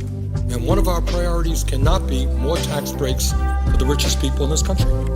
Mr. President, from the 1960s to 2006, the U.S., the United States, fell from 1st to 18th out of 24 industrialized nations in high school graduation rates. Now, what happens in today's economy if a kid does not graduate high school? And if my memory is correct, about 30% of our kids, and I know these figures are fuzzy, it's hard to determine who is dropping out and not, but my understanding is about 30% of our kids drop out of high school. What happens to those kids? Where do they go? What kind of jobs do they have? How many of them end up in jail? How many of them do drugs? As a nation, I think we can do a lot better than that. We should not have gone from 1st to 18th out of 24 industrialized nations in high school graduation rates. Mr. President, dropouts are 8 times more likely to be incarcerated. In other words, when kids fail in school, they are going to end up in jail, 8 times more likely. 82% of those in prison are high school dropouts. States, it was funny, I can tell you a funny experience. I was in Burlington last week, and I met this fellow, and he came up and he was chatting with me, and he said, well, I just got out of jail. And what really struck me is he was a well-educated young man. He was very articulate. I suspect he had gone to college. And what really struck me is how rare that is. As the statistics amply demonstrate, the people who end up in jail overwhelmingly are high school dropouts, people who don't have the education to make it in the world. Mr. President, when we talk about the need to substantially increase funding for early childhood education, we should understand that state-funded pre-K programs currently serve 24% of 4-year-olds and 4% of 3-year-olds. In other words, there are millions of families that would like to see their kids be able to access good quality childcare, but just can't find that in their states. President, again, in contrast to giving tax breaks to billionaires who don't need it and in some cases are not even asking for it, the younger the age of investment in human capital, the higher the rate of return on that investment. If society invests early enough, it can raise cognitive and socio-emotional levels and the health of disadvantaged kids. You don't need to be a psychologist to understand that. If kids get off to a good start in life, if they have the intellectual support, the intellectual development, the emotional support, those kids are much, much more likely to do well in school, much less likely to drop out, much less likely to be a burden on society, much less likely to end up in jail, much less likely to do drugs, etc. This is an investment that we should be making. Mr. President, I want to get back for a moment to the agreement that the President made with the Republican leadership and why I think it is a bad agreement and why I believe we can do much better. And the way we are going to improve this agreement is when millions of people all over this country say, wait a second, this was an agreement reached behind closed doors. There are members in the House and the Senate are upset that we didn't know about the agreement. What about the average American out there? I wonder how many people really believe that it makes a lot of sense with a $13.7 trillion national debt to be giving huge tax breaks to the wealthiest people in this country. And I got to tell you, Mr. President, the calls in my office are coming 98, 99% to 1 against these agreements. People think we can do better, and our job is to do better. And the way we do better is when people all over this country stand up and say, wait a minute, Congress, your job is to represent the middle class, to represent our kids, and not to represent the wealthiest people in this country. Now, I mentioned earlier, and I think certainly one of the major objections to this agreement is that it provides tens of billions of dollars to the wealthiest people in this country at a time when the rich are already doing phenomenally well, and at a time when the wealthiest people have already experienced huge tax breaks. I think most people think that that does not make sense. And let me just give you an example. I just want to, not to pick on particular individuals, that's not my goal here, but just so you know this. According to the Citizens for Tax Justice, if the Bush tax breaks for the top 2% are extended, these are some of the people who will benefit and what kind of benefits they will receive.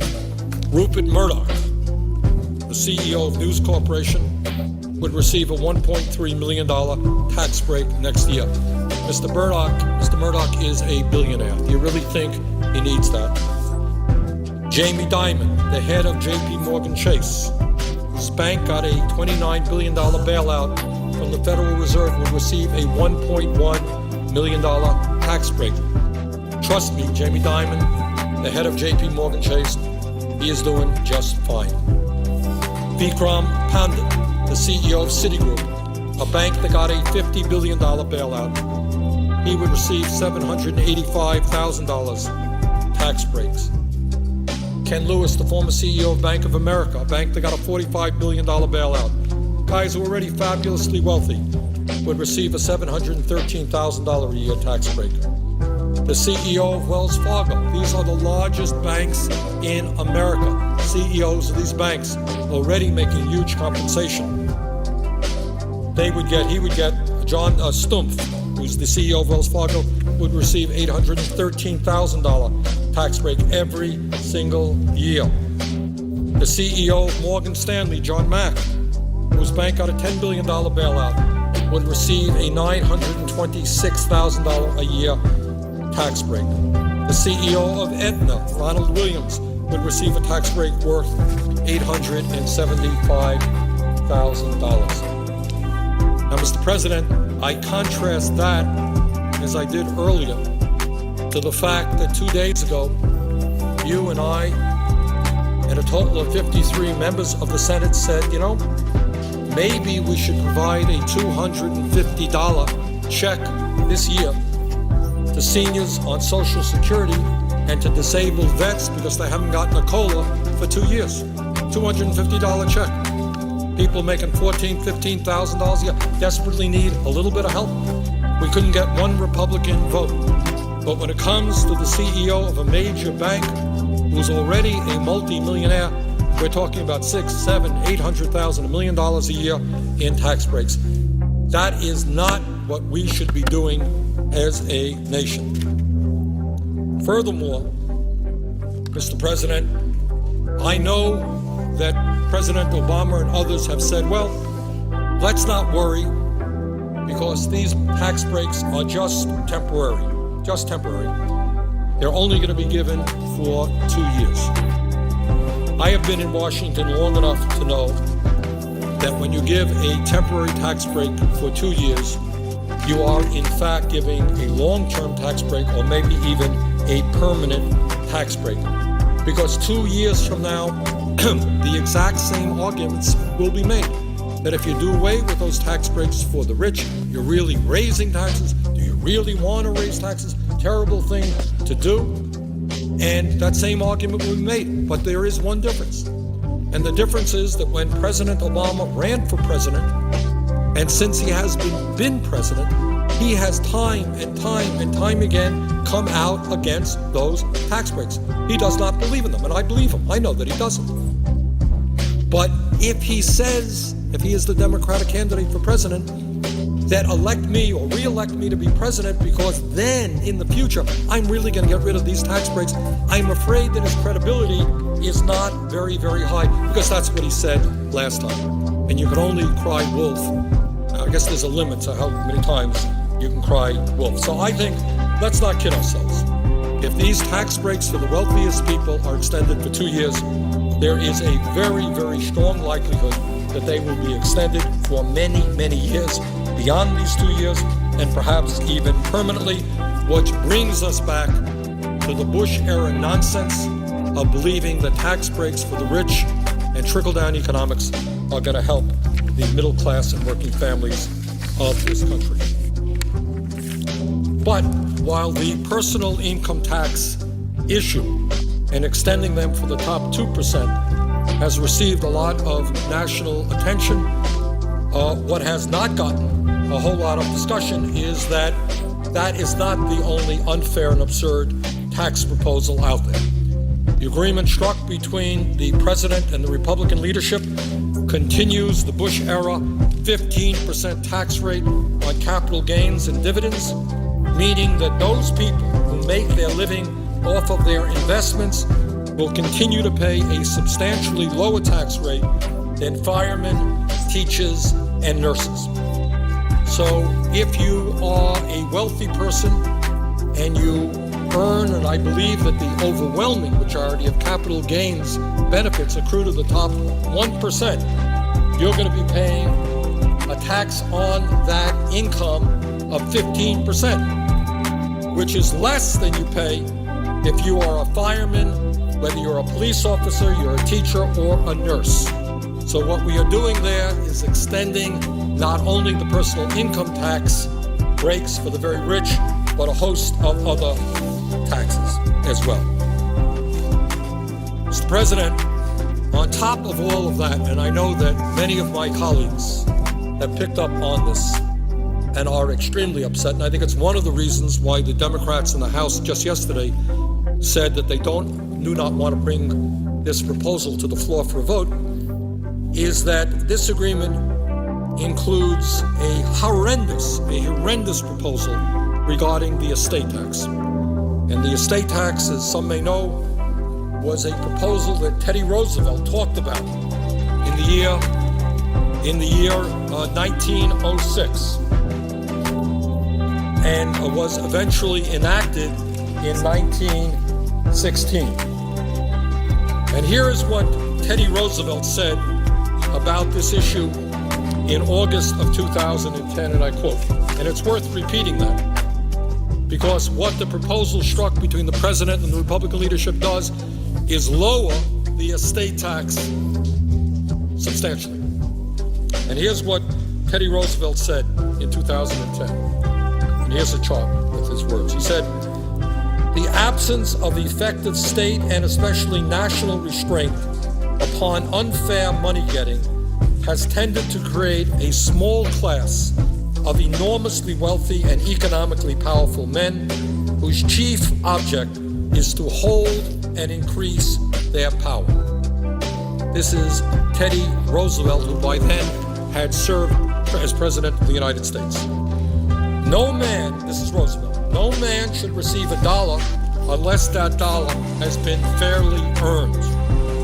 Every dollar received should represent $1's worth of service rendered, not gambling in stocks, but service rendered.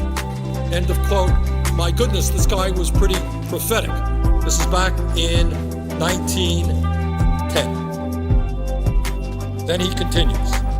The really big fortune, the swollen fortune, by the mere fact of its size acquires qualities which differentiate it in kind as well as in degree from what is passed by men of relatively small means.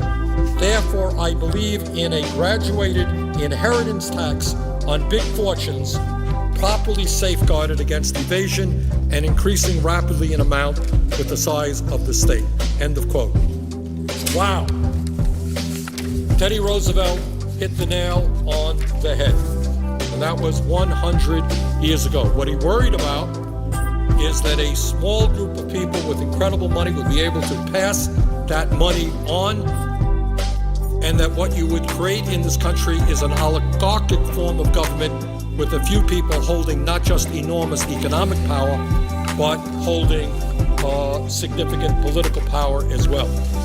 And it is ironic that right now, as a result of this disastrous Citizens United decision, that what Roosevelt foretold, predicted, is exactly what's happening. You have a handful of billionaires now sitting around deciding how much of their fortune they're going to invest in political campaigns all over this country to defeat people like me who are opposed to their agenda and support other people who are in agreement with their agenda.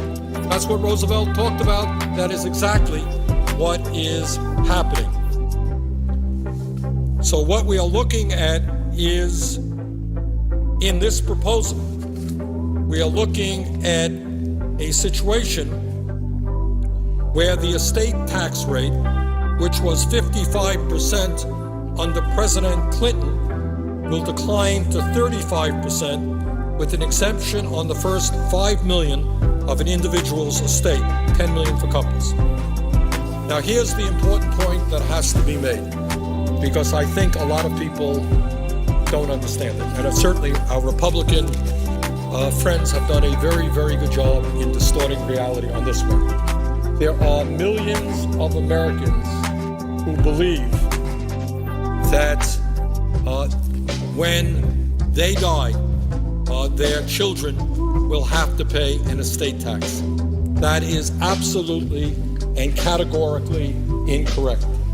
As this chart shows, only a tiny fraction of estates from deaths in 2009 owed any estate tax. That number is about 0.24%. Less than 0.3% of American families paid any tax on the estates that they were left. 99.7% of American families did not pay 1 cent in estate taxes. And that's the simple truth. The so-called death tax that our Republican friends talk about a whole lot is the estate tax. 99.7% of families don't pay a nickel on it. And the people who do pay are not the rich. It is the very, very, very rich. And let me just give you one example of the absurdity of lowering the tax rate, or even worse, of ending the estate tax, as some of my Republican colleagues would like to do. And here's this chart, just to give you one example of what ending. This agreement does not do that, it just lowers the rates. But if they were to wipe out completely, as the Republicans want to do, Walmart's owners, that's the Sam Walton's family, the Waltons own Walmart, they are the heirs to the Walmart fortune, which is worth, this may be dated, maybe more, maybe less now, about $86 billion. That's what this family is worth. One family, $86 billion. They're doing pretty good. If we abolish the estate tax, as our Republican friends would have us do, the Walton family alone would receive an estimated $32.7 billion tax break if the estate tax was completely repealed. One family, $32.7 billion. This is patently insane. This is insane. We have the highest rate of childhood poverty in the industrialized world. We have massive unemployment. I am trying to get senior 50+ million people a $250 check. By the way, a $250 check because we have not seen a COLA for the last 2 years for seniors, disabled vets. That would cost in 1 year about $14 billion. The Walton family itself, we get more than double in a tax break, what some of us are fighting for over 50 million seniors and disabled vets. So we can't afford to give $14 billion to help some of the people in this country who are struggling the hardest. Can't do that. But somehow we can afford to give $32.7 billion in tax breaks to one of the richest families in this country. If that makes sense to anybody, please call up my office, because it doesn't make sense to me, and I think it does not make sense to the vast majority of the American people. So under this agreement, the estate tax rate, which was 55% under President Clinton, will decline to 35% with an exemption on the first $5 million of an individual's estate, $10 million for couples. And let us remember again that this tax applies only to the top 0.3% of the families in this country. And this, again, is not just a tax break for the rich, it is a tax break for the very, very rich. And again, this agreement says, well, we're only going to extend this for 2 years. Well, frankly, I doubt that very much. I suspect 2 years from now, the same argument, they will be extending it. And frankly, our Republican colleagues representing the richest people in the world are hell-bent on abolishing the estate tax completely. So those are some of the reasons that I think we should be voting against this agreement.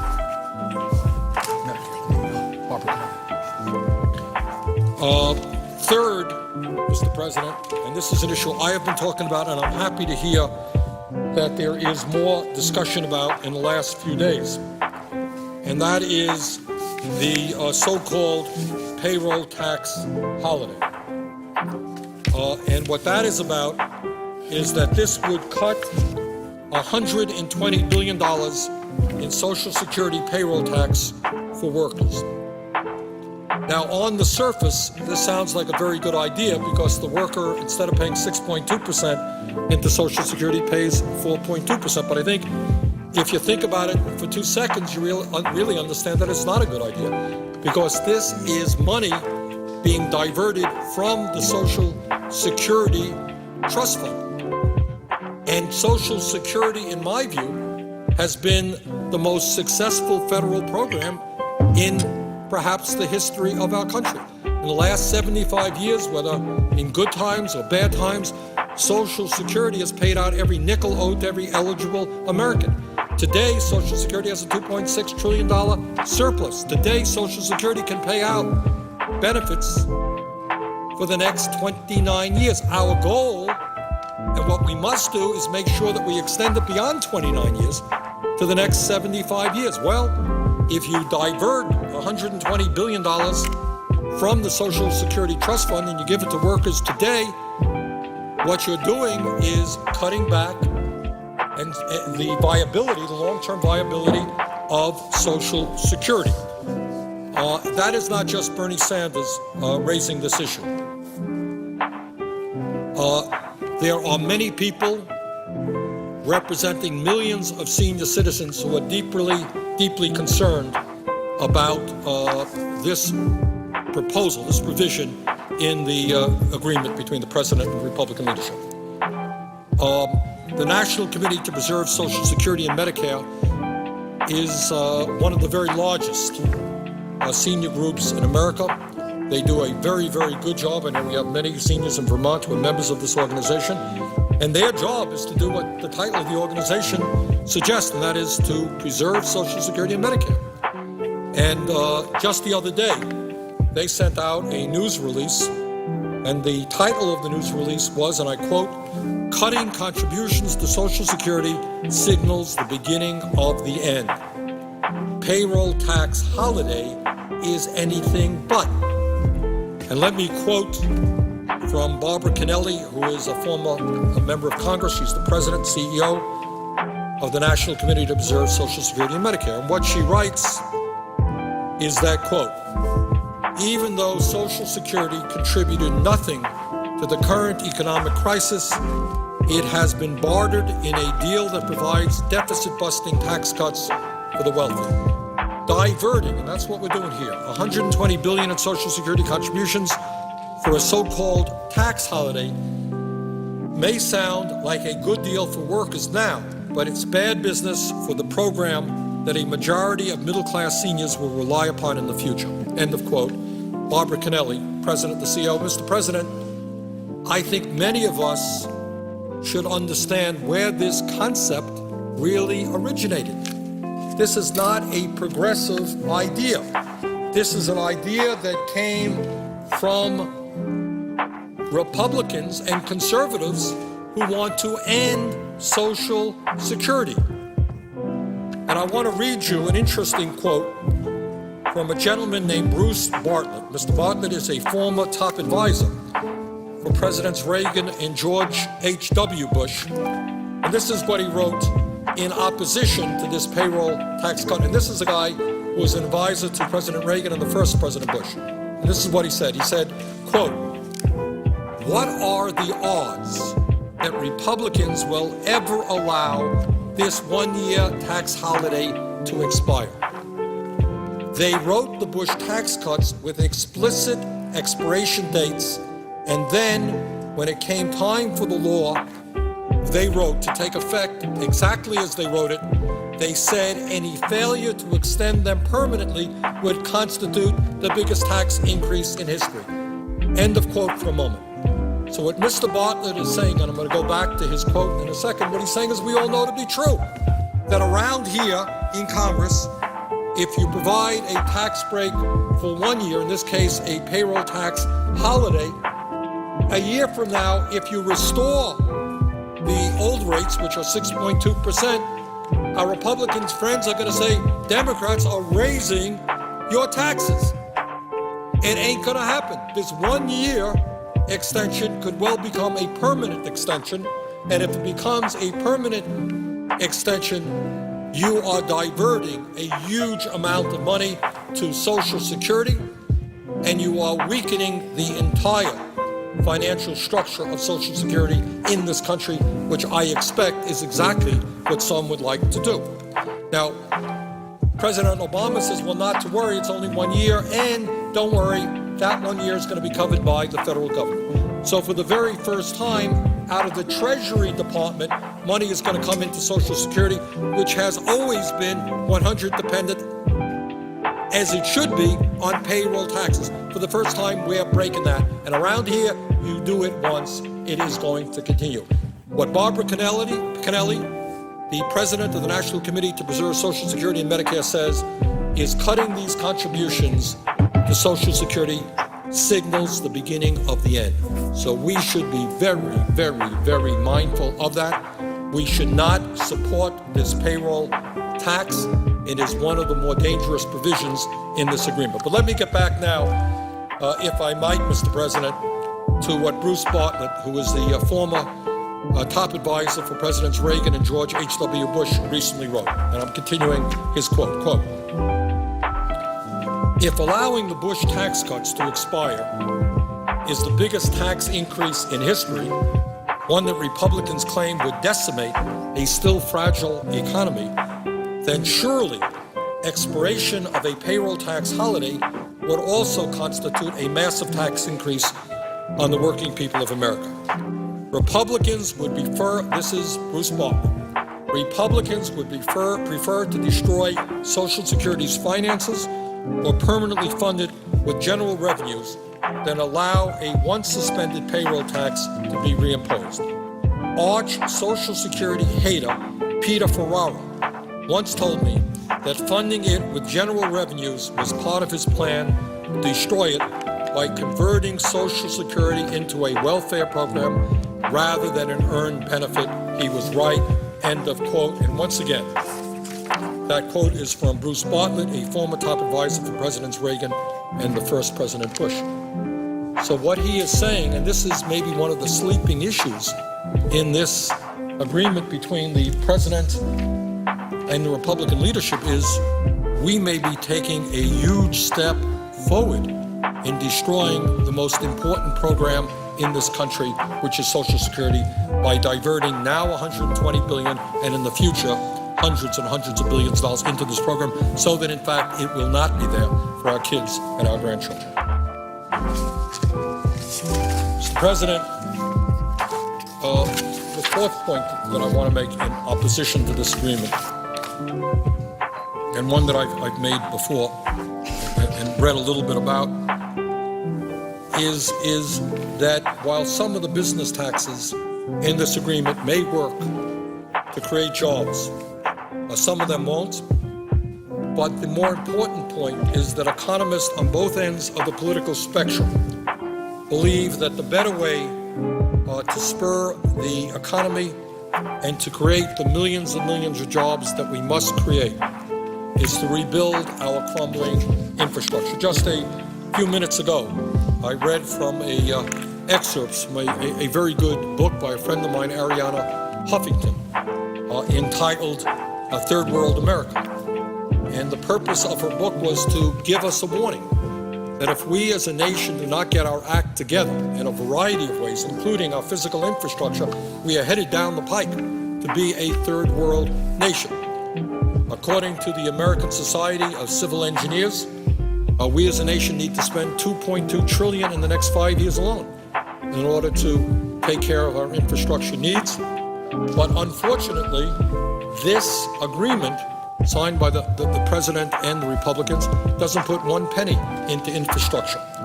So I think that if we are serious about creating jobs, if we're serious about making sure that our economy can be competitive in the global economy, we've got to be watching what other countries are doing, and they're investing far, far more than we are. I can tell you, Mr. President, and the stimulus package, by the way, will help us very much in Vermont on this area.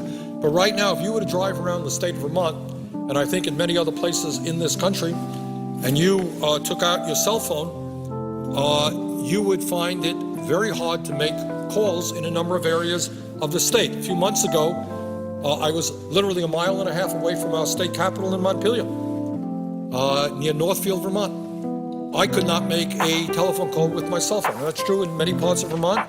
That's true in many areas of America. We are lagging behind many, many other countries in terms of the accessibility of cell phone service and broadband. So I am happy to say that in Vermont, we received a very generous grant through the stimulus package. It is going to help us. Other states did the same. But that's the area that we have got to invest. You've got to invest in broadband. You've got to invest in making sure that cell phone service is available in rural America, all over America. I talked a moment ago about our train services. There are train services today which are worse than they were 30 or 40 years ago. It takes longer to get from destination A to destination B. China is investing huge sums of money building high-speed rail at a rate that we could not even dream about. So in this agreement, we do have money for business tax cuts. But I do not think that that is the best way to invest taxpayer money if we're serious about creating the jobs that we need. Corporate America already is sitting on close to $2 trillion cash on hand. I don't know that more tax breaks are going to help them very much. I think that it is a lot smarter, and I think most economists agree with me, that we should be investing in our infrastructure, both to create jobs now and to improve our competitiveness in years to come. Further, Mr. President, I want to say a word on this. I mentioned it earlier today. President Obama talks about this being a compromise agreement. You can't get everything you want, and I certainly understand that. But one of the aspects of the compromise he points to is an extension of unemployment benefits for 13 months. Well, let me be very clear. I think at a time when 2 million of our fellow Americans are about to lose their unemployment, at a time when unemployment is extraordinarily high, long-term unemployment is, I think, higher than at any point on record. People are, looking for work month after month after month and not finding it. It would be morally unacceptable if this country did not extend unemployment benefits for those workers for 13 months. And yet the president sees this as a great sign of compromise. I would argue the contrary. I would suggest to you, Mr. President, that for the past 40 years, under both Democratic and Republican administrations, under Democratic and Republican leadership here in the Senate or in the House, whenever the unemployment rate has been above 7.2% unemployment insurance has always been extended. In other words, this has been bipartisan policy for 40 years, and I don't want to see us seeing and accepting as a really great give on the part of Republicans, a really, something that they've given us as part of a compromise, when it's been bipartisan policy for 40 years under Democratic and Republican leadership. So I don't accept that this is a great give. I think what the American people understand is you don't turn your backs on unemployed workers. People have been unemployed for long periods of time. You don't allow those people to lose their homes. You don't force these people out onto the streets. You don't take away shreds of dignity they have remaining. That is not what you do, and that has always been Republican philosophy as well as Democratic philosophy. This is not a great gift. So I do not accept that this is a compromise.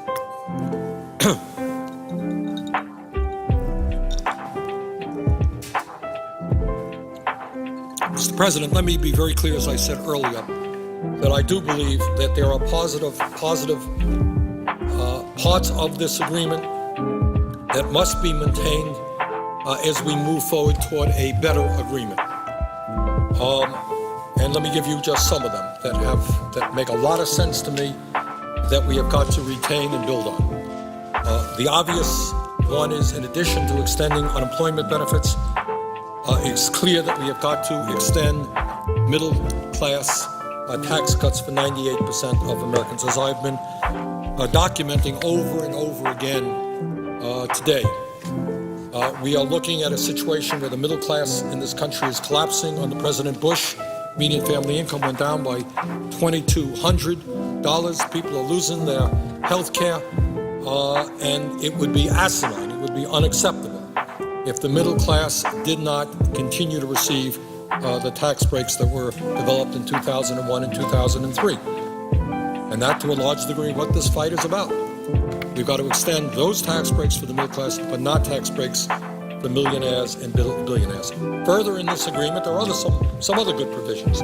You got the earned income tax credit for working Americans, and the child and college tax credits are also in this agreement, and they are very, very important. They will keep millions of our fellow Americans from slipping out of the middle class and into poverty, and they will allow millions of our fellow citizens to send their kids to college.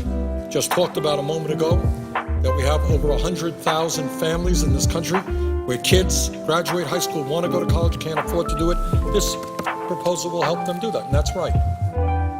But, Mr. President, despite the fact that there are some good, important provisions in this proposal, when we look at the overall package, when we look at a $13.7 trillion national debt and a declining middle class, I think what we have got to say is that this package just doesn't do it. It's just not good enough. Now, the president says that he knows how to count votes, and I understand that. And he says, well, you know, you had a couple of votes here to make sure that we would not give tax breaks to millionaires, and the president has been very clear. He does not want to do that. I understand that. But he says, what choice do I have? And I think the answer is, we have got to fight this issue. In my view, the solution ultimately will not be resolved here inside the Beltway, in the Senate or in the House. It will be resolved when millions of Americans get on their telephones and get on their computers and let their senators and their members of House of Representatives know that they are profoundly outraged. That at a time when the rich have never had it so good, and when we have a huge national debt, that this agreement contains huge tax breaks for those people who don't need it. That's how we defeat this. I'm not sure that alone, here in a debate, I'm going to turn any of my Republican or some Democratic colleagues around. But I do believe that if people all over this country stand up and say, wait a minute, how much do the richest people in this country want? I just documented a few moments ago. The top 400 wealthiest people in this country saw a doubling of their income under President Bush, a doubling of their income. Tax rates went down. When is enough enough? How much do they need? So I think, and I would hope, by the way, that this is certainly not just a progressive issue. I'm a progressive. This is a conservative issue. I have heard year after year, Mr. President, our conservative friends telling us, my goodness, we just cannot continue to raise the national debt. We've got to do something about this unsustainable deficit. This agreement increases the national debt. What kind of honest conservative can vote to increase the national debt? And if they do, please, no more lectures here on the floor of the Senate. Your hypocrisy will be known to everybody. Don't tell us that you're concerned about the national debt, give tax breaks to billionaires, and raise the national debt so that our kids and grandchildren in the middle class will have to pay higher taxes in order to pay off the debt that was caused by you giving tax breaks to millionaires. Please, no more lectures on that issue. Just say, okay, rich people contributed to my campaign. I got to do what they want. That would be honest. Please, no more lectures about your concern about the national debt. Now, again, I want to reiterate this point. And that is, everybody says, don't worry, these are only 2 years. These are not, in my view, 2 years. If you do them for 2 years, the same old argument will be back 2 years from now, and we will be in the midst of a presidential election.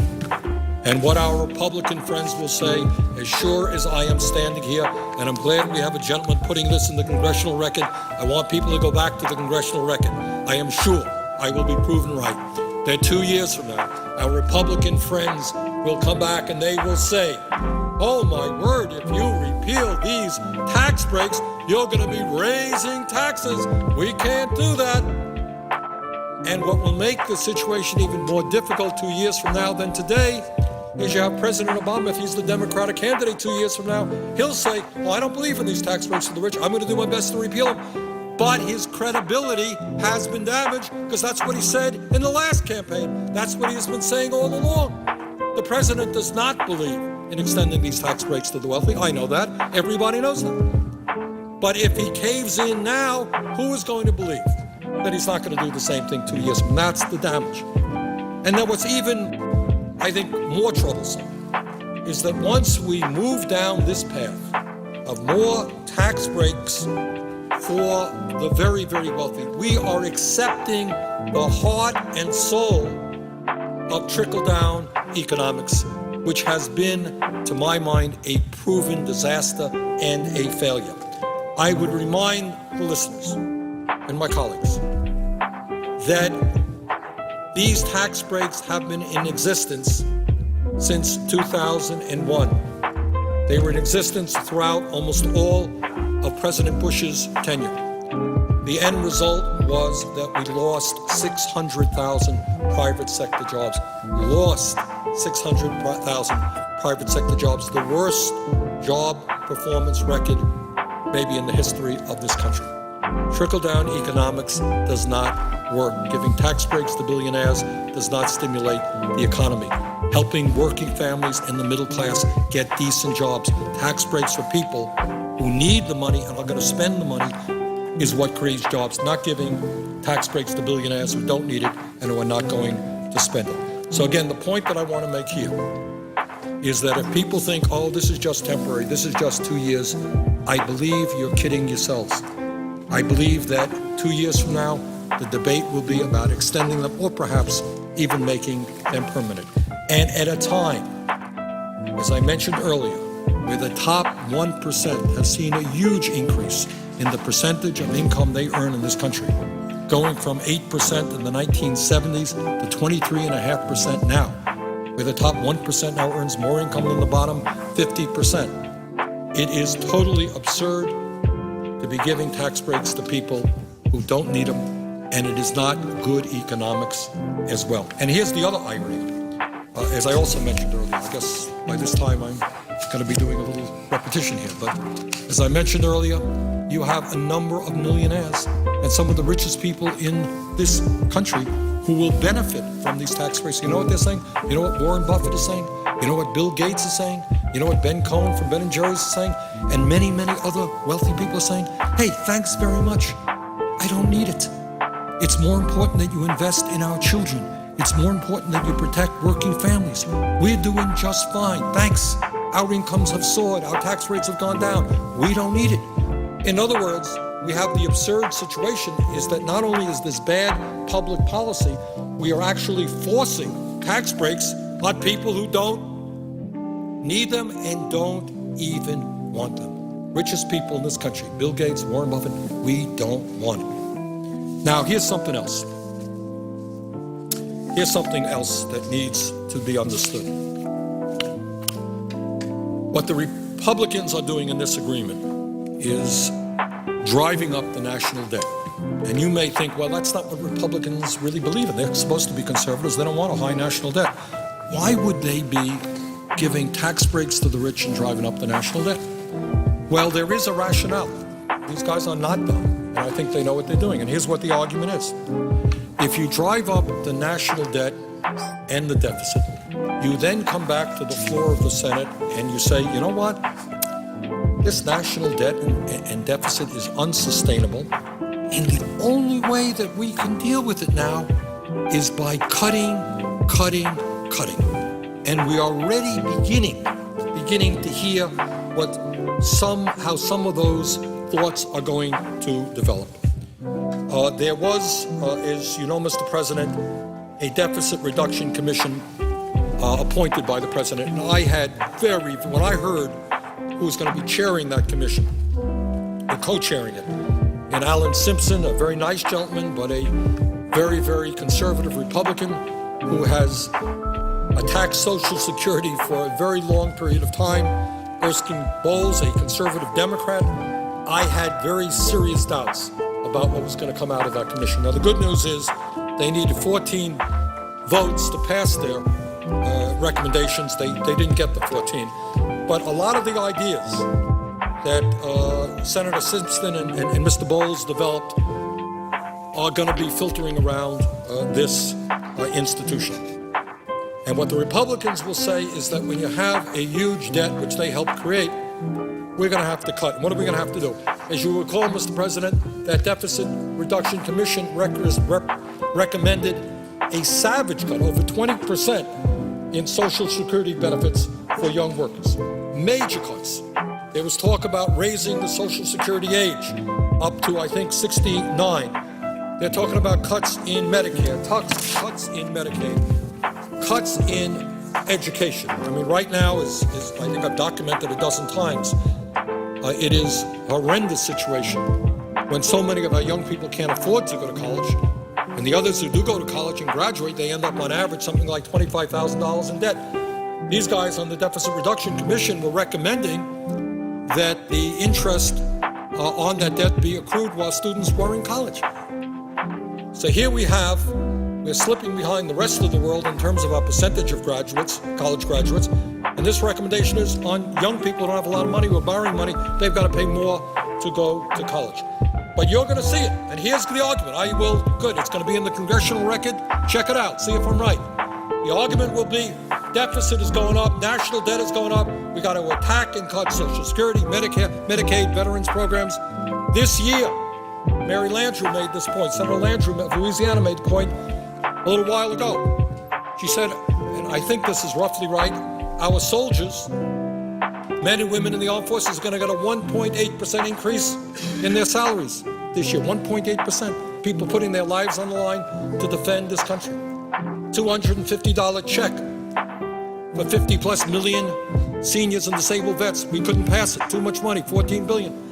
They're going to come back and cut and cut and cut in the name of trying to deal with deficit, the high deficit, which they are now increasing.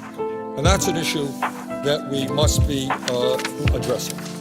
So, Mr. President, in my view, while there are some good parts of the proposal, it is certainly one that should be significantly improved. And I believe that the way it can be improved is by the American people beginning to get involved in the process. I can tell you, as I said earlier, I don't know how the calls are going today in my office because I have been here, but for the last 3 days we have received thousands of phone calls and emails, and over 98% of them have been against this proposal. The American people believe, people in Vermont believe, that we can do a lot better job in crafting a proposal that represents the middle class and our kids, and not just the wealthiest people in this country.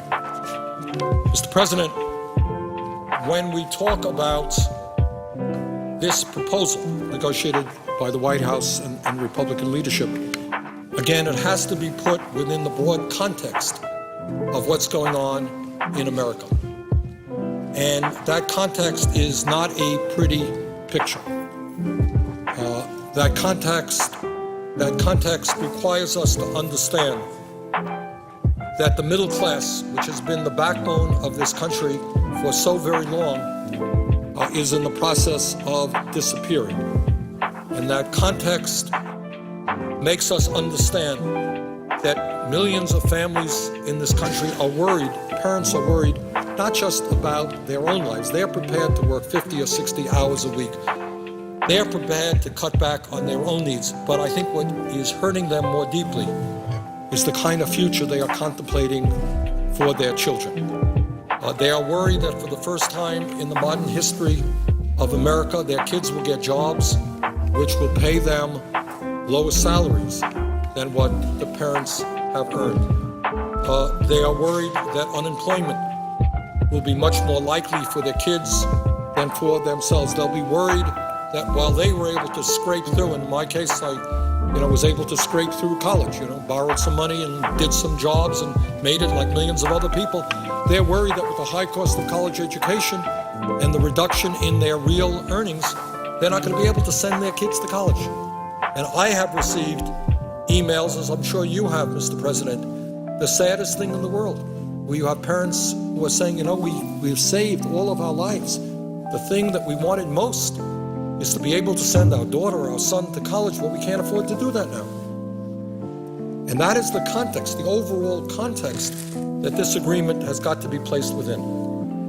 And the issue is, again and again and again, the richest people in this country do not need tax breaks.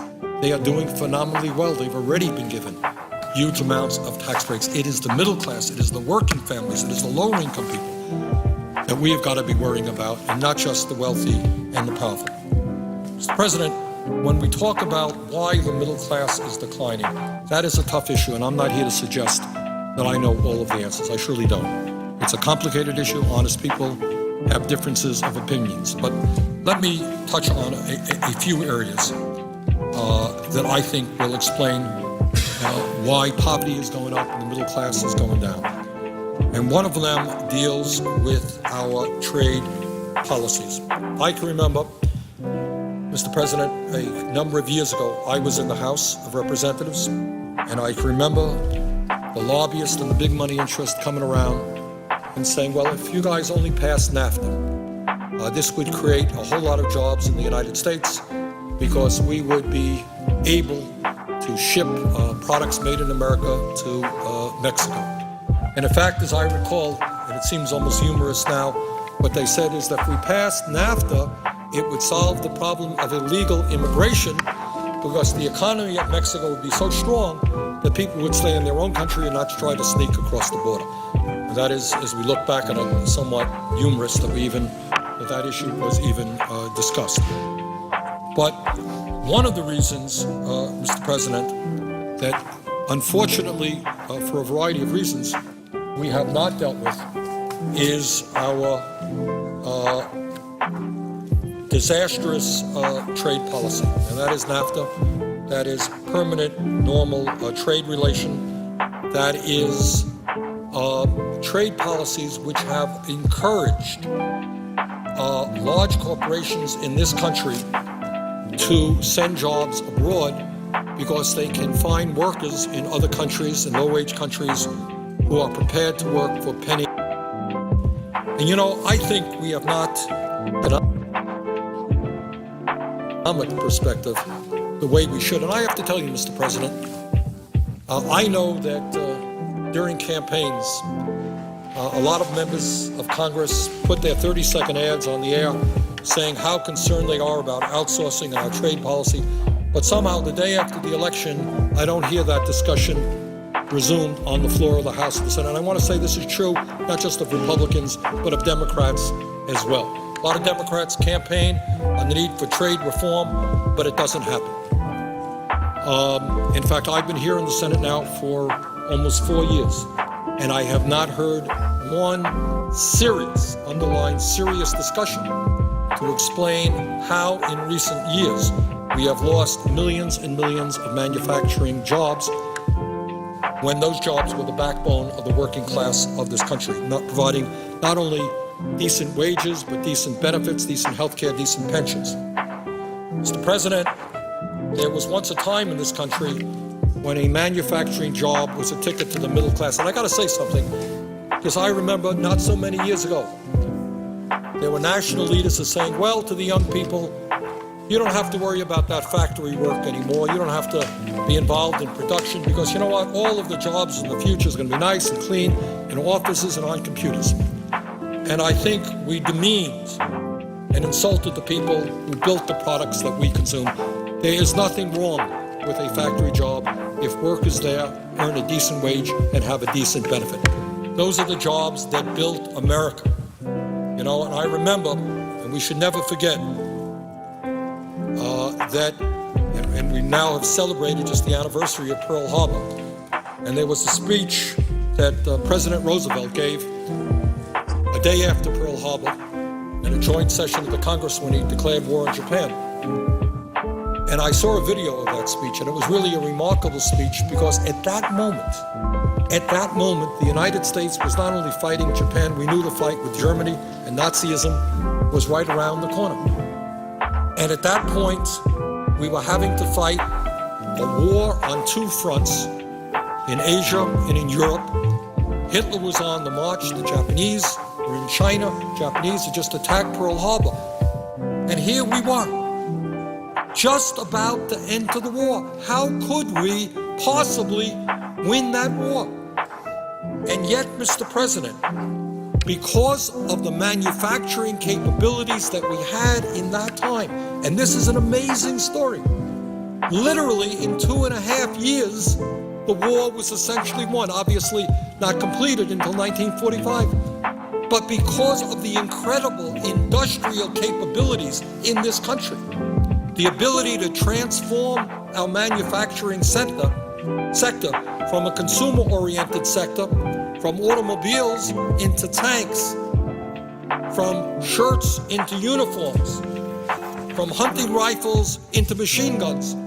within 2-3 years, we had essentially won that war. It was an incredible effort on the part of workers in this country who transformed our economy into an industrial force that was able to supply our soldiers with the weapons that they needed to defeat Hitler and the Japanese.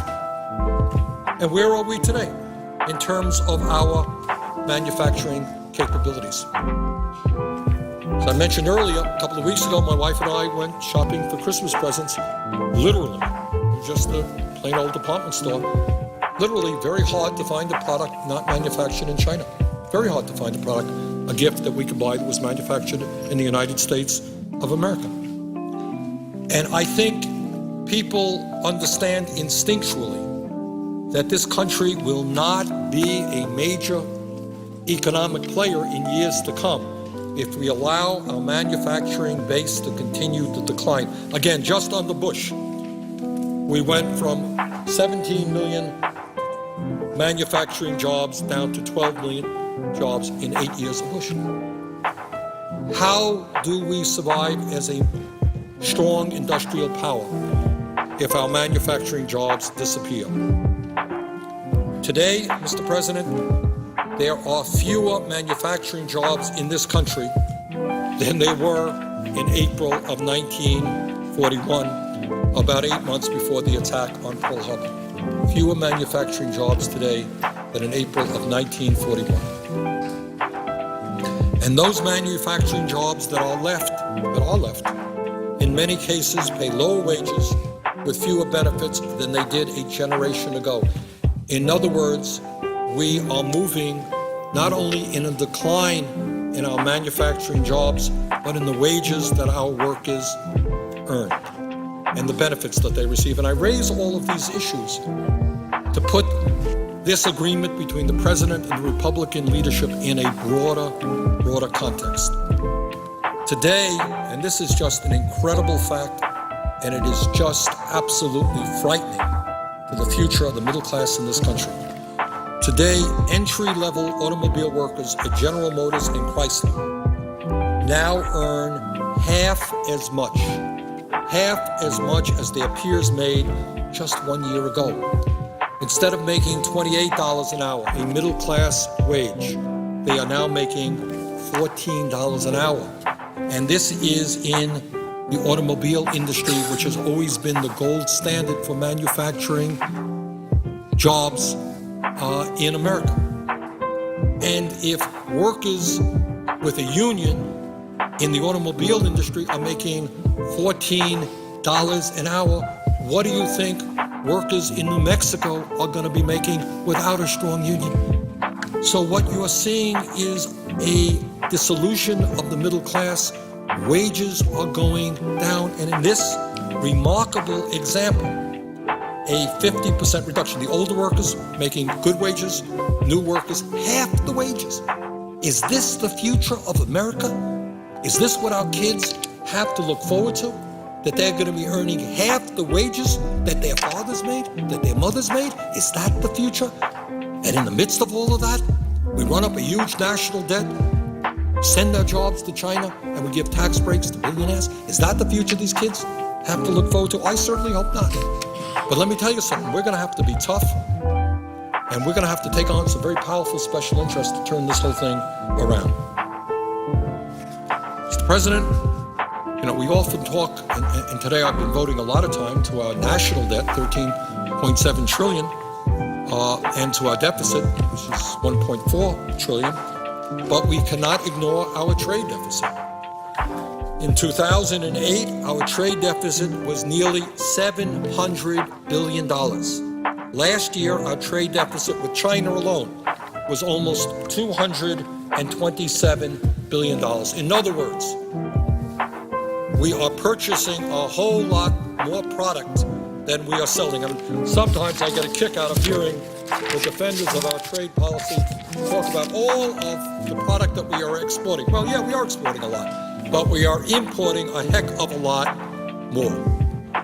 So, Mr. President, I think what you got is a major economic issue here, and that economic issue is that we are losing millions of good-paying jobs because of our disastrous trade policies, and furthermore, the jobs that we have.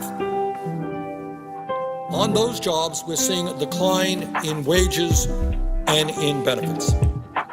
And I think the bottom line of this is not just, if you like, an economic issue, it's a moral issue as well. And that is when companies like General Electric and all the rest, I don't mean to be picking hard on General Electric, but I have a quote here, which I want to make. This was a few years back. I think it's important because it applies not just to General Electric, but I want people to hear this. GE is, of course, one of our major corporations, and in fact, as recent disclosure pointed out, the taxpayers of this country through the Fed provided $16 billion in bailout to General Electric during the recent crisis. This is what the head of CEO of General Electric, Jeffrey Immelt, said in 2002, December 6th. Quote, Jeff Immelt, head of CEO. When I am talking to GE managers, I talk China, China, China, China, China. 5 Chinas. You need to be there. You need to change the way people talk about it and how they get there. I am a nut on China. Outsourcing from China is going to grow to $5 billion. We are building a tech center in China. Every discussion today has to center on China. The cost basis is extremely attractive.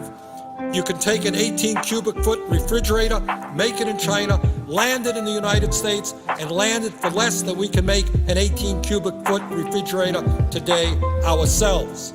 End of quote. Jeffrey Immelt, Chairman, CEO of General Electric, quoted in an investor meeting on December 6, 2002.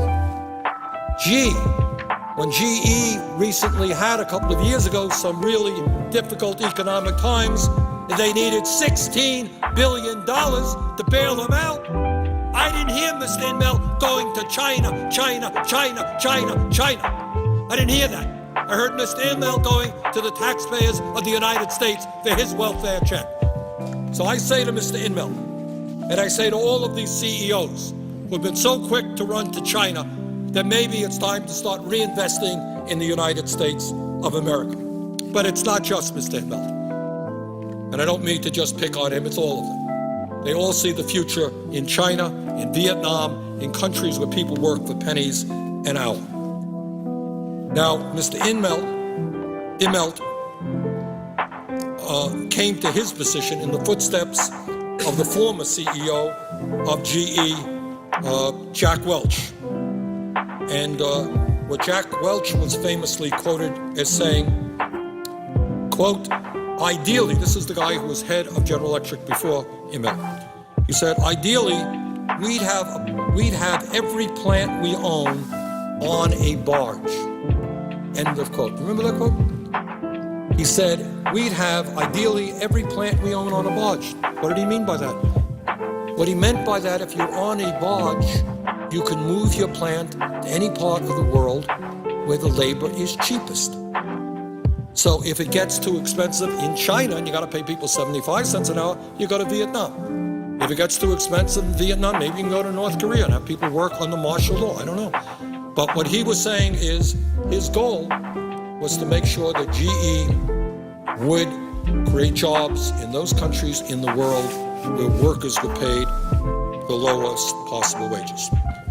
And former GE Executive Vice President Frank Doyle said, and I quote, we did a lot of violence to the expectations of the American workforce. We downsized, we delayered, and we outsourced. He was honest enough to admit what he did. But again, I don't mean to just pick on Jeff Immelt or General Electric. It is a history of corporations all over America. Let me just mention that the CEO of Cisco, John Chambers, and this is what he says. And, we tell the young people the future is in information technology. We want you guys to be smart, learn how to use the computers. You're not going to work in factories. This is what the CEO of Cisco, certainly one of the large IT companies in the United States, said, he said, quote, China will become the IT center of the world, and we can have a healthy discussion about whether that's in 2020 or 2040. What we are trying to do is outline an entire strategy of becoming a Chinese company. End of quote. John Chambers, CEO of Cisco. This was in 2004. Furthermore, he says, October 15, 2004, this is Cisco, we believe in giving something back and truly becoming a Chinese company. Meanwhile, when Cisco needs tax breaks, they get it from the taxpayers of the United States of America. Boy, are they taking us for dummies. They outsource their jobs to China and so forth. Now, in the last campaign, one of the folks who ended up getting a lot more publicity, I think, than he usually does, is the president and the CEO of the U.S. Chamber of Commerce, a gentleman named Tom Donahue. And again, my point tonight is not just to pick on individuals, because every quote that I'm giving you now can be multiplied 50, 100 times over. This is what corporate America believes. They believe that it is totally appropriate to throw American workers out on the street, move to low-wage countries, China and other countries, pay people a few cents an hour, bring their products back into the United States.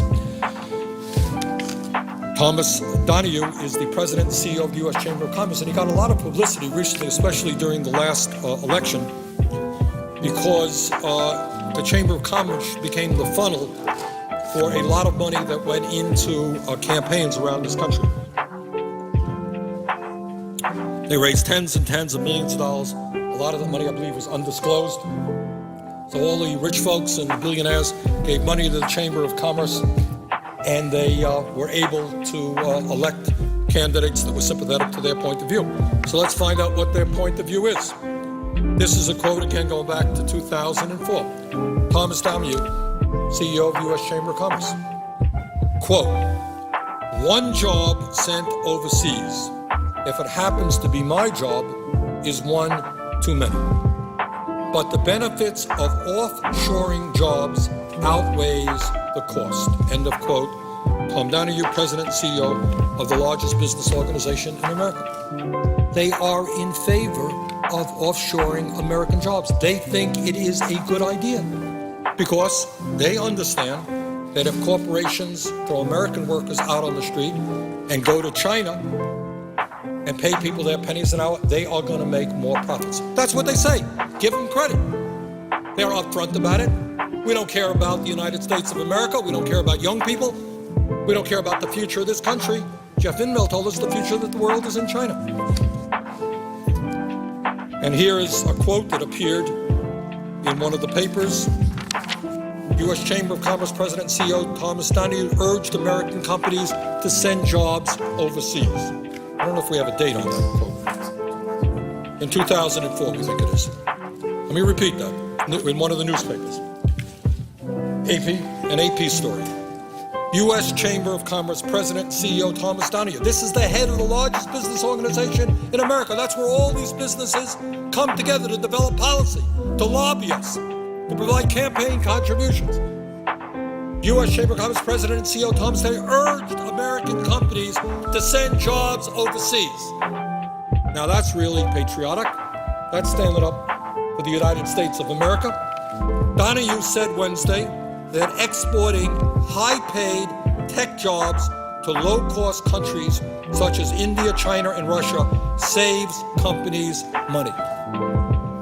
It is no surprise that Donahue, who tripled the Chamber of Commerce's lobbying team since 1997 and aggressively promotes pro-business policies, endorses offshoring. The 3 million member organizations, the Chamber of Commerce, the world's largest business consortium, champions tax cuts, free trade, workers' compensation reform, and more liberal trade policies with China. End of quote. What more do you need when you want to understand why we have lost millions of good-paying manufacturing jobs, why wages are going down? What more do you need when the president of the Chamber of Commerce tells you that he thinks it is good public policy to send jobs to China. So I don't think there is, much that you have to, discover. They're telling you this.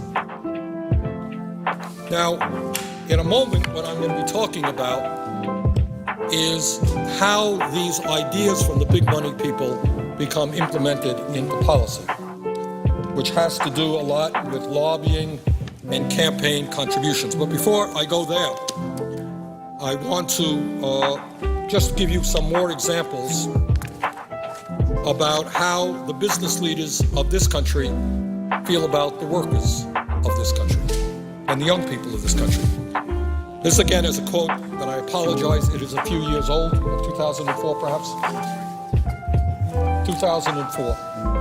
Quote, January 19th. This is from Alan Lacey, the CEO, who was then the CEO of Sears Roebuck and Company. Here's what he said, quote, "There are 4 or 5 times as many smart, driven people in China than there are in the United States. And there's another 4 or 5, 3 or 4 times as many people in India that are smarter or as smart or have more drive. And if technology is now going to basically reduce location as a barrier to competition, i.e., you have a worldwide web and you could do your work in China or India, then essentially you've got something like whatever that was, 7 or 9 times more smart, committed people that are now competing in this marketplace against certain activities. So we're going to see, I think, this huge incentive to shift some of these more commodity-like knowledge workers' jobs offshore. So here you have our blue-collar jobs decimated, and we told the kids not to worry, you didn't want to work in a factory anyhow, we've got these good information technology, computer-based jobs for you. But then you have the heads of large corporations saying, hey, why do I want to get American young people to do this? I can have Indian young people do it who will work for a fraction of the wages. And I think we all see this. I mean, it's nothing new. You try to get a plane reservation right now, and you're talking to somebody in India, and please do not hear me to be anti-India or anti-Chinese. That is the furthest thing that I would want anyone to think. We want to work with people all over the world, but you don't have to destroy the middle class of this country to help people around the world. You don't have to be a corporate CEO to sell out your own people who built your company to run abroad. So this senator is not anti-Chinese, far from it, anti-Indian, anti-Vietnamese, not at all. I guess I plead guilty to being pro-American, I don't know. Maybe that's suspect here. The former CEO of Hewlett-Packard, Carly Fiorina, this obviously, Ms. Fiorina ran for senator. This is what she said when she was the CEO of Hewlett-Packard in 2004. She said, quote, "There is no job that is America's God-given right anymore," end of quote.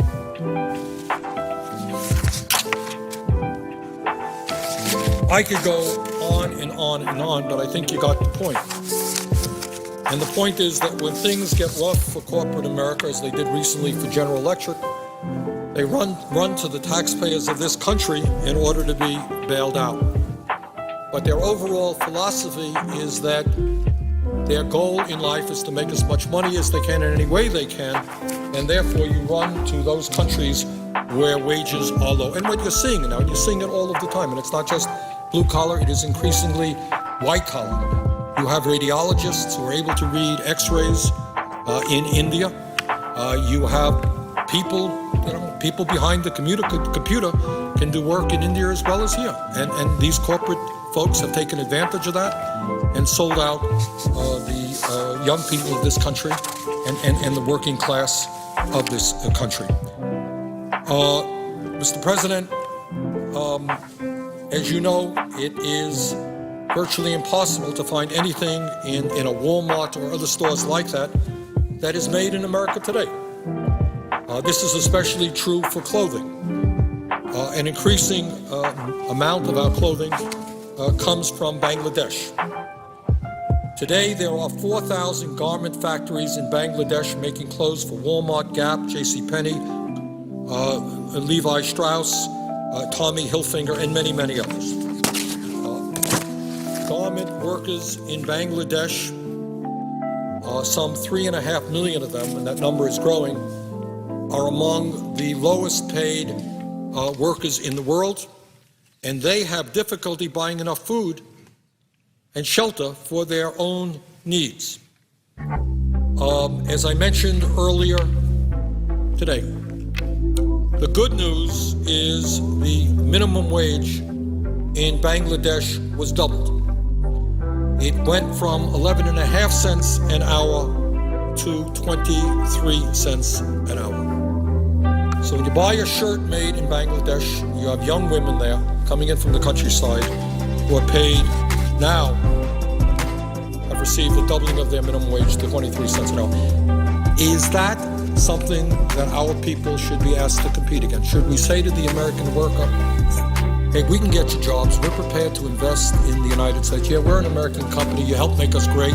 Thank you for the work you've done over the years. Thank you for purchasing our products. Thank you for making us strong. And if you are prepared to work for $1 an hour, $2 an hour, $3 an hour, we'll come back. And by the way, Mr. President, I think you know this, in the last campaign, what did we hear? What are we beginning to hear rumbles about? Abolishing the minimum wage. Abolishing the minimum wage. Minimum wage now is, what is it, $7.50 an hour. That's what we say should be $7.25 an hour. That's what we say should be the minimum that any American worker gets. There are people out there who say, look, if I can hire somebody in China for $2 or $3 an hour, and you want a job in America, and I have to pay you $7.25 an hour, why would I want to do that? We abolish the minimum wage? Hey, I may hire you. Now, what a wonderful prospect for our young people to think about working for $4 or $5 an hour.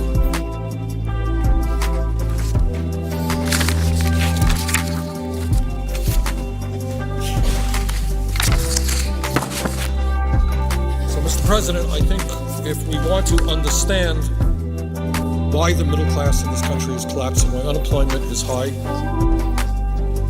why our manufacturing base has been decimated, why it is hard to purchase a product made in the United States, it has a lot to do with our trade policies, which were pushed by people like Mr. Donahue of the Chamber of Commerce and many, many others.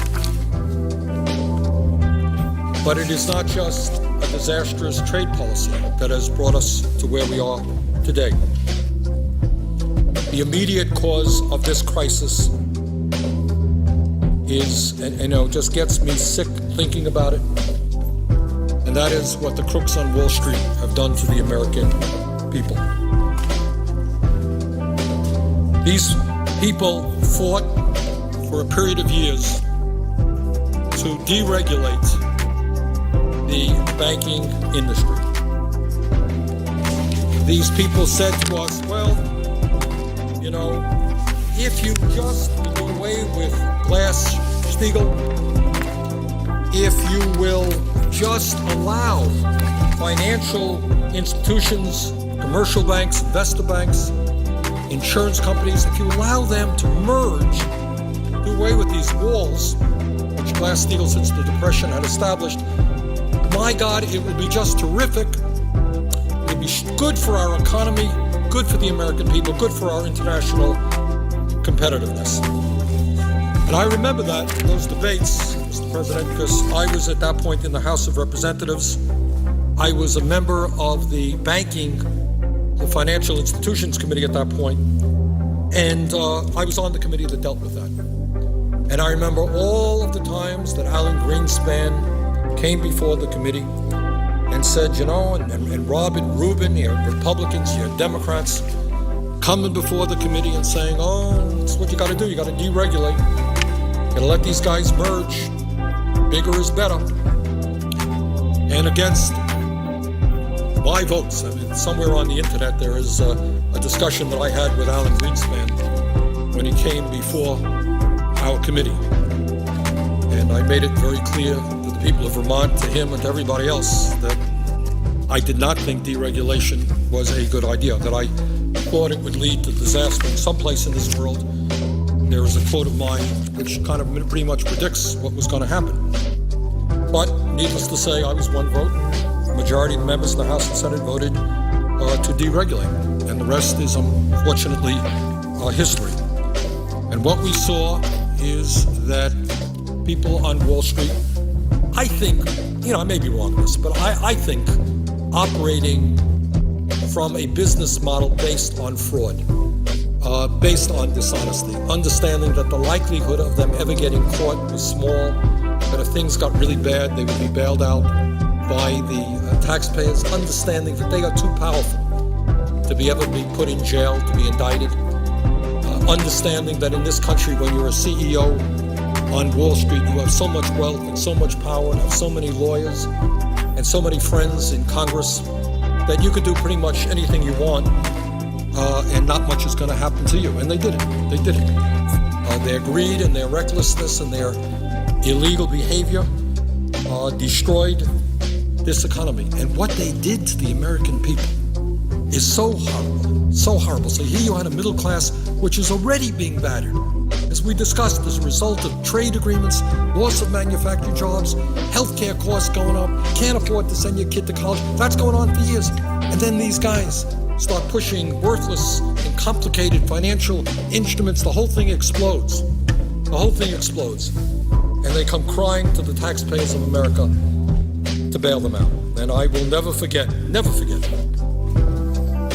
Hank Paulson coming before it was the Democratic caucus. I'm an independent, the longest serving independent in Congress, coming before the Democratic caucus, saying that within a few days he needed $700 billion, the entire world financial system would collapse. And my suggestion to him at that meeting is, if you need the money, why don't you go to your friends and get the money? Why don't you go to all your banker friends and your millionaire friends and your billionaire friends and get some of that money, and don't go to the middle class of this country that has already been harmed. And in fact, we brought an amendment here to the floor of the Senate. And one of the first amendments that I brought as a senator, which the amendment was that the top 2% should pay for the bailout, not the American people. It got defeated in a voice vote. So what goes on in Wall Street is that we have seen a tremendous concentration of ownership there. Another issue that we do not talk enough about. I know Senator Brown and Senator Kaufman and I worked on a proposal to try to break up these large financial institutions. I think we got 30 some odd votes on that, couldn't do it. So what the American people should know now is that while we bailed out Wall Street because they were quote unquote too big to fail, 3 out of the 4 largest financial institutions, all of whom were bailed out very significantly, are now larger today than they were before the bailout. Incredibly, since the start of the financial crisis, Wells Fargo has grown 43% bigger, JP Morgan Chase has grown 51% bigger, and Bank of America is now 138% larger than before the financial crisis began. Can you imagine that? We bailed these guys out because they were too big to fail, and now 3 out of the 4 largest ones are much larger than they were. How did that happen? Well, in 2008, Bank of America, the largest commercial bank in this country, which received a $45 billion taxpayer bailout, purchased Countrywide, the largest mortgage lender in this country, and Merrill Lynch, the largest stock brokerage firm in the country. That's how Bank of America expanded. They were too big to fail. Today, much bigger. In 2008, JP Morgan Chase, which received a $25 billion bailout from the Bush Treasury Department and a $29 billion bridge loan from the Federal Reserve, acquired Bear Stearns and Washington Mutual, the largest savings and loan in the country. That's how JP Morgan Chase, a huge bank, became even bigger. In 2008, the Treasury Department provided an $18 billion tax break to Wells Fargo to purchase Wachovia, allowing that bank to control 11% of all bank deposits in this country. Hear this, Mr. President, because this is just quite unbelievable. When we try to understand what's going on in the economy today, the rich getting richer, poor getting poorer, middle class collapsing. Today, after we bailed out all of these large banks, 3 out of 4 of them are now much larger than they were before. And today, Bank of America, JP Morgan Chase, Citigroup, and Wells Fargo, the 4 largest financial institutions in this country, hold about $7.4 trillion in assets, and that is equal to over half of the nation's estimated total output last year. 4 financial institutions have assets worth more than 52% of our total output last year. And instead of allowing them instead of breaking these folks up, these large institutions up, we let them get bigger. In fact, Mr. President, according to Simon Johnson, the former chief economist of the International Monetary Fund, quote, as a result of the crisis and various government rescue efforts, the largest 6 banks in our economy now have total assets in excess, he claims, of 63% of GDP. This is a significant increase from even 2006, when the same bank's assets were around 55% of GDP. You understand what this is about? 4 financial institutions owning over half of the assets of America. You talk about economic power. You talk about political power. That is what we were talking about. Simon Johnson continues, he said, this is a complete transformation compared with the situation in the United States just 15 years ago, when the largest 6 banks had combined assets of only about 17% of GDP. So today, 15 years ago, 17%, 6 banks, today 4 banks, he claims 63% of GDP. In other words, Mr. President, over the last 15 years, the largest banks in this country have more than tripled in size. Now, Mr. President, not only are too big to fail financial institutions bad for taxpayers, the enormous concentration of ownership in the financial sector has led to higher bank fees, usurious interest rates on credit cards, and fewer choices for consumers. What do you think happens when you have a few institutions, a handful of institutions, controlling mortgage lending or the ability of people, where people get their credit cards? Today, Mr. President, these huge financial institutions have become so big that, according to the Washington Post, the 4 largest banks in America now issue 1 out of every 2 mortgages, 2 out of 3 credit cards, and hold 4 out of every $10 in bank deposits in the entire country. Mr. President, if any of these financial institutions were to get into major trouble again, taxpayers would be on the hook for another substantial bailout, and we cannot allow that to happen. So the whole reason for the bailout is that if any of these financial institutions collapse, it would take down a significant part of the economy and millions of jobs. We had to prop them up. We had to bail them out. And it turns out that since we bailed them out, these handful of financial institutions are now even larger than they were before. And we now know they are enjoying very strong profits, and they are paying their CEOs even more in compensation than they did before the breakdown. In my view, Mr. President, if we are serious about understanding why the middle class is collapsing, if we are serious about really getting this economy moving again, long term, we have got to have the courage to do exactly what Teddy Roosevelt did back in the trust-busting days and break these banks up. The point that Roosevelt was making is that it is bad for the economy when a handful of entities control industry after industry. They have a stranglehold on the economy. You got to break them up. And yet, I have heard very little discussion. I know there was an amendment from Sherrod Brown and Ted Kaufman. I introduced legislation on this issue to start breaking them up. But frankly, their lobbyists and their money are such that it becomes very difficult to do that. But that is exactly what we should be doing. The legislation that I introduced last year, S-2746, the Too Big to Fail, Too Big to Exist Act, would break up these large financial institutions. That legislation would require the Secretary of Treasury to identify every single financial institution and insurance company in this country that is too big to fail within 90 days. And after 1 year, the Secretary of the Treasury would be required to break up these institutions so that their failure would not lead to the collapse of the U.S. or global economy.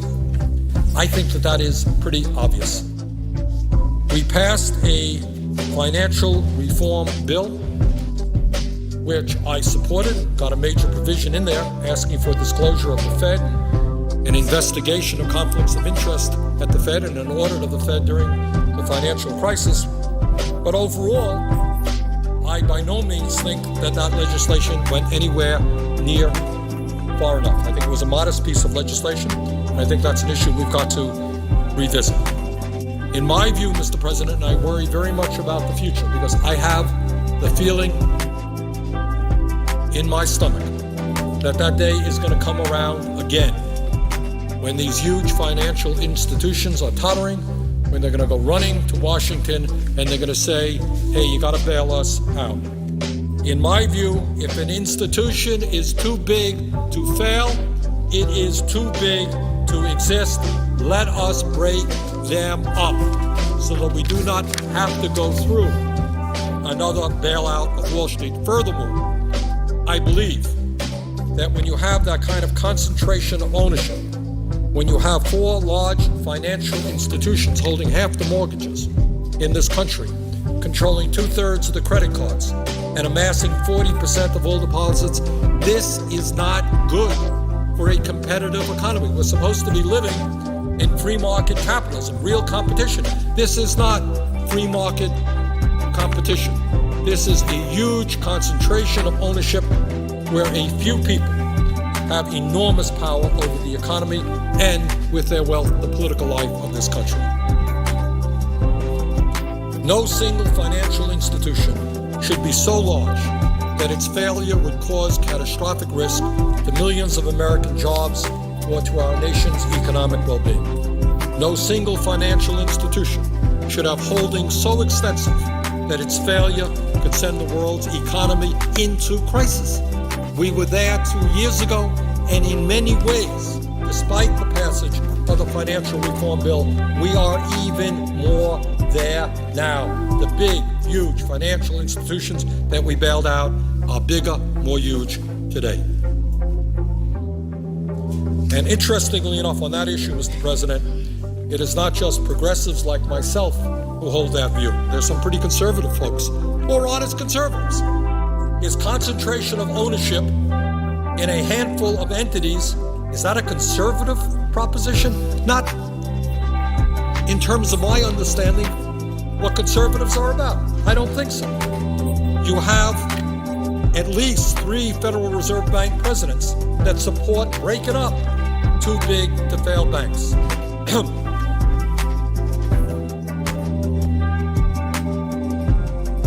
James Bullard, I hope I'm pronouncing his name right, President and Chief Executive of the Federal Reserve Bank of St. Louis, Kansas City Fed President Thomas M. Honig, and Dallas Fed President Richard W. Fisher. These guys don't have my political views. I am a proud progressive. My guess is they're conservatives.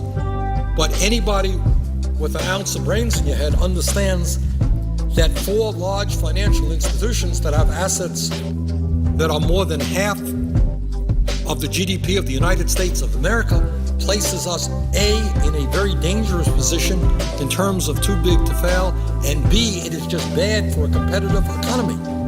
Is there any wonder why people are paying 25 or 30% interest rates on their credit cards? That's because these guys issue 2/3 of the credit cards in America. Is there any reason why they were issuing fraudulent mortgage packages to people? Because there is not the kind of competition that should be there. But this is not just Bernie Sanders' point of view. Here's what Kansas City Fed President Honig said, and I quote. Sorry, I don't have the date on that, but I think it was fairly recently. Last year. This is Kansas City Fed President Honig. Quote, I think they should be broken up. I think there's no reason why, as we've done in other instances, of finding the right mechanism to break them into their components. And in doing so, I think you'll make the financial system itself more stable. I think you will make it more competitive. And I think you will have long-run benefits over our current system, which mixes it and therefore leads to bailouts when crises occur. End of quote. This is Thomas Honig, the head of the Fed, Kansas City Fed. Right? Very simple statement, and he's absolutely right. He's absolutely right. But, and I'm going to get to the reason why in a little while, we've not been able to do this. We've not been able to do this because Wall Street sends their lobbyists down here in droves, and Wall Street provides zillions of dollars in campaign contributions, and Wall Street fights like the Dickens to make sure that any strong provisions that some of us might bring up is defeated.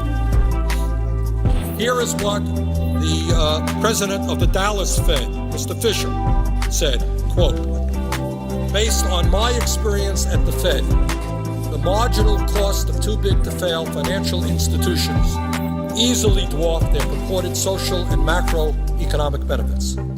The risk posed by coddling too big to fail banks is simply too great. Winston Churchill said that, he's quoting Winston Churchill, in finance, everything that is agreeable is unsound, and everything that is sound is disagreeable. End of quote. That's from Churchill. And Mr. Fisher continues, I think the disagreeable but sound thing to do regarding institutions that are too big to fail is to dismantle them over time into institutions that can be prudently managed and regulated across borders. And this should be done before the next financial crisis, because we now know it surely cannot be done in the middle of a crisis. End of quote. And that's Dallas Fed President Mr. Fisher. Mr. President, they are already in the process of breaking up big banks in England. According to the Washington Post, the British government announced Tuesday, that is not this Tuesday, it's way back last year.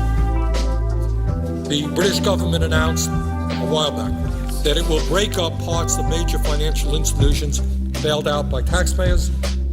The British government, spurred on by European regulators, is forcing the Royal Bank of Scotland, Lloyds Banking Group, and Northern Rock to sell off parts of their operations. Europeans are calling for more and smaller banks to increase competition and eliminate the threat posed by banks so large that they must be regulated. They must be rescued by taxpayers, no matter how they conducted their business, in order to avoid damaging the global financial system. Mr. President, very interesting development occurred on October 15th of last year. On October 15th, and as I mentioned earlier, Alan Greenspan, who was the chairman of the Fed before Mr. Bernanke, and I had our run-ins.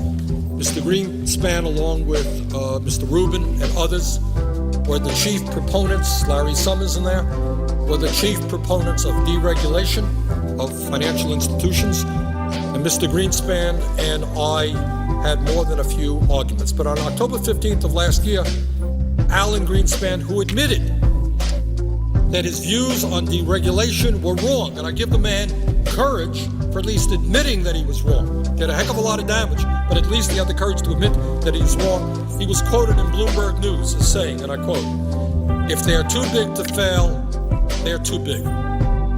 In 1911, we broke up Standard Oil. So what happened?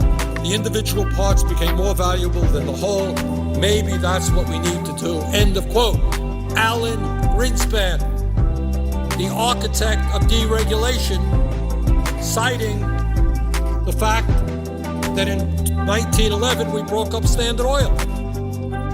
So here you have Greenspan who helped cause this crisis, at least having the courage to understand that now is the time to begin breaking up these big financial institutions. They have enormous power over our economy. They have enormous power over our political life. Their lobbyists are all over this place. And you can't walk down the hall without bumping into some of their lobbyists. So we've got to start breaking them up, and the American people have got to be prepared for a major fight to take on these huge financial institutions. Mr. President, former Fed Chairman Paul Volcker, who has advised the Obama administration, supports breaking up big banks so that they no longer pose systemic risk to the entire economy. According to a recent article in the New York Times, Volcker said, and I quote, "People say I'm old-fashioned and banks can no longer be separated from non-bank activity. That argument brought us to where we are today," end of quote, Paul Volcker. I couldn't agree more. That's what I'm talking about. You've got to start breaking up four financial institutions which led us into the economic disaster we're in right now, that remain much too big to fail, that we're going to have to bail out again and again and again, and that today have a stranglehold on our economy. The New York Times said that under Volcker's plan, quote, J.P. Morgan Chase would have to give up the trading operations acquired from Bear Stearns. Bank of America and Merrill Lynch would go back to being separate companies. Goldman Sachs could no longer be a bank holding company. End of quote. That's exactly what needs to be happening. The reality is, and I come from a small state, we have community banks. Here's the irony, Mr. President. The banks in Vermont, in the midst of all of this financial disaster, they did just fine. They are small, locally owned banks. They know the people they lend money to. The CEOs are not making hundreds of millions of dollars in profit. They know their community. They know what loans made sense. Now, I may be old-fashioned like Mr. Volcker, but I think that's what banking is about. To lend out money to people in the productive economy, the business community that can use the money to expand, create jobs, to homeowners that need that money to buy a home, not to be living in your own world, engaged in a huge gambling casino, producing and selling worthless products that nobody understands. The function of a bank is to be a middleman between people who need money and are producing real products and helping them get that money, and people who are investing in the banks. It is not supposed to be an island unto itself. But in recent years, what we have seen, incredibly, 40% of all profits in America went to the financial institutions. Small number of people working there, relatively small. 40% of the profits, because they live in a world that is a huge gambling casino. We need financial institutions to go back to the way banking used to be. And the job of banks is to provide affordable loans to the productive economy so that we can produce real products, real goods, and we can create real jobs when we do that. Robert Reich,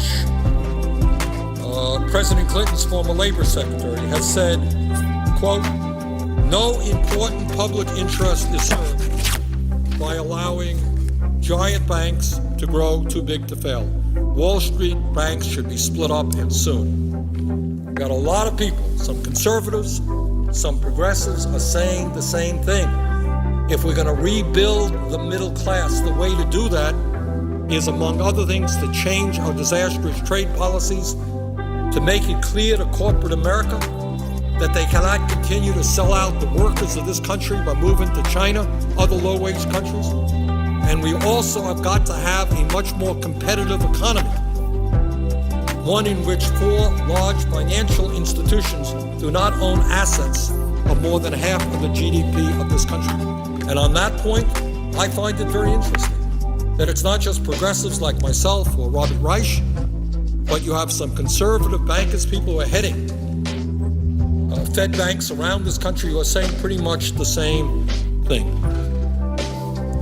Now also, Mr. President, when we talk about banks, I want to get back to a point that I raised earlier, because it's an issue really I've been working on for years and years. And that is this issue of usury.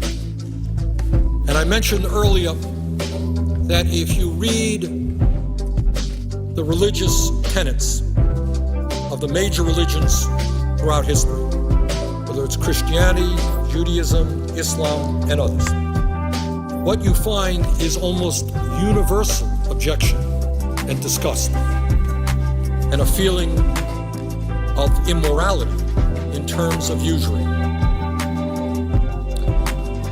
When we talked about usury in the United States, what we usually talked about were thugs, gangsters working on street corners who lent out money at outrageously high interest rates to workers.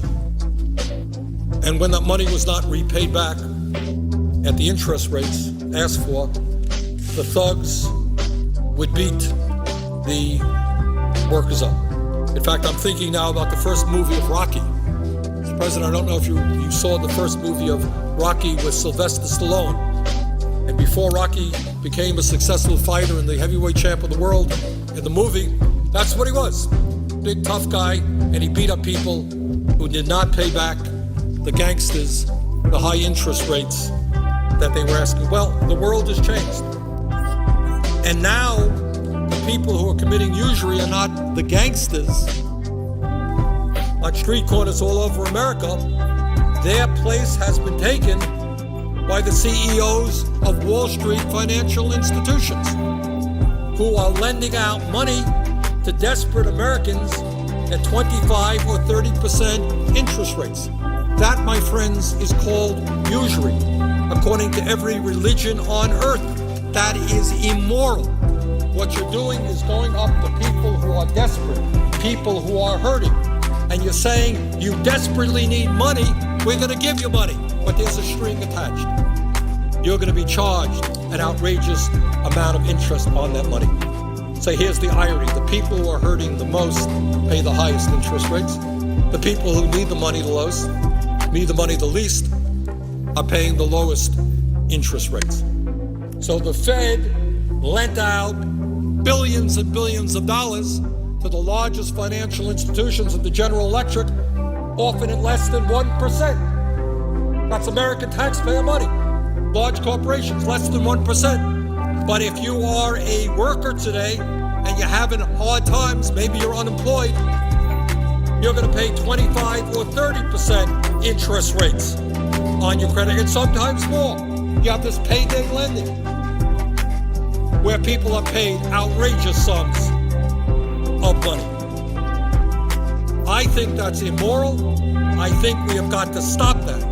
And it disturbs me very much that, especially at a time when we bailed out these large financial institutions, that they are still able to charge our people 25 or 30%. People who bailed them out get hit the second time around by having to pay 25, 30% interest rates. And right now, it's not even 25 or 30%. As a matter of fact, the 10th largest credit card issuer in this country, an entity called Premier Bank, is now offering a credit card with a 79.9% interest rate and a $300 credit limit.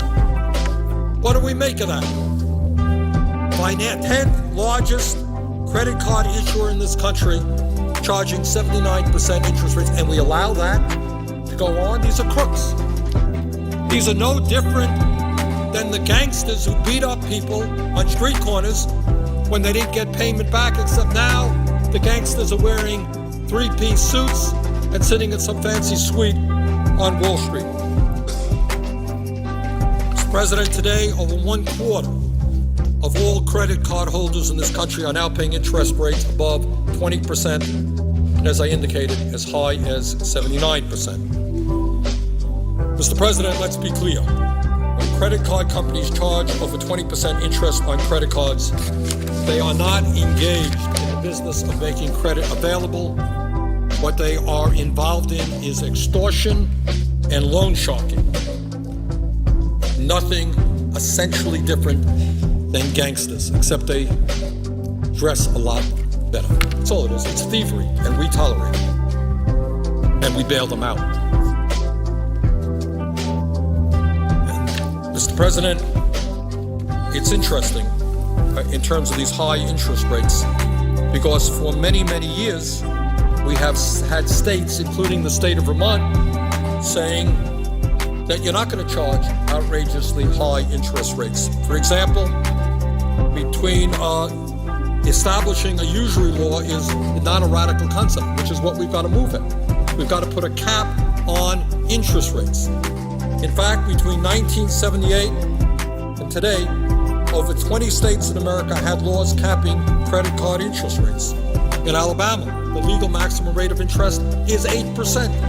In Alaska, it's 10.5%. Arizona, 10%. Idaho, 12%. Kansas, 15%. State of Vermont, my own state, the legal maximum rate of interest is 12%. But what happened with all of those state interest cap rates disappeared under the 1978 U.S. Supreme Court decision known as the Marquette case, which allowed banks to charge whatever interest rates they wanted if they moved to a state without an interest rate, like South Dakota or Delaware. So all these companies moved to South Dakota, they moved to Delaware, no interest rates, and they charged the people in Vermont or Hawaii or any place else 25 or 30% interest rates. So, Mr. President, getting original agreement, which I strongly disagree with, agreed to. If we are going to save the middle class, and I think that agreement significantly helps the upper income people by lowering the tax rates for millionaires and billionaires, by lowering the interest rate on the estate tax, by providing some business loans which are not the kinds of investments that can best create jobs. One of the things that we have got to do to protect the middle class today is have a cap on interest rates, because otherwise all the people are doing is getting a paycheck, they're going into debt, and then they're paying 25 or 30% on their interest rates, money which is going to a handful of banks on Wall Street. Now, I have introduced legislation to put a cap on interest rates, and it ain't a radical idea. Right now, credit unions in this country, by law, are not allowed to charge more than 15% except under extraordinary circumstances. And by and large, that's worked for about 30 years. So if you get a credit card through a credit union, you're not going to be paying in almost every case no more than 15%. And that was developed by federal law. And you know what? I talked to the credit union people in the state of Vermont, people all over the country. Credit unions are doing pretty good. They're doing just fine. They're not the ones who came begging the American taxpayer for a huge bailout. So for 30 years, they have survived just fine on a 15% cap. But our friends on Wall Street, who caused this recession, our friends on Wall Street, who needed a welfare check from the American people in order to survive, our friends on Wall Street who today are earning more money than they did before the bailout. We don't have any cap on the interest rates that they can charge. In my view, if the credit unions have survived and survived well with a 15% max interest rate cap, most they could charge work for credit unions. It can work for the private banks as well, and that is what we have got to do. According to a recent article, this is not so recent, this is a year ago, an article in the Los Angeles Times, quote, Chris Calver, a legislative and regulatory analyst for the California Credit Union League, said that a rate cap hasn't hurt business for the nearly 400 credit unions represented by his organization. It hasn't been an issue, he said. Credit unions are still able to thrive. So here's my point, Mr. President. Middle class is hurting. Unemployment outrageously high, poverty increasing, 50 million people, no health insurance, gap between the very rich, everybody else, manufacturing collapsing, jobs going all over the world, China, Mexico, India. We have got to start protecting the middle class of this country. A number of things that we've got to do. But I think one simple thing that we've got to do is tell the crooks on Wall Street, and I use that word advisedly, history will prove that they knew what they were doing, they were dishonest, their business model is fraudulent. You know, there are honest people who occasionally make a mistake, happens all the time. But there are other businesses which are based on fraud and assume that they're never going to get caught, or when they do get caught, the penalty they have to pay is so little that it's worth it. Because you end up getting caught 1 out of 10 times, you make a whole lot of money, so you pay a fine. Somebody goes to jail, maybe, very rarely, for a year. And that's what I think you're seeing on Wall Street. So I think if it's worked very well for the credit unions, I think it can work for the private banks as well.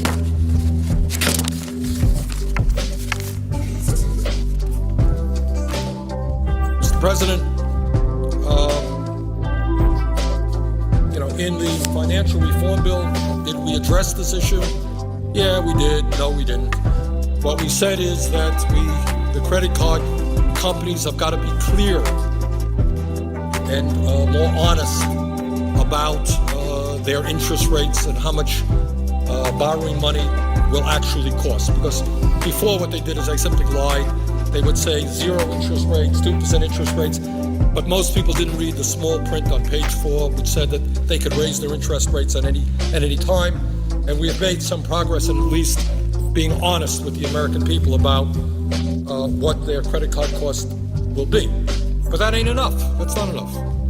What we have got to do is put a cap on interest rates. It has worked for the credit unions, and I believe it can and should work for the big banks as well. Mr. President, what I wanted to do now is just give you some examples about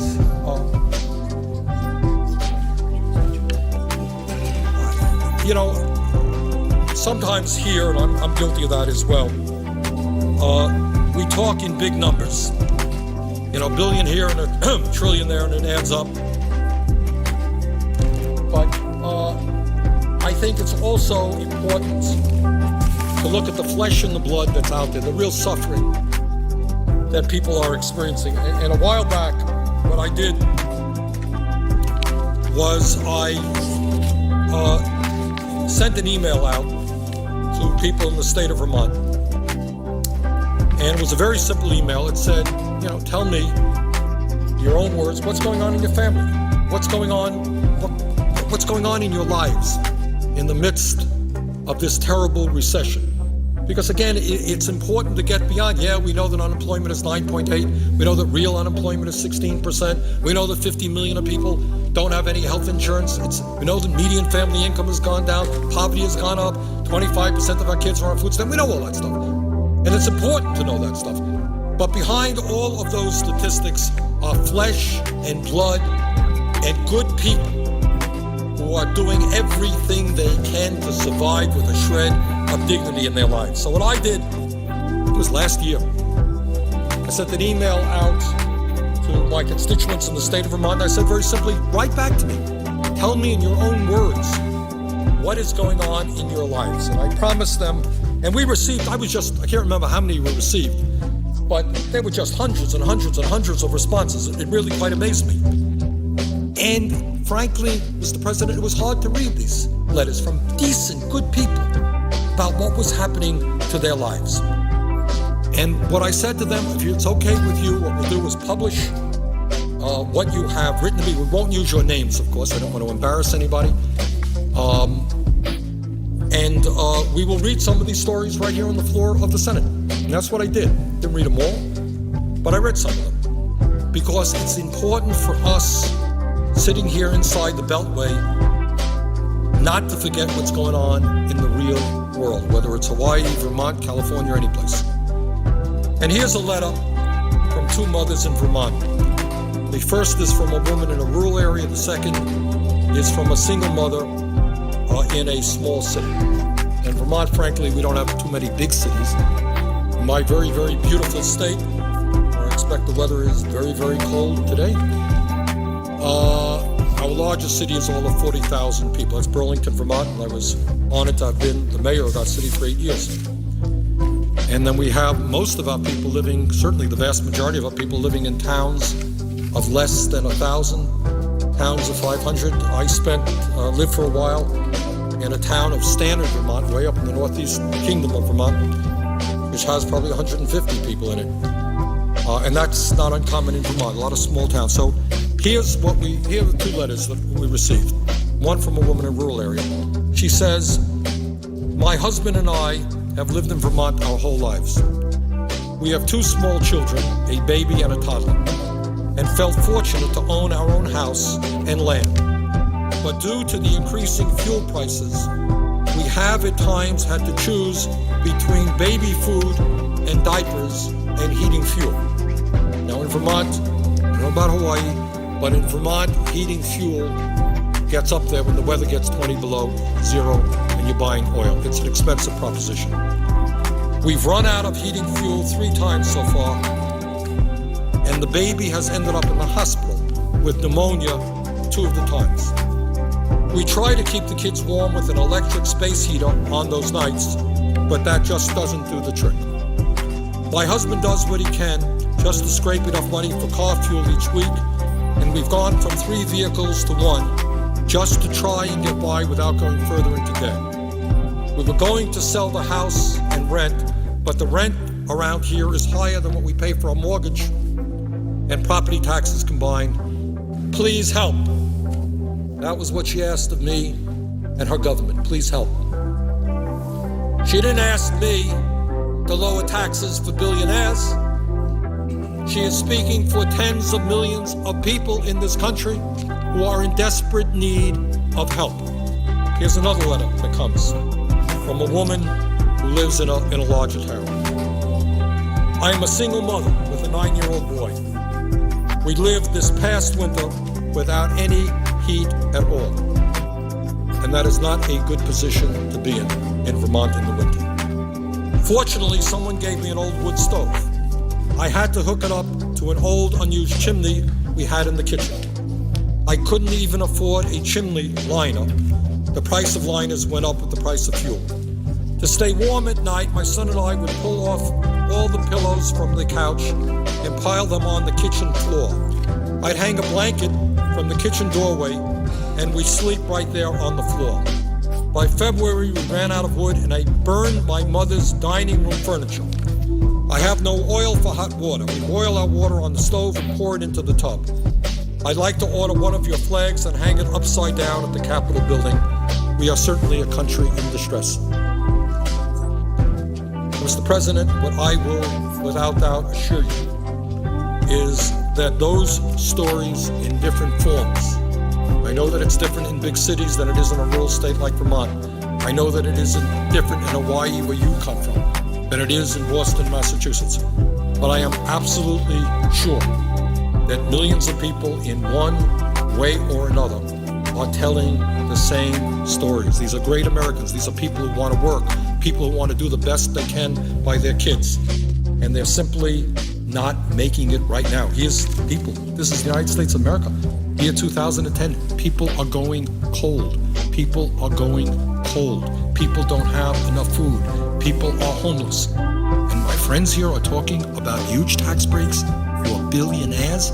My friends here are talking about lowering rates on the estate tax for the top 0.3% of the American people. What are we talking about? What kind of priorities are those? Here's another letter. Comes to me from Vermont. As a couple, and this is not a woman who's in desperation. Those folks I've just read, they're in desperation. She says, as a couple married couple with one child, earning about $55,000 a year, which is, in Vermont, fairly decent wages. We have been able to eat out a bit, buy groceries and health insurance, contribute to our retirement funds, and live a relatively comfortable life financially. We've never accumulated a lot of savings, but our bills were always paid on time, and we never had any interest on our credit card. Over the last year, even though we've tightened our belts, not eating out much, purchasing purchases at the grocery store, not buying extras like a new TV, repairing the washer instead of buying a new one, doing all those things, we find ourselves with over $7,000 of credit card debt and trying to figure out how to pay for braces for our son. I worked 50 hours per week to help earn extra money to catch up, but that also takes a toll on the family life. Not spending those 10 hours at home with my husband and son makes a big difference for all of us. My husband hasn't had a raise in 3 years, and his employer is looking to cut out any extra benefits they can to lower their expenses, which will increase ours. Now, how many millions of Americans do you think are saying exactly the same thing? Let me read another story that comes from Vermont. My 90-year-old father in Connecticut has recently become ill and asked me to visit him. I want to drop everything I am doing and go visit him. However, I am finding it hard to save enough money to add to the extra gas I'll need to get there. I am self-employed with my own commercial cleaning service, and money is tight, not only with gas prices, but with everything. I make more than I did a year ago, and I don't have enough to pay my property taxes this quarter. For the first time in many years, they are due tomorrow. Here's another letter that I think deserves to be read. And frankly, Mr. President, I think it wouldn't hurt this body if every member of the Senate, and I know we all get letters like this, if every member of the Senate came down here and we spent a couple of days talking about what's really going on for working families in this country. Sprouting statistics is good. Dealing with, tax deals of $900 billion is fine. But I think we should reacquaint ourselves with the reality of life in America today. And this is what another constituent of mine writes. My husband and I are retired and 65 years of age. We would have liked to work longer, but because of injuries caused at work and the closing of our factory to go to Canada, we chose to retire earlier. Now, with oil prices the way they are, we cannot afford to heat our home unless my husband cuts and splits wood, which is a real hardship as he had his back fused and should not be working most of the day to keep up with the wood. Not only that, he has to get up 2 or 3 times each night to keep the fire going. So in other words, what she's talking about in Vermont, a lot of people heat with wood, increasingly with pellets. It's an important source of fuel in the state of Vermont. What she's talking about is her husband, who is 65 with a bad back, has to go out and cut wood, and in their cases, being old, has got to get up 2 or 3 times in the middle of the night, stoke the furnace, and keep the house warm. And again, I remind people that in Vermont it occasionally gets 20 or 30 below zero. She continues, we also have a 2003 car that we only get to drive to get groceries or go to the doctor or to visit my mother in the nursing home 3 miles away. It now costs us $80 a month to go nowhere. We have 42,000 miles on a 5-year-old car. They can't afford to even use the car. We forget it. I don't know what the price of gas is in Hawaii, Mr. President. In Vermont, it is now over $3 a gallon. A lot of the people in my state have to travel long distances to get to work. Their car needs repairs. Cars break down. Cars require in Vermont insurance, compulsory insurance. You got to spend a whole lot of money just getting to work. I think we forget about that here. We don't need tax breaks for billionaires. We need to pay attention to these people. And she continues and concludes. I have Medicare, but I can't afford prescription coverage unless I take my money out of an annuity, which is supposed to cover the house payment when my husband's pension is gone. We only eat 2 meals a day to conserve. This is not some third world country. This is the United States of Vermont, the United States of America. And this is my state of Vermont. And Vermont is better off today than a number of states around this country. You have these stories and multiply them by 10 in every area of this country. Here's another story.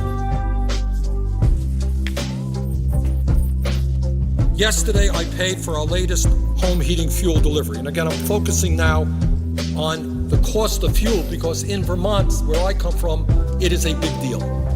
So she writes, yesterday I paid for our latest home heating fuel delivery, $1,100. I also paid my $2,000 plus credit card balance, much of which bought gas and groceries for the month. Point here, I'm going to continue her letter, is a lot of people use their credit cards not, isn't it nice and convenient? I don't have to use cash.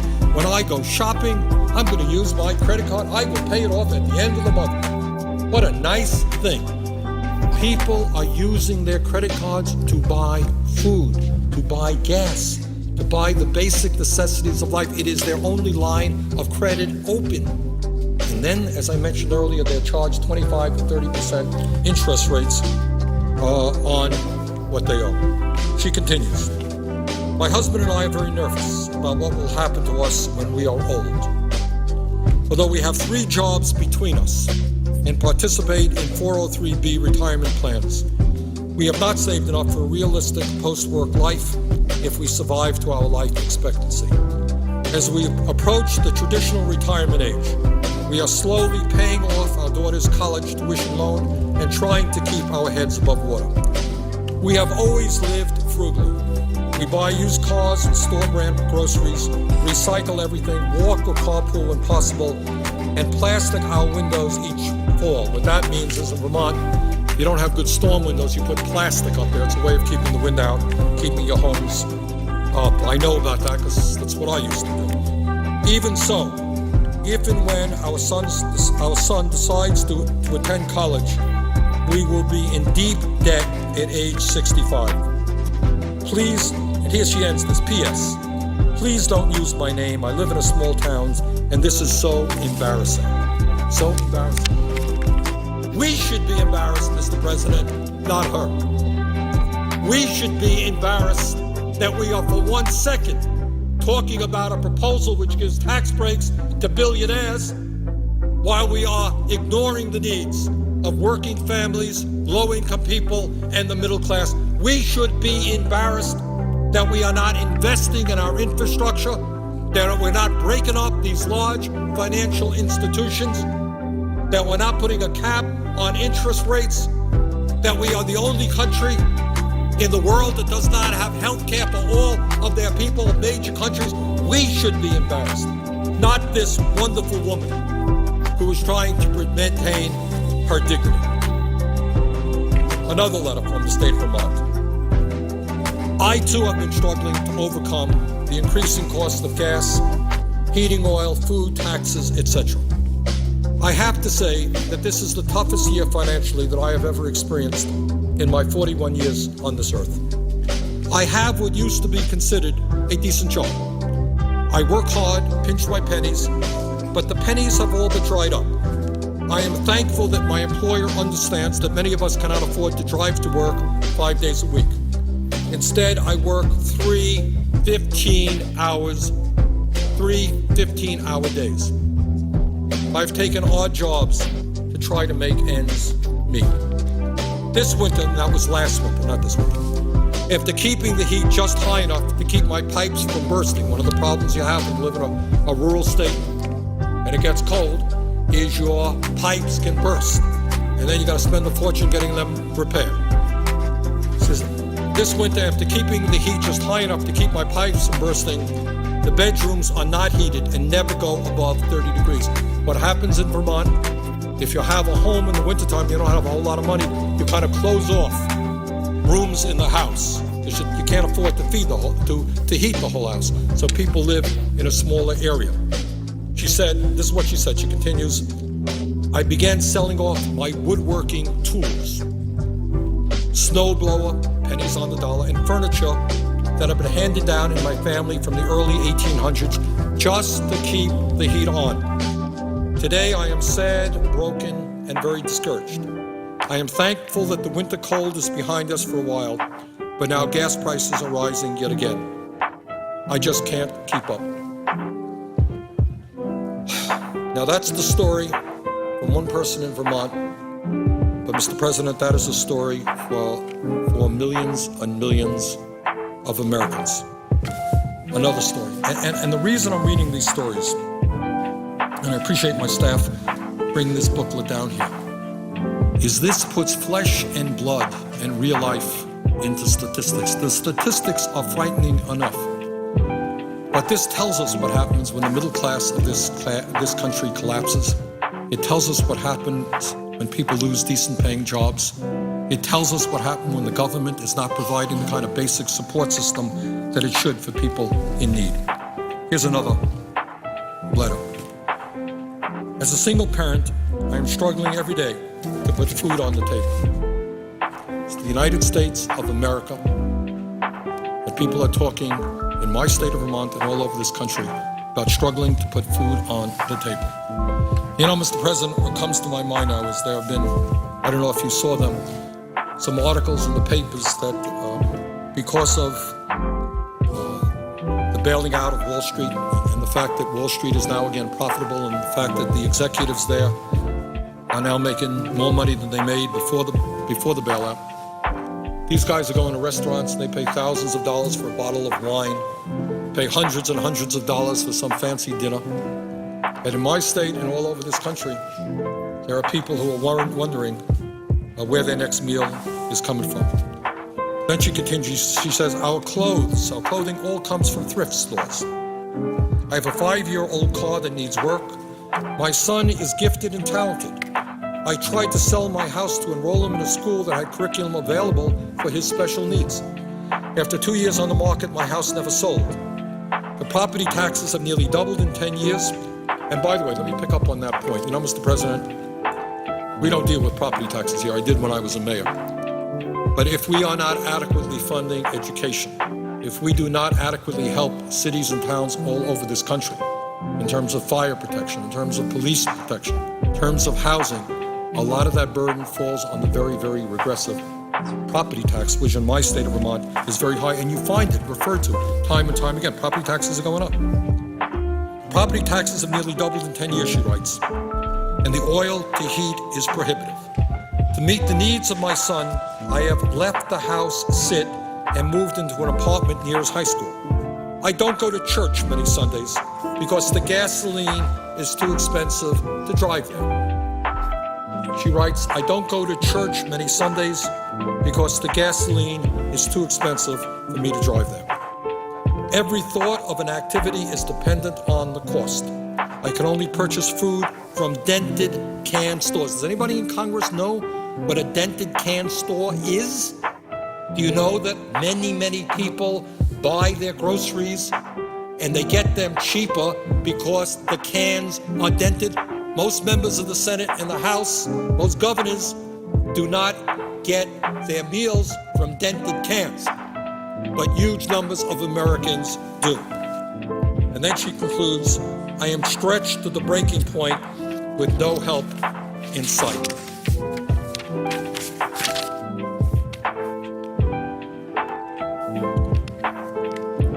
And by the way, the letters that I received when I asked for letters came not just from the state, most of them came from Vermont. Some of them came from other areas. I'm going to read another letter from Vermont and one from rural Pennsylvania. From Vermont. Due to illness, my ability to work has been severely limited. I am making $10 an hour, and if I am lucky, I get 35 hours a week of work. Let me just pull away from the letter. That is not an unusual wage in the state of Vermont. That is not an unusual wage all over America. That's what people earn. $10 an hour times 40 hours. He doesn't get 40 hours. He makes $350 a week. 10 times 40, 400 times 50, $20,000 a year, $21,000 a year. Shock of all shocks. That's reality. That's what people are trying to live on. Those are the people that we should be helping not the CEOs on Wall Street who will get $1 million a year in a tax break if this deal goes through. Not the people, the top 0.3% that our Republican friends want to help by repealing the estate tax, which will cost us $1 trillion in 10 years. Maybe we should concentrate on helping people who are trying to get by eating food from dented cans, or people who can't afford to drive to church on Sunday because they can't afford the price of a gallon of gas. Maybe we should remember who sent us here and who made this country. She writes, I'm making $10 an hour, and if I'm lucky, I get $35 hours a week of work. At this time, I'm only getting 20 hours as it is off season in Stowe. Stowe, Vermont is a beautiful, beautiful town. Hope everybody comes to visit us up there. Great skiing. But it's a resort town. Big time in the winter. We're doing better in the summer there. But it's a resort town. And resorts get more business in the winter and the summer, less time elsewhere. So what she's talking about is that it's off season up there and she's only getting 20 hours a week of work at $10 an hour. It does not take a mathematician, she writes, to do the figures. This is a man, not a woman. How are my wife and I supposed to live on a monthly take-home income of less than $800 a month? We do it by spending our hard-earned retirement savings. I am 50 and my wife is 49. At the rate we are going, we will be destitute in just a few years. The situation is so dire, it is all that I can think about. Soon, and this is from a 50-year-old gentleman, soon I will have to start walking to work an 8-mile round trip because the price of energy is so high that it's either that or going without heat. 50-year-old guy, $10 an hour, 20 or 30 hours a week. His choice is either walking 8 miles to and from his job in Stowe or else not heating his home. And then he concludes, and this happens in Vermont all of the times. It's quite unbelievable. He says, as bad as our situation is, I know many in worse shape. We try to donate food when we do our weekly shopping, but now we are not able to even afford to help our neighbors eat. What has this country come to? I don't know about other parts of the country, I'm sure it's the same, but in Vermont, if you go to a grocery store, there's often a bin out there in front where people buy food and they, drop a can of peas or a can of corn or something into it. So here is a family, here is a guy who is now faced with the reality of having to walk 8 miles to and from work, and he's upset at himself that he doesn't have the money to buy food for his neighbors who he thinks are even worse off than he is. That's the good people of Vermont and America. They're all over this country. Good and decent people who do worry about their neighbors. And then you got the lobbyists here representing the largest corporations in the world, where the CEOs make tens of millions of dollars a year, and their job is to squeeze the middle class and these families harder and harder, cut back on their benefits in order to give tax breaks to the richest people in this country. What a difference in attitude. A poor man faced with the choice of either walking 8 miles to and from his job or losing his heat, worried about his neighbors, and you got the lobbyist here worrying about the richest people in the world and winning. Then I got a letter that comes not from Vermont, it comes from rural Pennsylvania. I am 55 years old and worse off than my adult children. I have worked since age 16. I don't live from paycheck to paycheck. I live day to day. I can only afford to fill my gas tank on my payday. Thereafter, I put $5, $10, whatever that I can. I cannot afford to buy the food items that I would. I am riding around daily to and from work with a quarter of a tank of gas. This is very scary. It's like I can see myself working until the day that I die. And trust me, the gentleman is talking about getting older worrying about working till the day that he dies. We're already seeing this. You go to grocery stores in Vermont, you see old people who should be sitting home with their grandchildren. You know what they're doing? They're packing groceries. And then we have some geniuses on this deficit reduction commission, people who made their money on Wall Street. They've got a brilliant idea. Let's raise the Social Security age to 68, 69 years old, so that people like this will have to work, in fact, to the day they die. He says, he continues, this is not from Vermont, this is from Pennsylvania. I do not have a savings, no credit cards, and my only resources are through my employment. I have to drive to work as there are no buses from my residence to work. I don't know how much longer I can do this. I am concerned as gas prices climb daily. I am just tired. The harder that I work, the harder it gets. I work 12 to 14 hours daily, and it just doesn't help.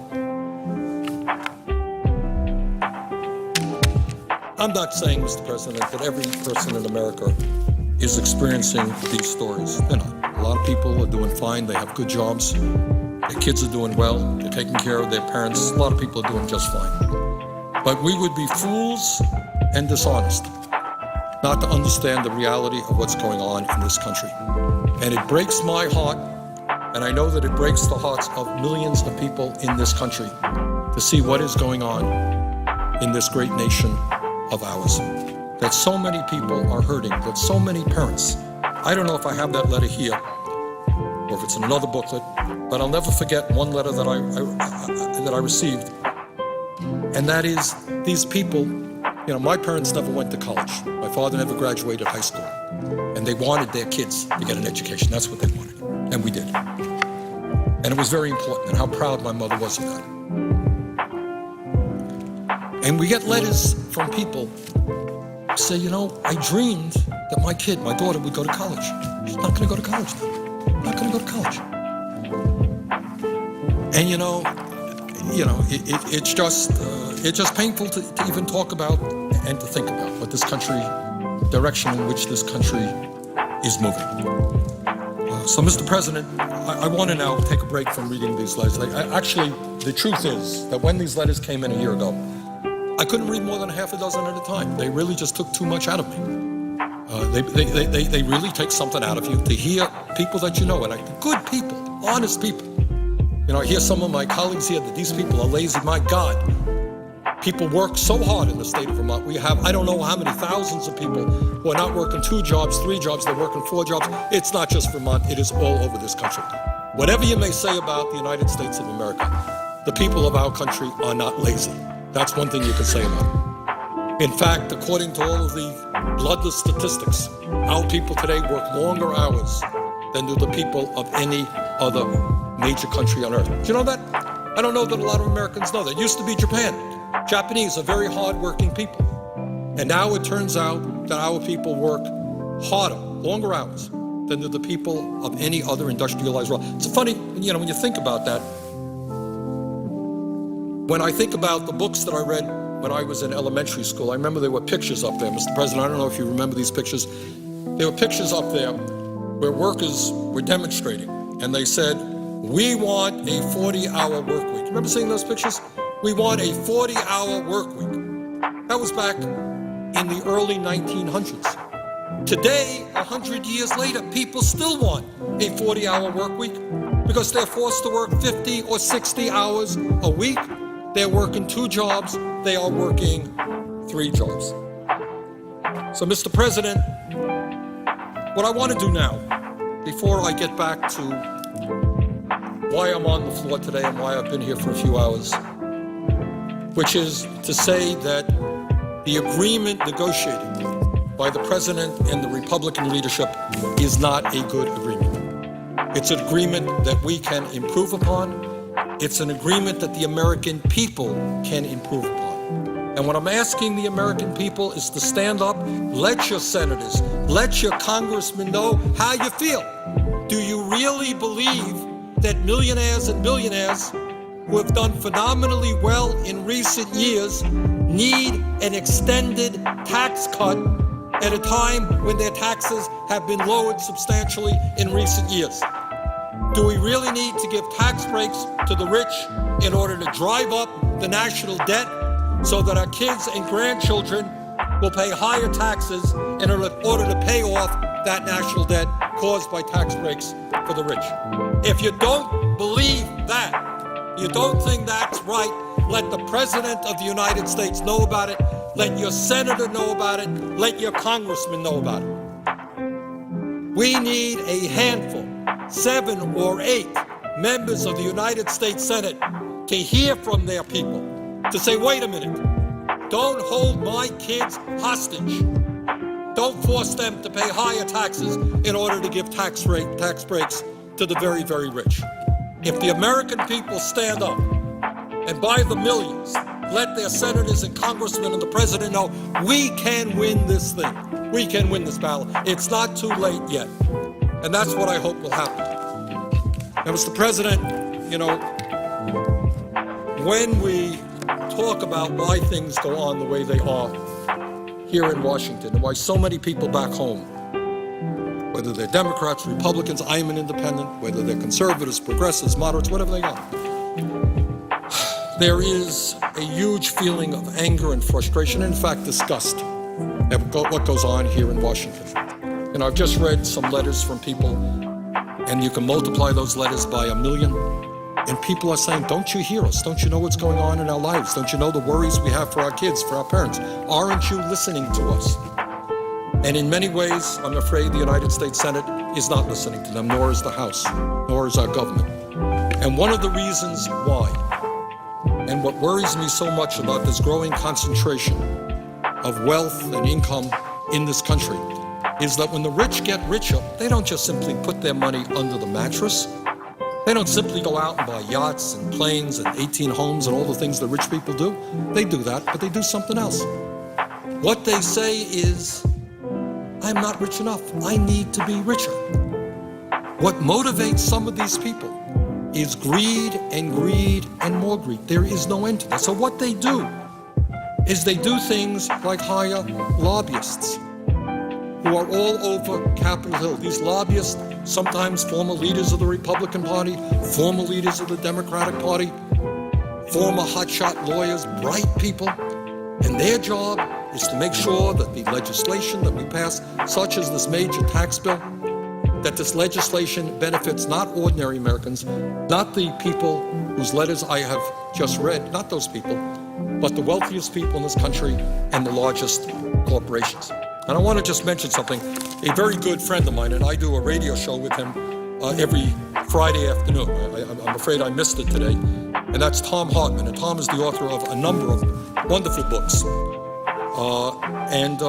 In his latest book, which is called Rebooting the American Dream, 11 Ways to Rebuild Our Country, Tom writes, he talks about lobbying, which is an issue we have got to deal with in this country.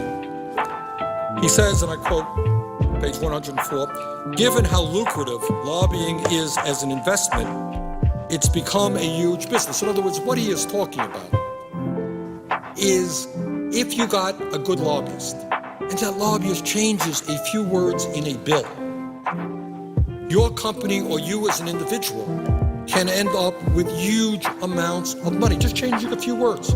In this case, language that we're working on now is whether or not we extend the Bush tax breaks for the top 2% for many millionaires and billionaires. Some lobbyists representing the rich and the powerful are determined to keep that language in there. So it's an investment. So you spend a few $1 million, an organization spends a few $1 million on a lobbyist, but if you ended up getting back hundreds of millions of dollars in tax breaks or corporate loopholes or other benefits, it's a very good investment. That's what Tom Hartman's writing about. He says, given how lucrative lobbying is as an investment, it's become a huge business. In February 2010, the Center for Responsive Politics laid out which industries had invested how much in Congress the previous year. Overall, it found that in 2009, the number of registered lobbyists who actively lobbied Congress was 13,694, and the total lobbying spending Get this. Total lobbying spending in 2009 was $3.47 billion. A 240% increase since 1999, 10 years, more than tripling, I guess. In 2009, the company spent $3.47 billion in lobbying. And Mr. President, we have 100 members of the United States Senate. You have 435 members of the House. And listeners or the viewers can get out their calculating machine and you divide it up. How much money the big money interests are spending trying to influence Senator Inouye or myself or the other 98 members of the Senate or 435 members of the House. They are flooding this institution with money. Let me give you just a breakdown of where that money is coming from. What they call miscellaneous business, that's retail and manufacturing, etc., 558 million in 1 year, 2009. Healthcare, 543 million. Now, by the way, that was before healthcare reform. My strong guess, I would be very surprised if that number did not double.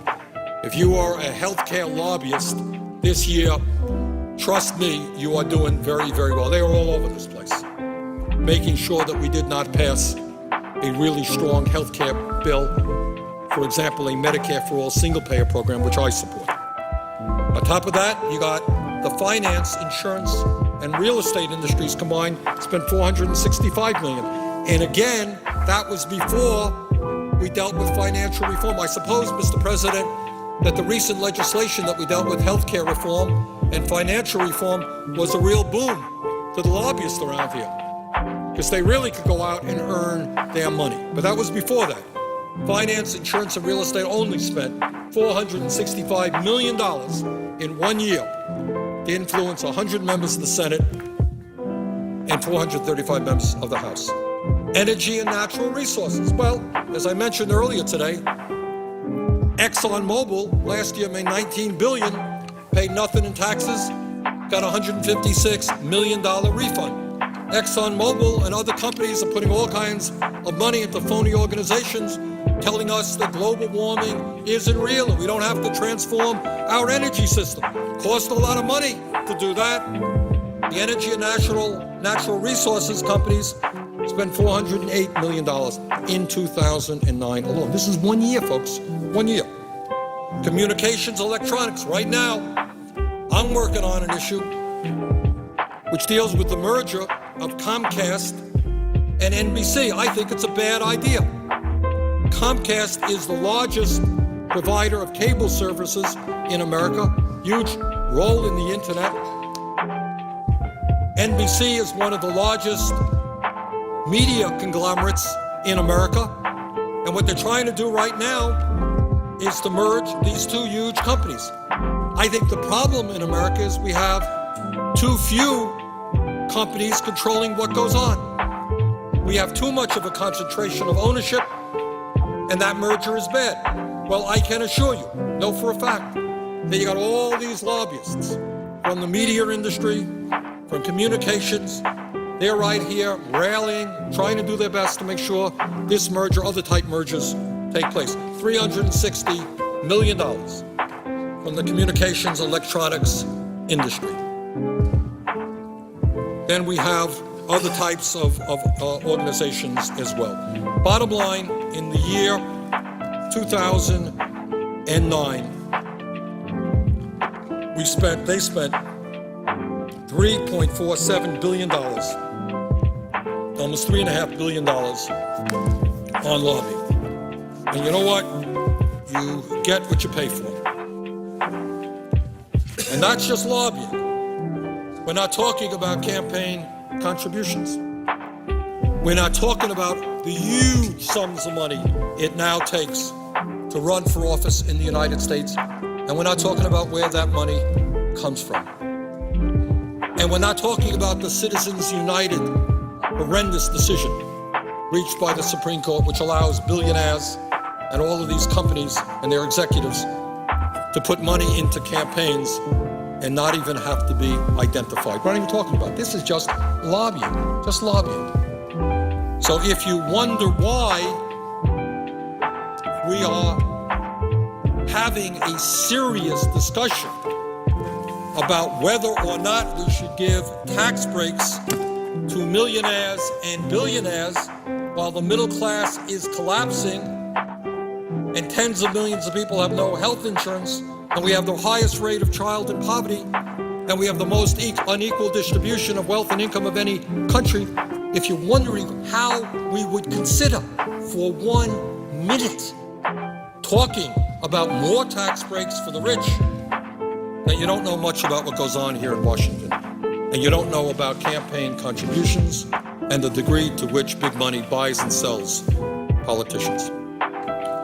Mr. President, what I want to review again, because the reason I'm down here today, and I've been here for a few hours, is to voice my very strong opposition to the agreement that was reached between the Republican leadership and President Obama. I think that the American people don't like this agreement. All I can tell you, and I don't know what's going on in your office, coming from Alaska, Mr. President, but I can tell you that in the last 3 days, between phone calls and emails, we've probably gotten 5,000. We've heard from about 5,000 people, many from Vermont and some from out of state as well. The opposition to this agreement is probably 99%. People cannot understand why in a million years, with a $1.7 trillion national debt and a $1.4 trillion yearly deficit, we would be thinking for 1 second, about giving tax breaks to the richest people in this country who are already doing fabulously well. So, Mr. President, I'm down here today, and I have been for a few hours, to urge my colleagues, and more importantly, the American people, to say no to this agreement. If we stand together, if the American people write or email or call their senators and their congresspeople, I think we can turn this thing around. I think we can come up with an agreement that makes us all proud rather than one that we have to be ashamed of. I know there was an editorial back in the state of Vermont that I saw, I don't remember the exact title, but something to the effect, this agreement stinks, it's odious, but it's better than nothing. Well, I don't think that has to be the choice. Awful or better than nothing. I think the choice can actually be a good agreement. And I think if the American people stand with those of us who are opposing this agreement, we can pull this off. We can defeat this agreement and come up with a much better one. One does not force our kids and grandchildren to pay higher taxes in order to provide huge tax breaks for the richest people in this country. So, Mr. President, in talking about the reasons that I am opposed to this agreement, one of the other reasons is that while the President and the Republican leadership say, well, you know, this is just a temporary extension. Just going to be for 2 years. Just temporary. You know, and I know that when you talk about temporary here, it becomes long-term and then perhaps becomes permanent. If we extend these tax breaks for the top 2% now, my strong guess, and I hope I'm wrong, and I certainly hope that this proposal is defeated, but if we extend them for 2 years, my strong guess is they will be 2 years from now extended again. And depending on the politics of what goes on here, they could be extended permanently. Our Republican colleagues, as you well know, wanted to extend them for 10 years at a cost of $700 billion increase in our national debt. Our Republican friends are fighting hard to completely repeal the estate tax, which would cost us $1 trillion, $1 trillion in 10 years in increased national debt. So the point that I've got to make, I want to emphasize this point, is that when people talk about these things being short-term, being temporary, take those thoughts with a grain of salt. Maybe that's the case. I don't think it is. So I think once you move over the cliff and make that decision to extend these tax breaks, they're going to be extended long-term. And here's the reason why. I mean, you have right now the dynamic here is the president campaigned against these tax breaks. The president does not believe in extending these tax breaks to the rich, but he felt he had to make a compromise. I thought he made a bad compromise. But our Republican friends are saying over and over again that if you end these tax breaks to the rich, you are raising taxes. 2 years from now, in the midst of a presidential campaign, when President Obama, if he is the Democratic candidate, says, don't worry, I'm going to oppose these extensions of tax breaks to the rich, his credibility has been severely damaged, and the American people know it. Can they trust him? That's what he told them then, and that's what he'll tell them in 2 years. Is he going to believe? I don't think so.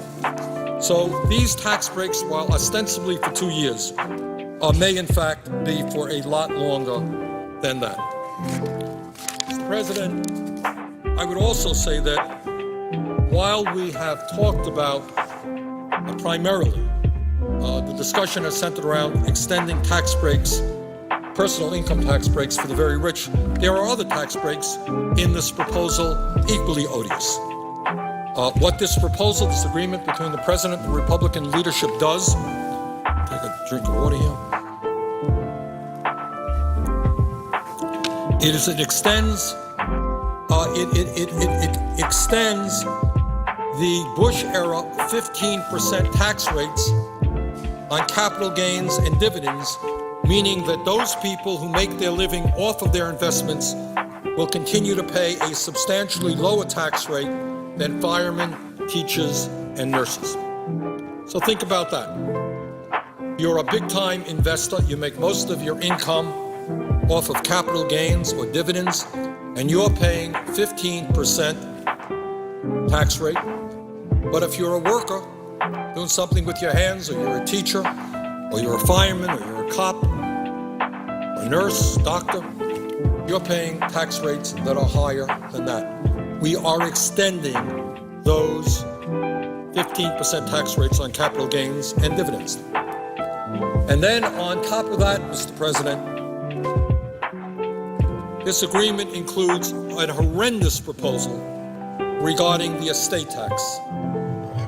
And the estate tax was enacted in 1916. And it was a proposal strongly supported by Teddy Roosevelt, who believed very strongly that it was not healthy for America to have an ongoing and evolving concentration of ownership. And here's what Teddy Roosevelt said in 1910, 100 years ago.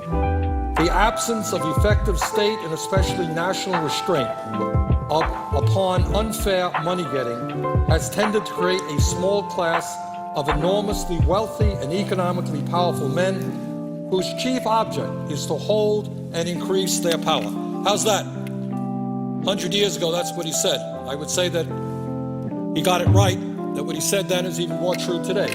And then he says, no man should receive $1 unless that dollar's worth of service rendered, unless that dollar represents $1 worth of service rendered, not gambling in stocks, but service rendered. The really big fortune, the swollen fortune, by the mere fact of its size acquires qualities which differentiate it in kind as well as in degree from what is passed by men of relatively small means. Therefore, I believe in a graduated inheritance tax on big fortunes, properly safeguarded against evasion and increasing rapidly in amount with the size of the estate. End of quote. Hence the estate tax.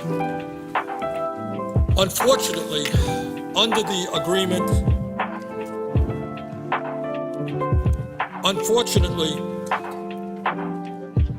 agreement, reached by the president and the Republicans, the estate tax rate which was 55% under President Clinton, when the economy, by the way, was a heck of a lot stronger than it is today, will decline to 35% with an exemption on the first $5 million of an individual's estate, $10 million for couples.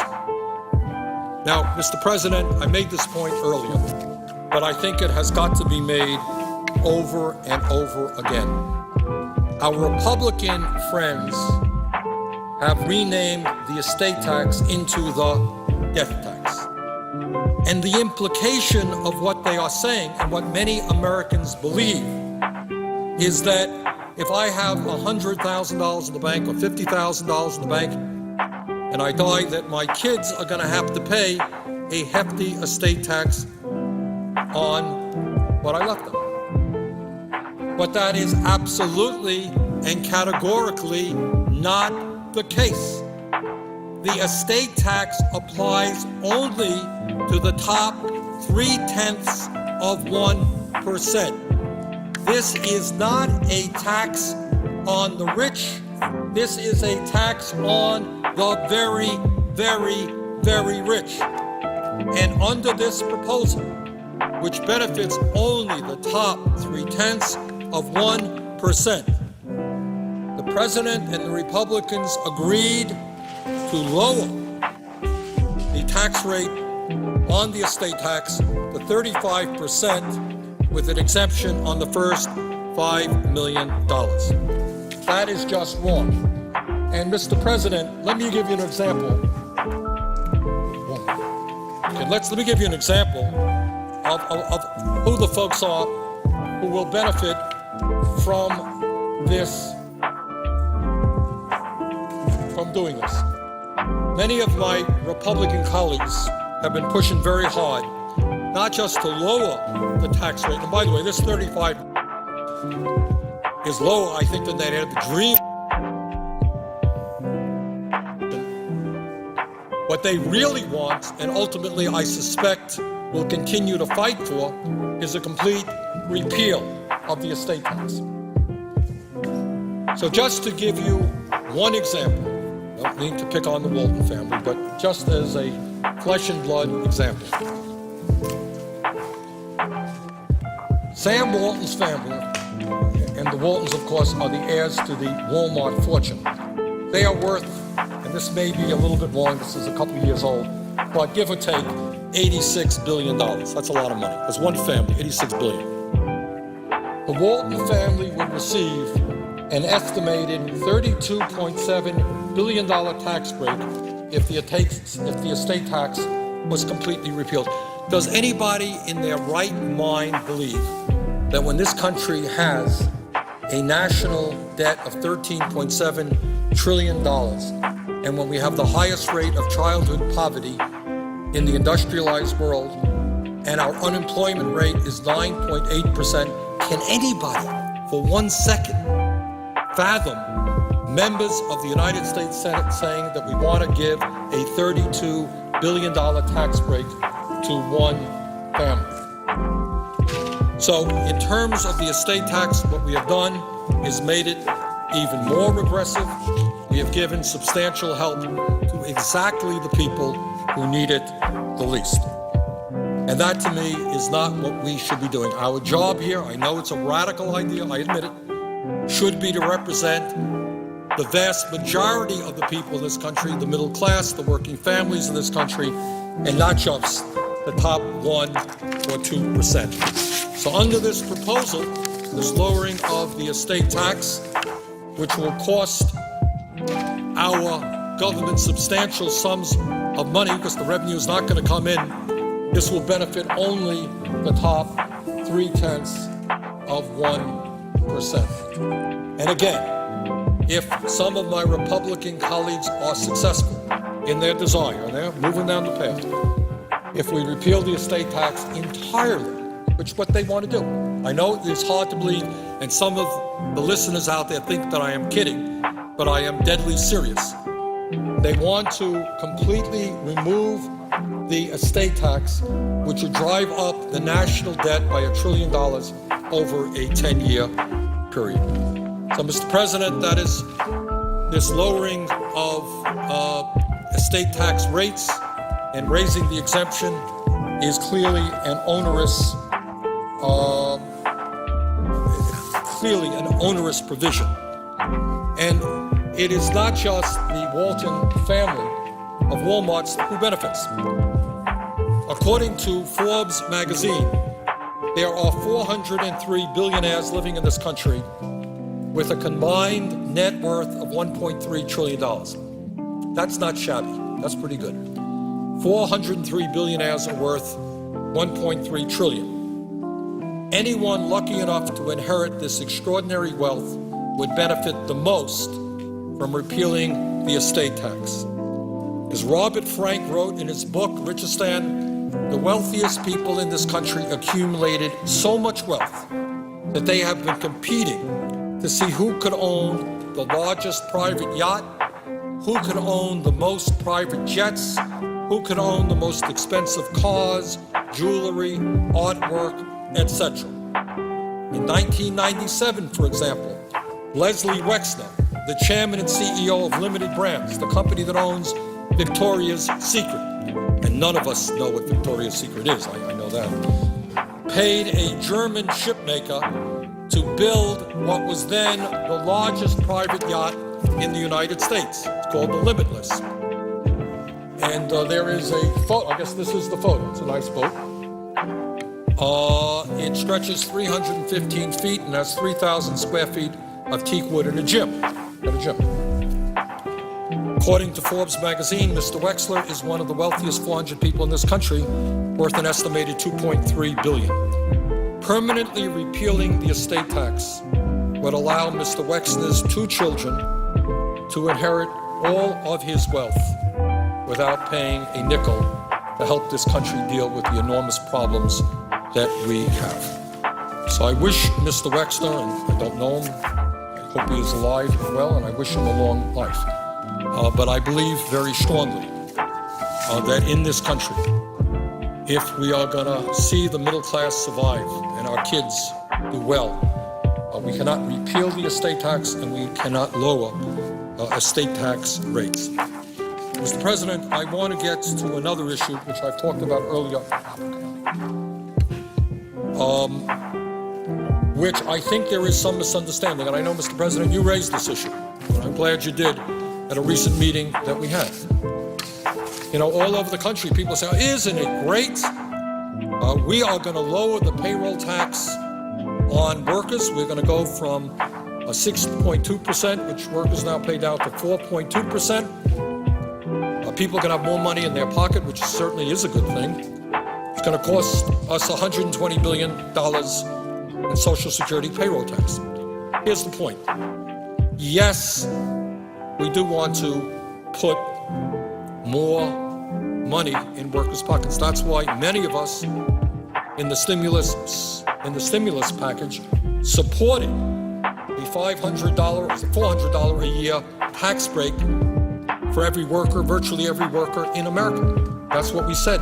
We want people in these difficult times to be able to have the money to take care of their families, and when they have that money, they go out spending it, and when they spend it, they create other jobs because people have got to provide goods and services for them. It has a good stimulus impact. Yes, we do want workers to have more money in their pockets. But while this idea of lowering the payroll tax sounds like a good idea, in truth, it really is not a good idea. And Mr. President, I don't know if you know this, but this idea originated from very conservative Republicans whose intention from the very beginning was to destroy Social Security by choking off the funds that go to it.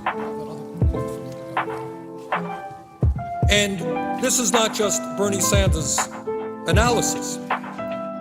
Mr. President, there was recently, and I distributed it recently at a meeting that we held, a news release that came from the National Committee to Preserve Social Security and Medicare. And the headline on that press release is, "Cutting contributions to Social Security signals the beginning of the end. Payroll tax holiday is anything but." And what the National Committee to Preserve Social Security and Medicare, which is one of the largest senior groups in America, well understands is that there are people out there who want to destroy Social Security, and one way you do that is you divert funds into the Social Security Trust Fund, and they don't get there. Now, what the President and others have said is not to worry, this is just a one-year program, just 1 year. And in fact, they say the General Treasury will pay the difference. So the Social Security Trust Fund is not going to lose funding. Here's the problem. The problem is that historically, and the reason we have a $2.6 trillion surplus today in Social Security, reason why Social Security is good for the next 29 years to pay out all benefits, is because it comes from the payroll tax. It is not dependent upon the whims of Congress and the Treasury. Now, the President and Republicans say, well, this is just a one-year program. Don't worry. I do worry. I worry that once you establish this one-year payroll tax holiday, that next year our Republican friends will say, oh, you want to end that? You're going to be raising taxes on workers. And enough people will support that concept, and this one-year payroll tax holiday will become permanent. And when you do that, you're going to be choking off over a period of years trillions of dollars that we need to make sure that Social Security is viable and is there for our kids and our grandchildren. But don't listen to me. Listen to somebody who knows a lot more about this issue than I do. Barbara Kennelly is a former congresswoman from Connecticut. She's the president and CEO of the National Committee to Preserve Social Security and Medicare. And this is what Barbara Kennelly says. She says, quote, even though Social Security contributed nothing to the current economic crisis, it has been bartered in a deal that provides deficit-busting tax cuts for the wealthy. Diverting $120 billion in Social Security contributions for a so-called tax holiday may sound like a good deal for workers now, but it's bad business for the program that a majority of middle-class seniors will rely upon in the future. End of quote, Barbara Kennelly. The headline, cutting contributions to Social Security signals the beginning of the end. This is not a good approach. Providing and figuring out a way that we can get more money into the hands of working people, as we did in the stimulus package, does make a lot of sense. Going forward with a payroll tax holiday is a backdoor method to end up breaking Social Security, and it's not anything that we should support. Mr. President, let me just mention and quote from a gentleman who understands this issue very, very well, and he understands the politics of what's going on here. His name is Bruce Bartlett. He is a former top advisor for Presidents Reagan and George H.W. Bush. And he recently wrote the following in opposition to this payroll tax cut. And this is what Mr. Bartlett wrote. What are the odds that Republicans will ever allow this one-year tax holiday to expire? They wrote the Bush tax cuts with explicit expiration dates, and then when it came time, right now, for the law they wrote to take effect exactly as they wrote it, they said any failure to extend them permanently would constitute the biggest tax increase in history. If allowing the Bush tax cuts to expire is the biggest tax cut in history, one that Republicans claim would decimate a still fragile economy, then surely expiration of a payroll tax holiday would also constitute a massive tax increase on the working people of America. Republicans, this is Bruce Bartlett, who I'm quoting, as a former advisor to Ronald Reagan and the first President Bush. Republicans would prefer to destroy Social Security's finances or permanently fund it with general revenues, switch the revenue base from the payroll tax to general revenues, then allow a once suspended payroll tax to be reimposed.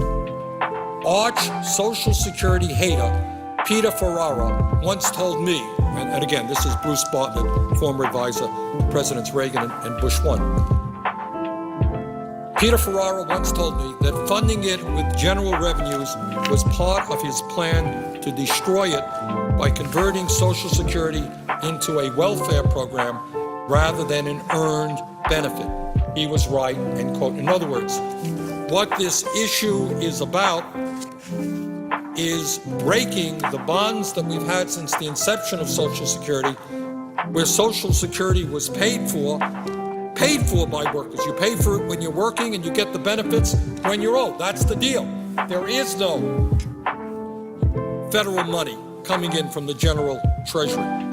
And this gentleman, Mr. Bartlett, thinks, and I suspect he is quite right, that this is the beginning of an effort to destroy Social Security. And I would say that Social Security, the real debate about Social Security, Mr. President, is not one about finances. There has been a lot of misinformation and disinformation out there. I hear from some of my friends on the Republican side that Social Security is going bankrupt. It's not going to be there for our kids. And that is absolutely not true. Social Security today has a $2.6 trillion surplus. Social Security can pay out every benefit owed to every eligible American if we don't start diverting funds for the next 29 years, at which point it pays out about 78% of benefits. So our challenge in 29 years is to fill that 22% gap. That's it. Can we do it? Sure we can. President Obama, when he was campaigning, and I think has repeated since, a very good suggestion that instead of having a cap in terms of which people contribute into the fund at $106,000, what we should do is do a bubble, go up to $250,000, and people at $250,000 or more should contribute into the Social Security Trust Fund. If you did that and nothing else, you've essentially solved the Social Security problem for the next 75 years. Very easy, it is done. So what this payroll tax holiday is doing, in my view, is pretty dangerous. I don't think enough people understand that, and I think that is one of the strong reasons why this agreement should be opposed. Now, Mr. President, another reason that I believe that this agreement is not as good an agreement as we can get is that it provides tens and tens of billions of dollars in tax cuts for various types of businesses. And I'm not here to say that these tax cuts cannot do some good. I suspect that they can. But I think that there is a lot better way to create the jobs that we need than providing these particular business tax cuts. Frankly, I think economists from almost all political spectrums, conservative to progressive, understand that if we are serious about creating the kinds of jobs that this economy desperately needs, and if we want to do that as rapidly and as cost-effectively as we possibly can, the way to do that is not to provide business tax cuts, because right now, corporate America is sitting on close to $2 trillion cash on hand. They have a ton of money. The problem is that the products that they are creating are not being bought by the American people because the American people don't have the money to buy those goods and services. So if we are serious, Mr. President, in creating the jobs that we need, I think that what we have got to do is start making significant investments in our crumbling infrastructure. And that is rebuilding our bridges, our roads, our water systems, broadband, cell phone service, public transportation, our rail system, dams. In every single one of these areas, we are seeing our infrastructure crumble. And the point is that if you simply ignore a crumbling infrastructure, and I say this as a former mayor who dealt with this issue, if you simply ignore a crumbling infrastructure, you know what? It doesn't get better all by itself. And I know many mayors and governors would very much like to think that they can turn their backs on the infrastructure. It's not a sexy investment. It's not a sexy investment. But the reality is that if you don't pay attention to it today, it only gets worse and it costs you more money. You know, it's like having a cavity. You can get your cavity filled, you neglect it, as I have, and you end up doing root canal, far more painful, far more expensive. That's what it's about. Do we maintain our infrastructure? Clearly, we are not. According to the American Society of Civil Engineers, we should be spending about $2.2 trillion in the next 5 years in order to maintain our infrastructure. Now, I don't know about Alaska, don't know. Spent a very brief time in your beautiful state. But I do know that in Vermont, we have bridges all over our state that are in desperate need of repair. It is fair to say that the stimulus package has been very, very positive for my state. We're spending more money on roads and bridges, but we have a long, long way to go. So we're putting money into our roads and bridges. We're hiring people to do that work. That's what we should be doing all over the country. But, Mr. President, it is not just roads and bridges. It is water systems. I told this story, I guess a few hours ago now, about a mayor, the mayor of Rutland, Vermont, which is the second largest city in the state. And I was in his office and he showed me a pipe. And the pipe was in pretty bad shape. And he said, you know, this pipe was laid by an engineer, was developed, who then, after he did this, went off to war. And he said, what war do you think he went off to fight? And he said it was the Civil War, the Civil War. So this was pipe laid in Rutland, Vermont, which is still being used, which was laid, I'm guessing, in the 1850s, maybe 1860s. And it's not just Rutland, Vermont. When I was mayor of Vermont, mayor of Burlington, we had to spend $50 million back then, it's 20 years ago, I think, rebuilding our wastewater plant and making sure that a lot of pollution and filthy water didn't get into our beautiful lake, Lake Champlain. It's an expensive proposition. But right now, we're going to have to invest in that. It's our water systems, our dams, our levees, our roads, our bridges. I mentioned earlier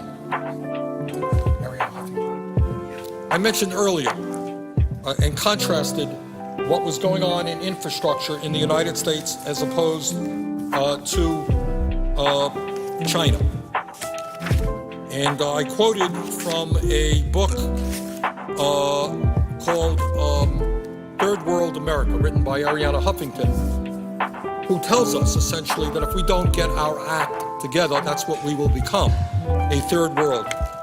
And she points out that compared to countries like China, our investments in rail is absolutely pathetic and inadequate. In China right now, that country is investing billions and billions of dollars in high-speed rail, building thousands and thousands of miles of high-speed rail. They're building over 100 new airports. And what are we doing? So, Mr. President, one of my many objections to the proposal struck between the President and the Republican leadership is I think we can do better in job creation than in business tax cuts. There is a time and a place for business tax cuts, and I am not against them. But I would say that at this particular moment in American history, in this particular moment, it makes a lot more sense to create over a period of years millions of jobs, rebuilding our rail system, our subways, our roads, our bridges, and our water systems, and many other aspects of our infrastructure. There are places in Vermont and throughout this country where people cannot today get decent quality broadband service, can't get cell phone service. In that area, we are behind many other countries, not wealthy countries around the world. When we make those investments in infrastructure, we not only create jobs, but we make our country stronger and more productive, and we enable ourselves to compete effectively in the international economy. Mr. President, another one of my objections to this proposal, and why I think we can do a lot better, is that I was really quite disturbed to hear that the President and others who defend this proposal talk about one of the quote-unquote compromises that was struck was to extend unemployment benefits for 13 months. Now, to my mind, as I've said earlier, at a time of deep recession, at a time of horribly high unemployment, it would be absolutely wrong and immoral for us to turn our backs on the millions of workers who are about to lose their unemployment benefits. If we do that, it's hard to imagine what happens to those families, for many of whom this is their only source of income. What do? Do they lose their homes? Do they move out onto the streets? How do they take care of their kids? I don't know. There are parts of this country where it is very, very hard to get a job. Extended unemployment is at the highest level I think we have ever seen. You can't turn your backs on those families. But I get upset when I hear that the Republicans' willingness to support an extension of unemployment benefits for 13 months is a major compromise.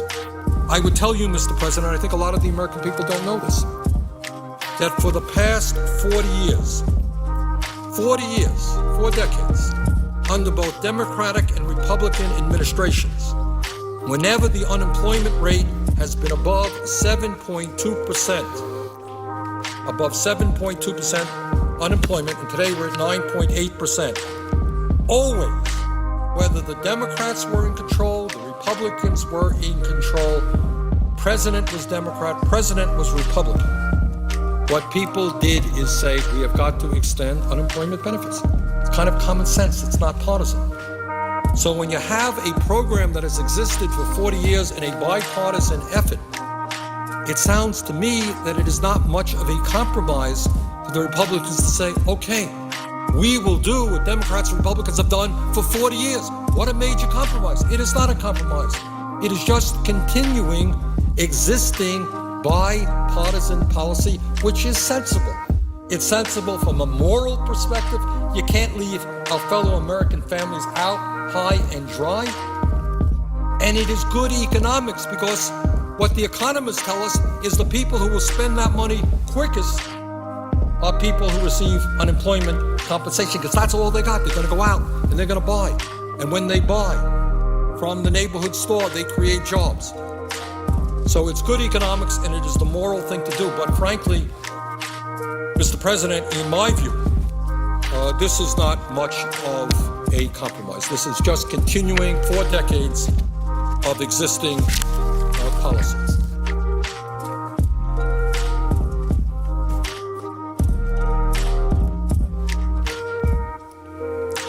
Mr. President, as I've said earlier, there are very clearly positive parts of this agreement. No question about it. I think almost every American will tell you that it would be totally absurd. I know there are some who disagree, but I think the vast majority of Americans believe that in the time when the middle class is collapsing, when median family income has gone down, when unemployment is high, that it would be a real horror show if we did not extend the Bush tax breaks for the middle class for 98% of the American people. 98%. That's what we want. You know, we could have crafted it much tighter, couldn't we? We could have said nobody above 100,000, nobody above 150,000. That's pretty generous. We said a family earning $250,000 should get an extension of these tax breaks. That is 98% of the American people. That's not good enough for our Republican friends. They are fighting tooth and nail to make sure that the top 2%, the millionaires and billionaires, the CEOs, earn tens of millions a year. They are fighting. It's like they're at war. They are so engaged to make sure that these fabulously wealthy people receive at least $1 million. In some cases, for people who are making $1 million a year, they're going to receive, on average, $100,000 a year in tax breaks. For the very, very wealthiest, it could be over $1 million a year. You know, Mr. President, I know you joined me just 2 days ago in saying that at a time when senior citizens in this country and disabled vets for 2 years in a row had not received any COLA, that maybe it was the right thing to do because we know that healthcare costs and prescription drug costs are soaring, that maybe we provide a $250 check to those seniors and disabled veterans one time. I could not get one Republican vote in support of that proposition. We won 53 to 45, but around here, it doesn't take 50 votes to win. It doesn't take a majority to win. It takes 60 votes. We couldn't get one Republican vote. So here you have every Republican voting against a $250 check for a disabled vet or a senior citizen who's living on $15,000, $16,000 a year. Can't afford it. But we can afford $1 million a year tax break for somebody who's worth hundreds of millions of dollars. Now, somebody may understand that rationale. I don't. I really don't. I can't understand that. I can't understand asking our kids and grandchildren to pay more in taxes as the national debt goes up in order to provide tax breaks for the richest people in this country. So, Mr. President, while there are some good provisions in this bill, and certainly extending the tax breaks for 98% of our people, for the broad, very broad middle class, I think if the American people demand it in our democracy, we can do better. Now, I don't know if you or I alone will be able to convince some of our Republican friends or maybe some of our Democratic friends to make this into the kind of proposal we need for the working families of this country and for our children, for our next generation. I don't know that we can do it inside this beltway. As I said earlier, I think that the way we win this battle, the way we defeat this proposal and come back with a much better proposal, is when millions of Americans start writing and emailing and calling their senators, their congresspeople, and say, wait a second, are you nuts? Do you really think that millionaires and billionaires need a huge tax break at a time when this country has a $13.7 trillion national debt? What are you smoking? How could you for 1 second think that that makes any sense whatsoever? And I'll tell you something, Mr. President, I don't know what my phones are doing today in my office right now, but in the last 3 days we have gotten, I'm guessing, 5,000 phone calls and emails, and about 99% of them are in disagreement with this proposal. Well, I'm looking at a chart here, and we've gotten 2,100 calls that just came in, I'm informed, today. So the overwhelming people who are calling, I don't know what kind of calls other members of the Senate are getting, but certainly those are the calls that I am getting. Now, also, Mr. President, and this point cannot be made strongly enough, what our Republican friends want to do, and they've been pretty honest and upfront about them, especially some of the extreme right-wing people who have been running for office, and in some cases have won. They have been honest enough to say that they want to bring this country back to where we were in the 1920s, that their ultimate aim is to basically repeal almost all of the provisions that have been passed in the last 70 years to protect working people, the elderly, and the children. They believe in a Darwinian-style society in which you have the survival of the fittest, that we are not a society which comes together to take care of all of us, that you take care of me in need and I take care of you and your family in need, that we are one people. And their strategy is pretty clear, I think. They want to ultimately destroy Social Security, and what we are beginning to hear more and more of is, why don't we raise the retirement age to 68 or 69? That Deficit Reduction Commission, which I thought was the people on that commission were bad appointees by the president. You could have put together some good economists to say, how do we in a fair way, address the deficit and national debt crisis? That wasn't what that commission did. So these folks are talking about major cuts in Social Security, Medicare, Medicaid. They want, at a time when it is so hard for young people to afford to go to college, they want to raise the cost by asking our young people while they're in college to be accruing the interest on their loans. So I think that if the president believes that if this agreement is passed, that the Republicans are going to come to the table and we're all going to live happily in the future, we're going to all work together in a nonpartisan way, I think he's not understanding the reality. These people are going to come back, and they're going to come back very aggressively for major cuts in Social Security, Medicare, Medicaid, environmental protection, education, child care, Pell Grants, you name it. Because their belief is, I don't quite understand it, that it is somehow good public policy to give tax breaks for the wealthiest people in this country, who in many ways have never had it so good, while you cut programs that the middle class and working families of this country desperately depend upon. So I would suggest that this big debate we're having right now on whether or not we should accept the proposal agreed to by the president and the Republicans is just the beginning of what's coming down the pike. And if we surrender now on this issue, we can expect next month and the following month another governmental crisis, another threat of a shutdown, unless they get their way.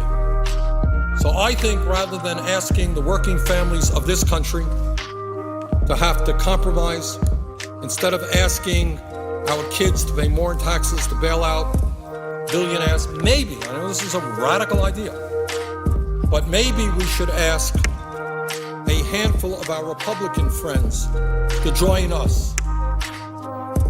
Maybe a handful of honest conservatives over there who have been telling us for years their great concerns about deficit spending and a huge national debt. Maybe they should be prepared to vote against a proposal which raises the national debt and our deficit by giving tax breaks to some of the richest people in the world. Now, I quite frankly don't think that I'm going to be able to convince them. I don't know that you're going to be able to convince them. But you know who I think can convince them?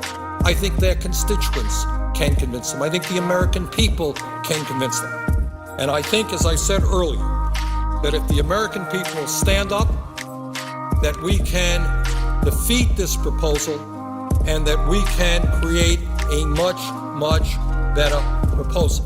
Clearly, we must extend tax breaks for the middle class. Clearly, we must make sure that unemployed workers continue to get the benefits that they desperately need. But equally clearly, we must make sure that we are not raising the national debt, which, as sure as I'm standing here, will result in cuts in Social Security, Medicare, Medicaid, education, other programs, by passing, if this proposal is passed. Mr. President, this is not only an important proposal unto itself. $900+ billion, even in Washington, is nothing to sneeze at. But it is an important proposal in terms of the direction in which our country goes into the future.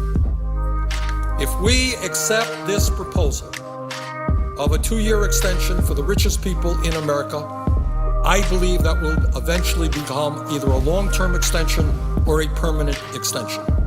If we accept the proposal that lowers the rates on the estate tax, which benefits only the top 0.3%, 99.7% of Americans get nothing. But if we give them what they want, I believe that over a period of years, it will lead to the complete abolition and ending of the estate tax, which will cost us $1 trillion over a 10-year period. So I would hope that this issue is not one that just progressives or moderates feel strongly about. I would hope that honest conservatives who in their heart of hearts believe that this country is seriously endangered when we have unsustainable deficits and a huge national debt, that they will tell their elected officials here in Washington not to pass a piece of legislation, which increases the national debt significantly and in fact will allow for the permanent, over years, in my view, extension of these tax breaks. So that is what this debate is about. It is about, fundamentally, whether we continue the process by which the richest people in this country become richer at a time when we have the most unequal distribution of income and wealth of any major country on earth. And as I've said earlier, Mr. President, this is not an issue that is discussed. I don't know, well, I do know why, It's just not an issue that people feel comfortable talking about because they don't want to give affront to their wealthy campaign contributors or take on the lobbyists that are out there. But that is the reality. Throughout the entire world, the United States has the most unequal distribution of income. Top 1% earning 23.5% of all income. That, Mr. President, is more than the bottom 50%. And that is not just immoral, it is bad economics, because if the middle class gets crushed entirely, who is going to be buying the goods and services produced in this economy? So this piece of legislation, as important as it is unto itself, and it is very, very important, is equally important in terms of what it says about where we are going into the future. Are we going to protect the middle class and working families of our country? Are we going to make sure that every young person in America, regardless of income, has the ability to go to college? Or are we going to allow college to become unaffordable for hundreds and hundreds of thousands of bright young people, or else force them to leave school deeply in debt? Are we going to create a healthcare system which guarantees healthcare to all of our people, high-quality healthcare? Or are we going to continue a situation where 45,000 Americans die each year because they don't have access to a doctor? Are we going to invest in our energy system so that we break our dependence on foreign oil? We spend about $350 million a year importing oil from Saudi Arabia and other foreign countries, almost $1 billion a day, which should be used to make this country energy independent, which should be used to transform our energy system away from fossil fuel into energy efficiency and sustainable energy. technologies such as wind, solar, geothermal, and biomass. So, Mr. President, and by the way, none of that has been addressed, as I understand it, in this proposal. So my point here is not just that this proposal is a bad proposal as it stands before us now, but it is going to move us in the future in a direction that I do not believe this country should be going. I mentioned earlier that my own personal family's history is the history of millions and millions of Americans. My father, as it happened, came to this country at the age of 17 without a nickel in his pocket, worked hard his whole life, never made very much money. But he and my mom graduated high school, she never went to college, but they had the satisfaction, a very significant satisfaction, of knowing that their kids got a college education. My older brother Larry went to law school, and I graduated from the University of Chicago. And I think what's going on in this country and why the anxiety level is so high is not just that people are worrying about themselves. Parents worry more about their kids than they do about themselves. And what parents are sitting around and they're worrying about now is they're saying, will, for the first time in the modern history of this country, my kids have a lower standard of living than their parents? Will my kids earn less income? Will my kids not have the education that I have? Will my kids not have the opportunity to travel and learn and grow as I have done? Are the best days of America behind us? That's really what the question is about. And I don't think that has to be the case. But I will tell you, as I mentioned earlier, if we are going to change the national priorities in this country, if we're going to start devoting our energy and our attention to the needs of working families and the middle class, we have got to defeat this proposal. We've got to defeat similar type proposals which come down the pike. When this country has a $13.7 trillion national debt, it is insane, nothing less than insane, to be talking about huge tax breaks for people who don't need them. And again, as I mentioned earlier, ironically, you got a lot of these millionaires out there who apparently love their country more than some of the people in this chamber. You have some of the richest people in America, Bill Gates, and all the good charitable work he does, Warren Buffett, and many others who are saying, you know what, I'm doing just fine. I'm a billionaire, I'm a multimillionaire. I don't need your tax break. I'm worried about the fact that we have the highest rate of childhood poverty. Invest in our kids. I'm worried that our infrastructure is crumbling.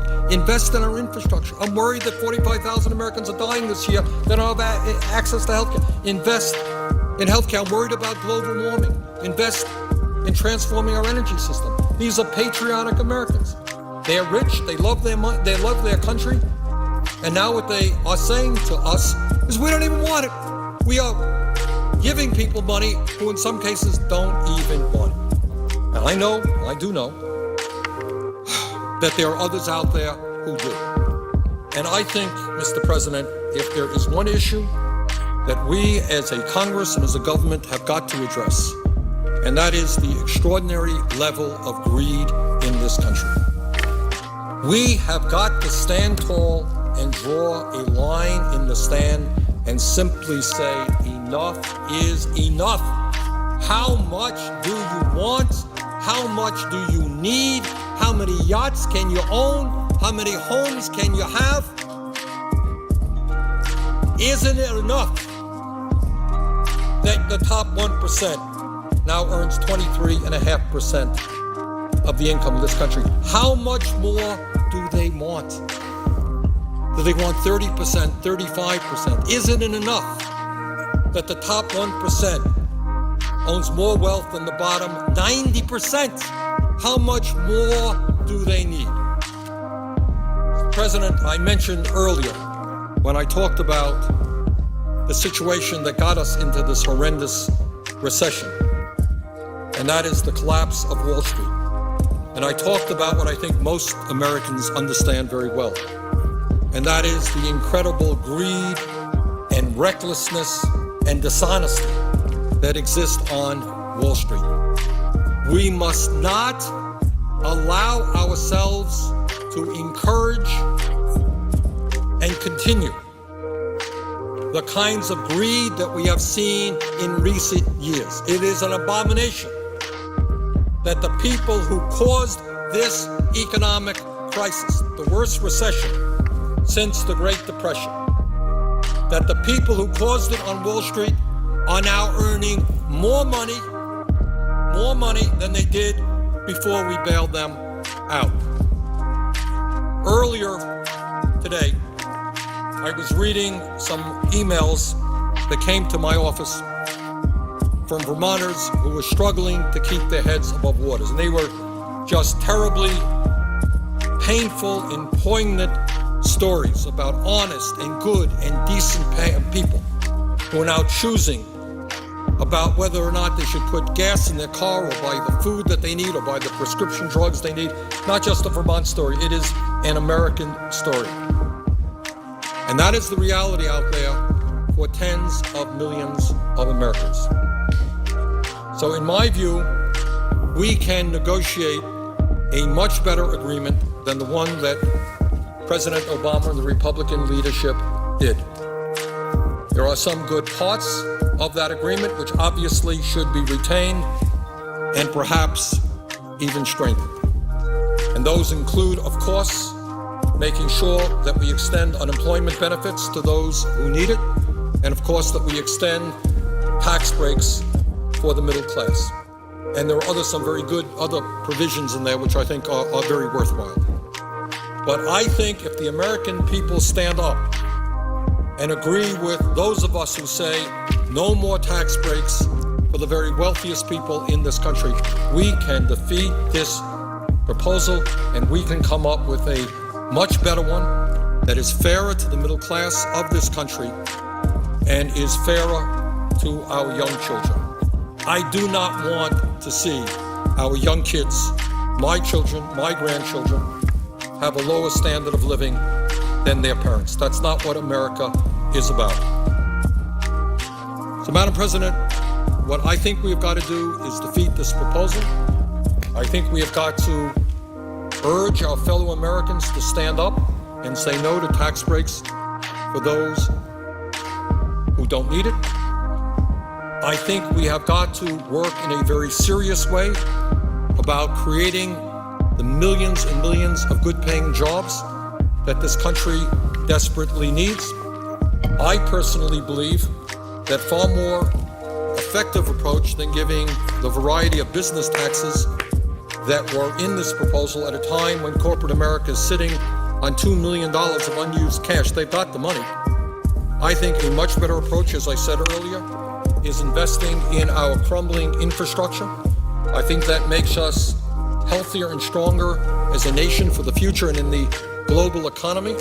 And I think it creates jobs quicker and in a more cost-effective way than these tax cuts. I think also, Madam President, that it is high time that the American people move. They want us to move in an entirely new direction in terms of trade. I am always amazed how Republicans and Democrats alike, and I speak as the longest serving independent in Congress, come election time, I see these ads on television, we got to do something about outsourcing. We got to do something about our trade policy. But somehow the day after that election, when corporate America continues to throw American workers out on the street, moves to China, moves to other low-wage countries, somehow that discussion ceases to exist and that legislation never seems to appear.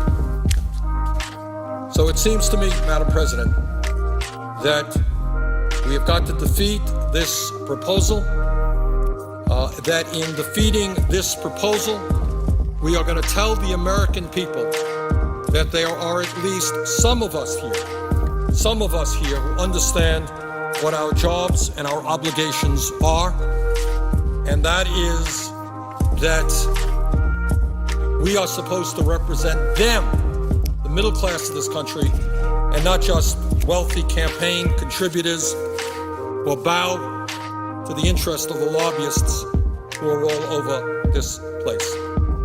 You know, Madam President, when I talked a moment ago about the need to invest in our infrastructure as a way to create jobs, being more cost effective, that some of these business tax breaks, I'm looking right now at a Wall Street Journal article, December 9th, 2010. And here's what the article says. Headline, companies cling to cash. It's the headline, companies cling to cash. Coffers swell to 51-year high as cautious firms put off investing in growth. It's a story by Justin Lahart. Here's the story. Makes the point that I've been trying to express here. Corporate America's cash pile has hit its highest level in half a century.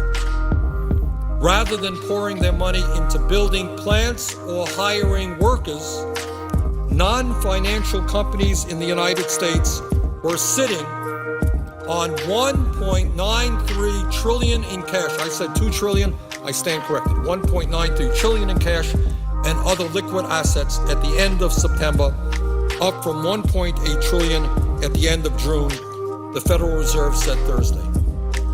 Cash accounted for 7.4% of the company's total assets, the largest share since 1959.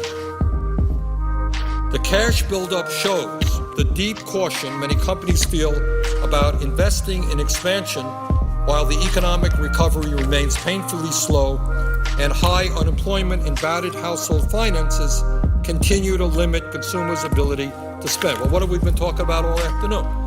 This is the Wall Street Journal, frankly, not my favorite paper, but that is what they are saying, is that the way you're going to get the economy moving again is to put money in the hands of working people who will then go out and buy the goods and services that these companies produce.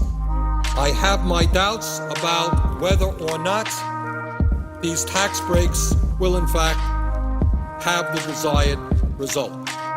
But as I said earlier, and we'll say again, I think the most effective way to create jobs, the most important way to create jobs, is to rebuild our crumbling infrastructure.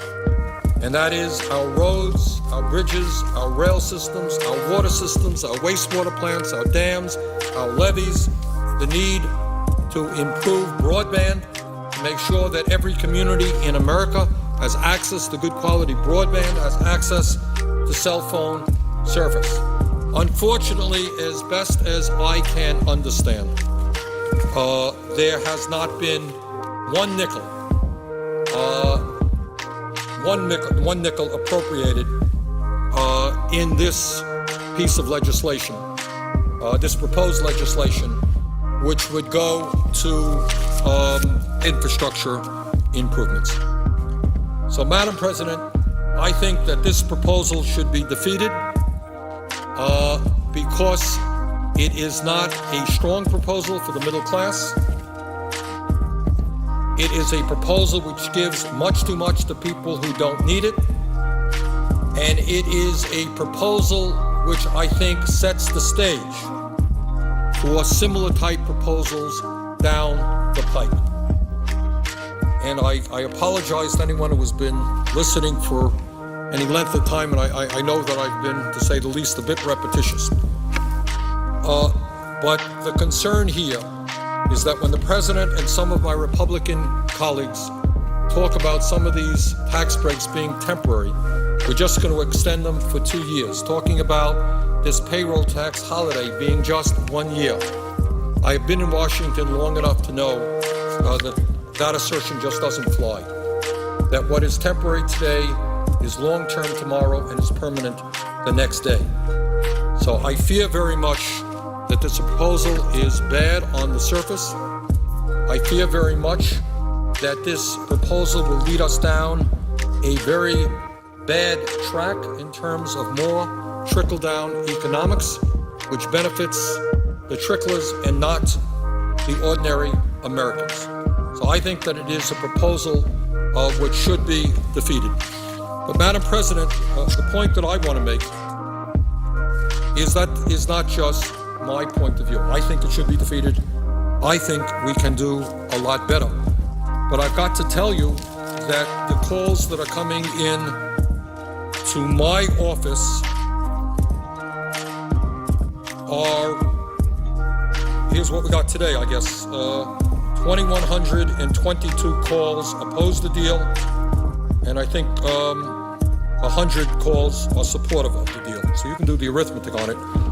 But that is at least 95% of the calls that I got today are saying this is not a good deal.